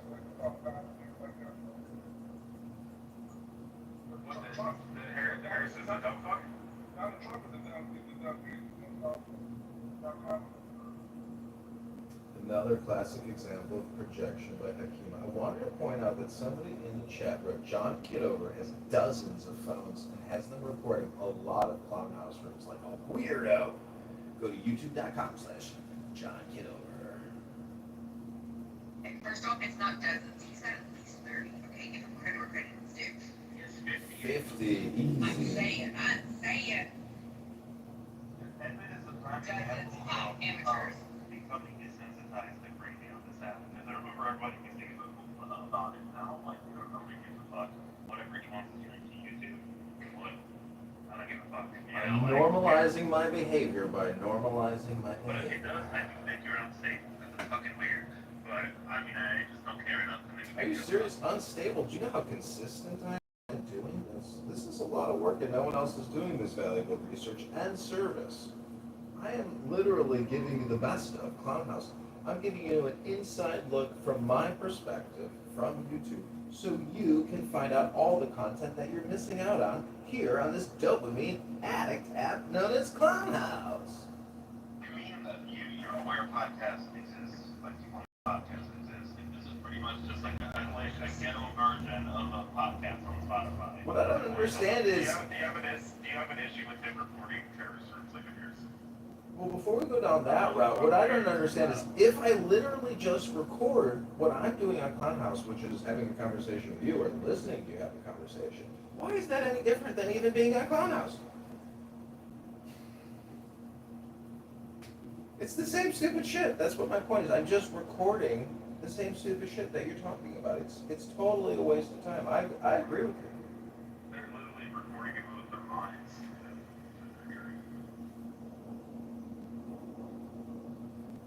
It's just people object because they don't want this living on other platforms. But, I don't understand why you want this, waste of time to be in your life to begin with. So I consider myself a psychological researcher into, human behavior and human thought processes.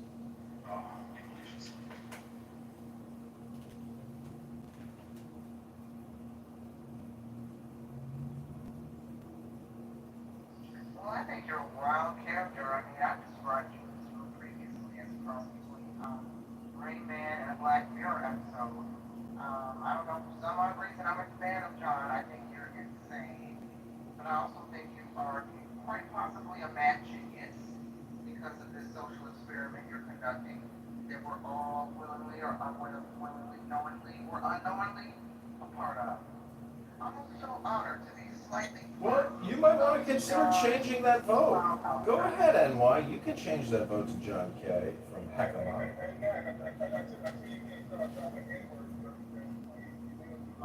No, I do not, Heckamon. I do not say the N-word. I literally say N-word, but never the N-word. Come on now.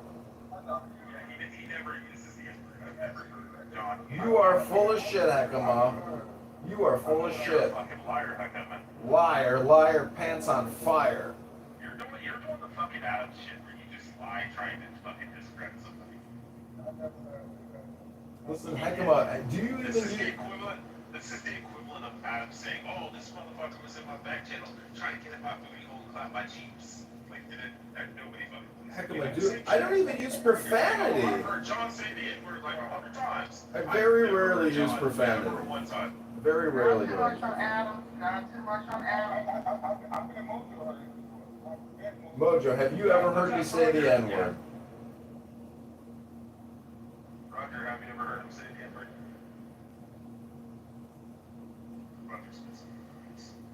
No, you haven't. No, I will give $100,000 to anyone here who can produce a video of me saying the N-word.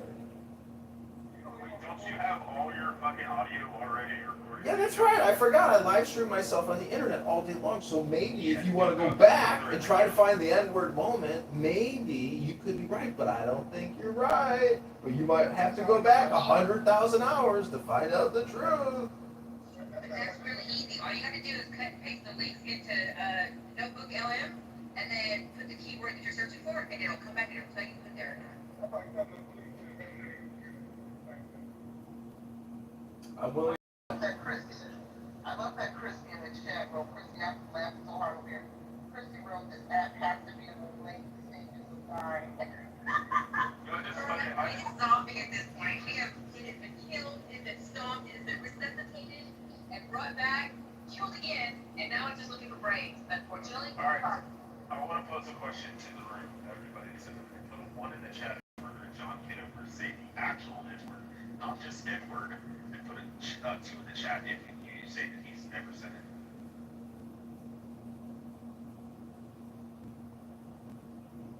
Now again, the real N-word. He's never said it. I can say that I've never heard him say it, but I can't say he's never said it or existence. Exactly. No, we're just talking about on the app. We're saying on the app. I have a feeling you probably said it simply because wasn't it like a couple days ago or a week ago you were complaining about DEI and some epiphany you had working with black women and you had a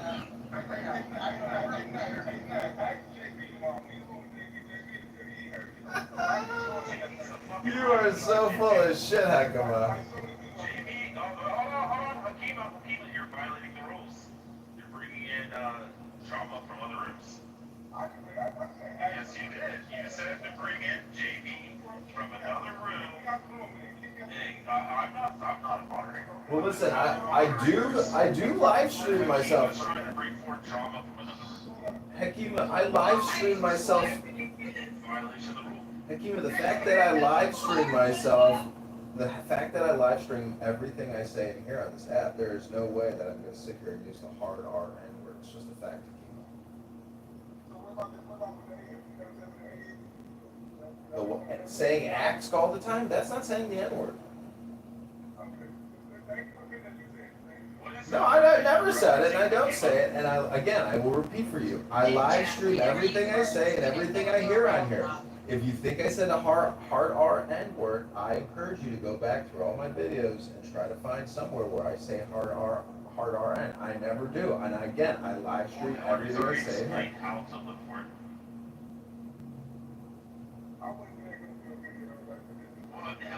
Well, then you're making a baseless accusation that I used the hard R N-word. It's just not true. Hillary has already explained how to actually search and find it. I get no satisfaction, nor do I like hearing people use the hard R N-word on here and use profanity and vulgarity, because I do record a lot of stuff, and I'd like the recordings that I make to be a little more professional than people who want to use vulgarity, racism, and profanity. It's outrageous and it's low IQ. I think the worst word I've ever heard John say is this is fucking clown house. We're fucking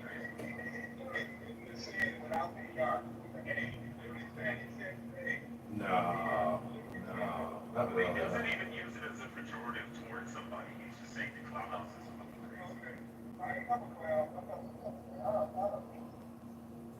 No, it does not give me dopamine shock value to say the soft A or the hard R, but I have made many jokes about the N-word being a word you cannot use.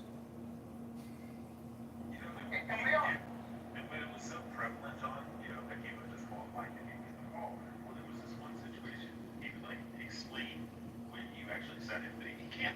No, I think Hakama is projecting here, and he uses the N-word all the time. How many times a year do you think you use the N-word, Hakama? Really? I've heard you use the N-word many times. I have you on recording using the N-word all the time. Okay, please hold.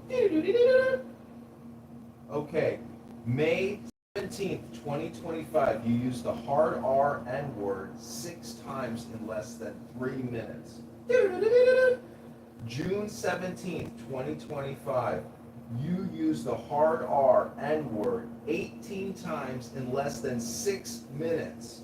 And you used the soft ah version of the N-word variant 7 times.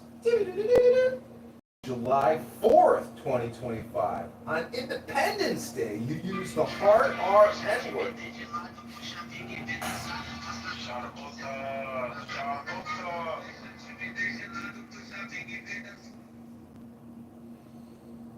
You see, Hekima, we can both play that game, but I got the records. I got Motown now, and the Clubhouse soundtrack records are mine. You can't claim copyright ownership of these big, beautiful babies. This Clown House record is going super platinum, gold, and silver. Thank you, Dr. Hekima.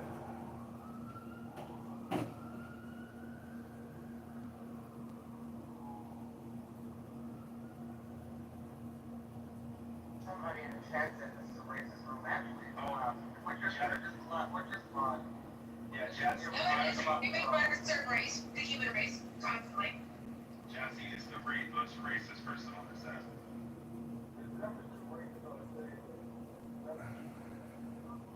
You're projecting. How I believe that one race is superior to another race. I mean, maybe you're using this fucking liberal progressive, version where you're like, oh, white people, black people can't be racist because they don't hold power in society. I mean, maybe you're using that to like define us as racist.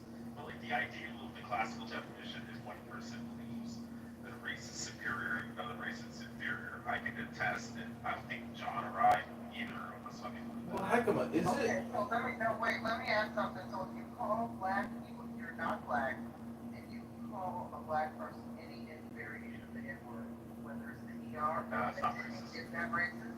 No, I just told you the classical definition that a person would have to believe that one race is superior and or inferior.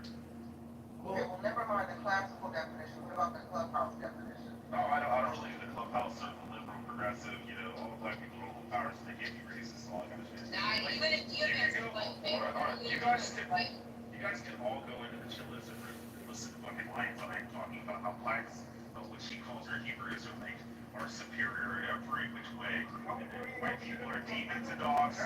Oh, okay. Sorry. Hakima's right, because he did the same thing, and I'm guilty of it. There are people on this app who do that. That's what I should say. Hekima. And those people who are black who do that are racist because they believe that whites are inferior. Hekima, let me ask you this question. When the mayor of Chicago said that in 1997, a heat wave that killed 700 people in Chicago, he claims that that is a racist event, that white structural racism and supremacy is responsible for a heat wave. Do you think that type of rhetoric is actually reverse racism?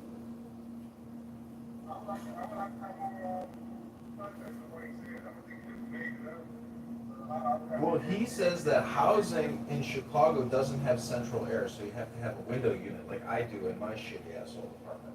So what I'm asking is, when he claims that white people and white supremacy is guilty for a heat wave killing 700 people in 1997, to me that stinks of bigotry and reverse racism and politicking. When Trump said on TV the other day that Soleimani was responsible for 2% of the deaths and injuries in Iraq, so I guess politicians lack. Well, how do you know what Soleimani did? Everybody how to build fucking IEDs. The majority of deaths in Iraq were due to IEDs. We talked about it. Well, I asked Brock how many people. If I teach everybody on the stage how to build an IED and you go use it, then I'm responsible for that. Well, how do you? Yeah, if you have no idea how to build an IED and I sit you down and train you how to build an IED and you build 1,000 IEDs and blow fucking US soldiers, then I'm responsible. Yeah, because he trained dozens, if not hundreds of fucking people to build IEDs. So wait, do you think Trump killed Soleimani because he's a racist? Well, we're talking about racism here. You're bringing up how Trump assassinated Soleimani in a rocket strike because he's responsible for all these IE deaths in Afghanistan. I said nothing about it. I brought it about politicians black. Whatever. It wasn't a lie. Well, did Obama lie when he said they dumped the body of bin Laden off the back of an aircraft carrier into the ocean? Is Obama a liar? John, do you think it Adolf Hitler, trained the Third Reich and all the military and shit like that, and it ran and orchestrated the entire fucking Nazi party. You think he's responsible for the death of 77 million people globally?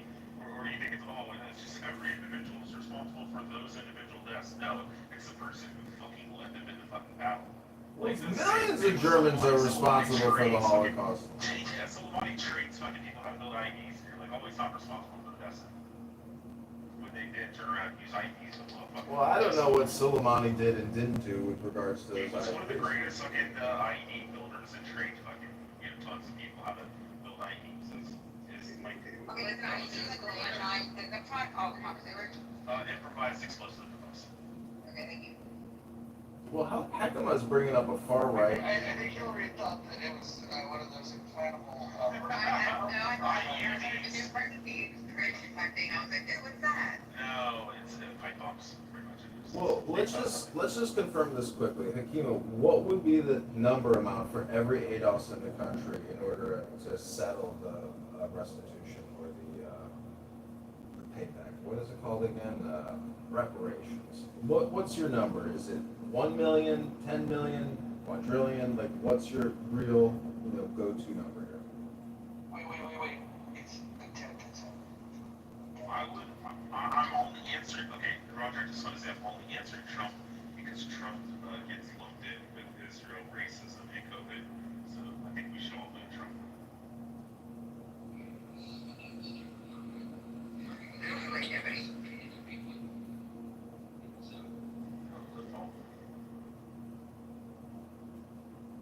Sorry, I was typing.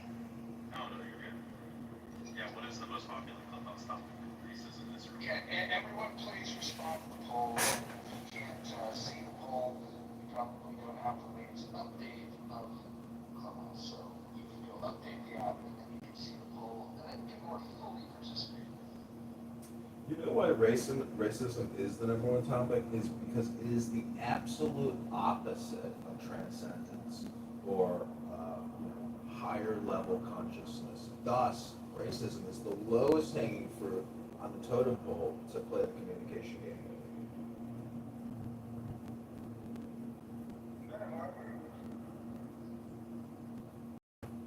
It's basically because it's opposites. Transcendence is like the spirit, and race is, an animalistic consciousness. I'm saying you should come up.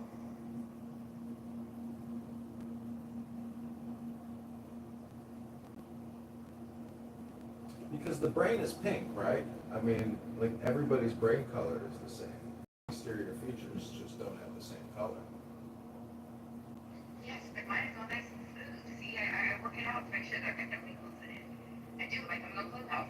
That's how I make my brain wrinkle free. Really? It's like taking a smash hammer to a brain. Mine is smooth and virginal. Yeah, we don't need none of that gray, wrinkly stuff. Yeah. Now I have a question. So if I say fighting Asians, does that mean Wait, if you said what? fighting Asians, like Vietnamese, Thai, Cambodian, Laotians, all these different groups that are considered fighting Asians. Does that mean that you hate those people? I don't think so. I mean, Oh, cool. I don't know what, if you're saying fighting as in fight, to fight, Yeah, fight. fighting. Well, you have math Asians and fighting Asians. No, you have math Asians, which are Chinese, Taiwanese, Koreans, Japanese, people from Hong Kong, Singapore. Those are math Asians. So wait, is this traditionally a derogatory term? Like the N-word? I don't know if it's derogatory. I mean, most Asians would agree with it.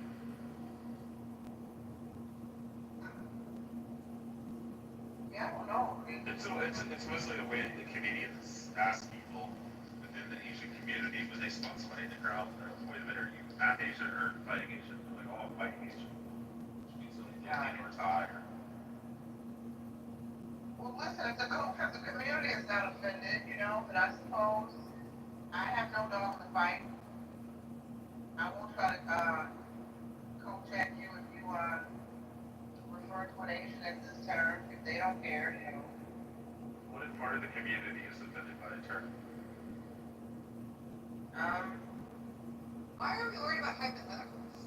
No, it's Yeah. literal. I mean, listen, part of the black community doesn't like the term N-word, you know, but I don't want to say sleep over it, you know. There's a lot of black people who are like, yeah, we're guys in power. Like KP, SIG. Yeah, some black people feel that way, some black people have to fuck around and find out kind of attitude when it comes to that word. Some people, you know, they have a brush the dirt off of your shoulders kind of attitude. Some don't care, you know, so, I mean, I guess it really comes down to the individual, because I'm sure you know, black people don't all think the same, and Yeah, they're not a monolith. Yeah, I agree. exactly, so it's just really individualistic. I guess it becomes a problem specifically on this app, when you think certain people are cool, and you see them in black spaces and rocking with black people and chilling with black people, but then when they're not around black people, when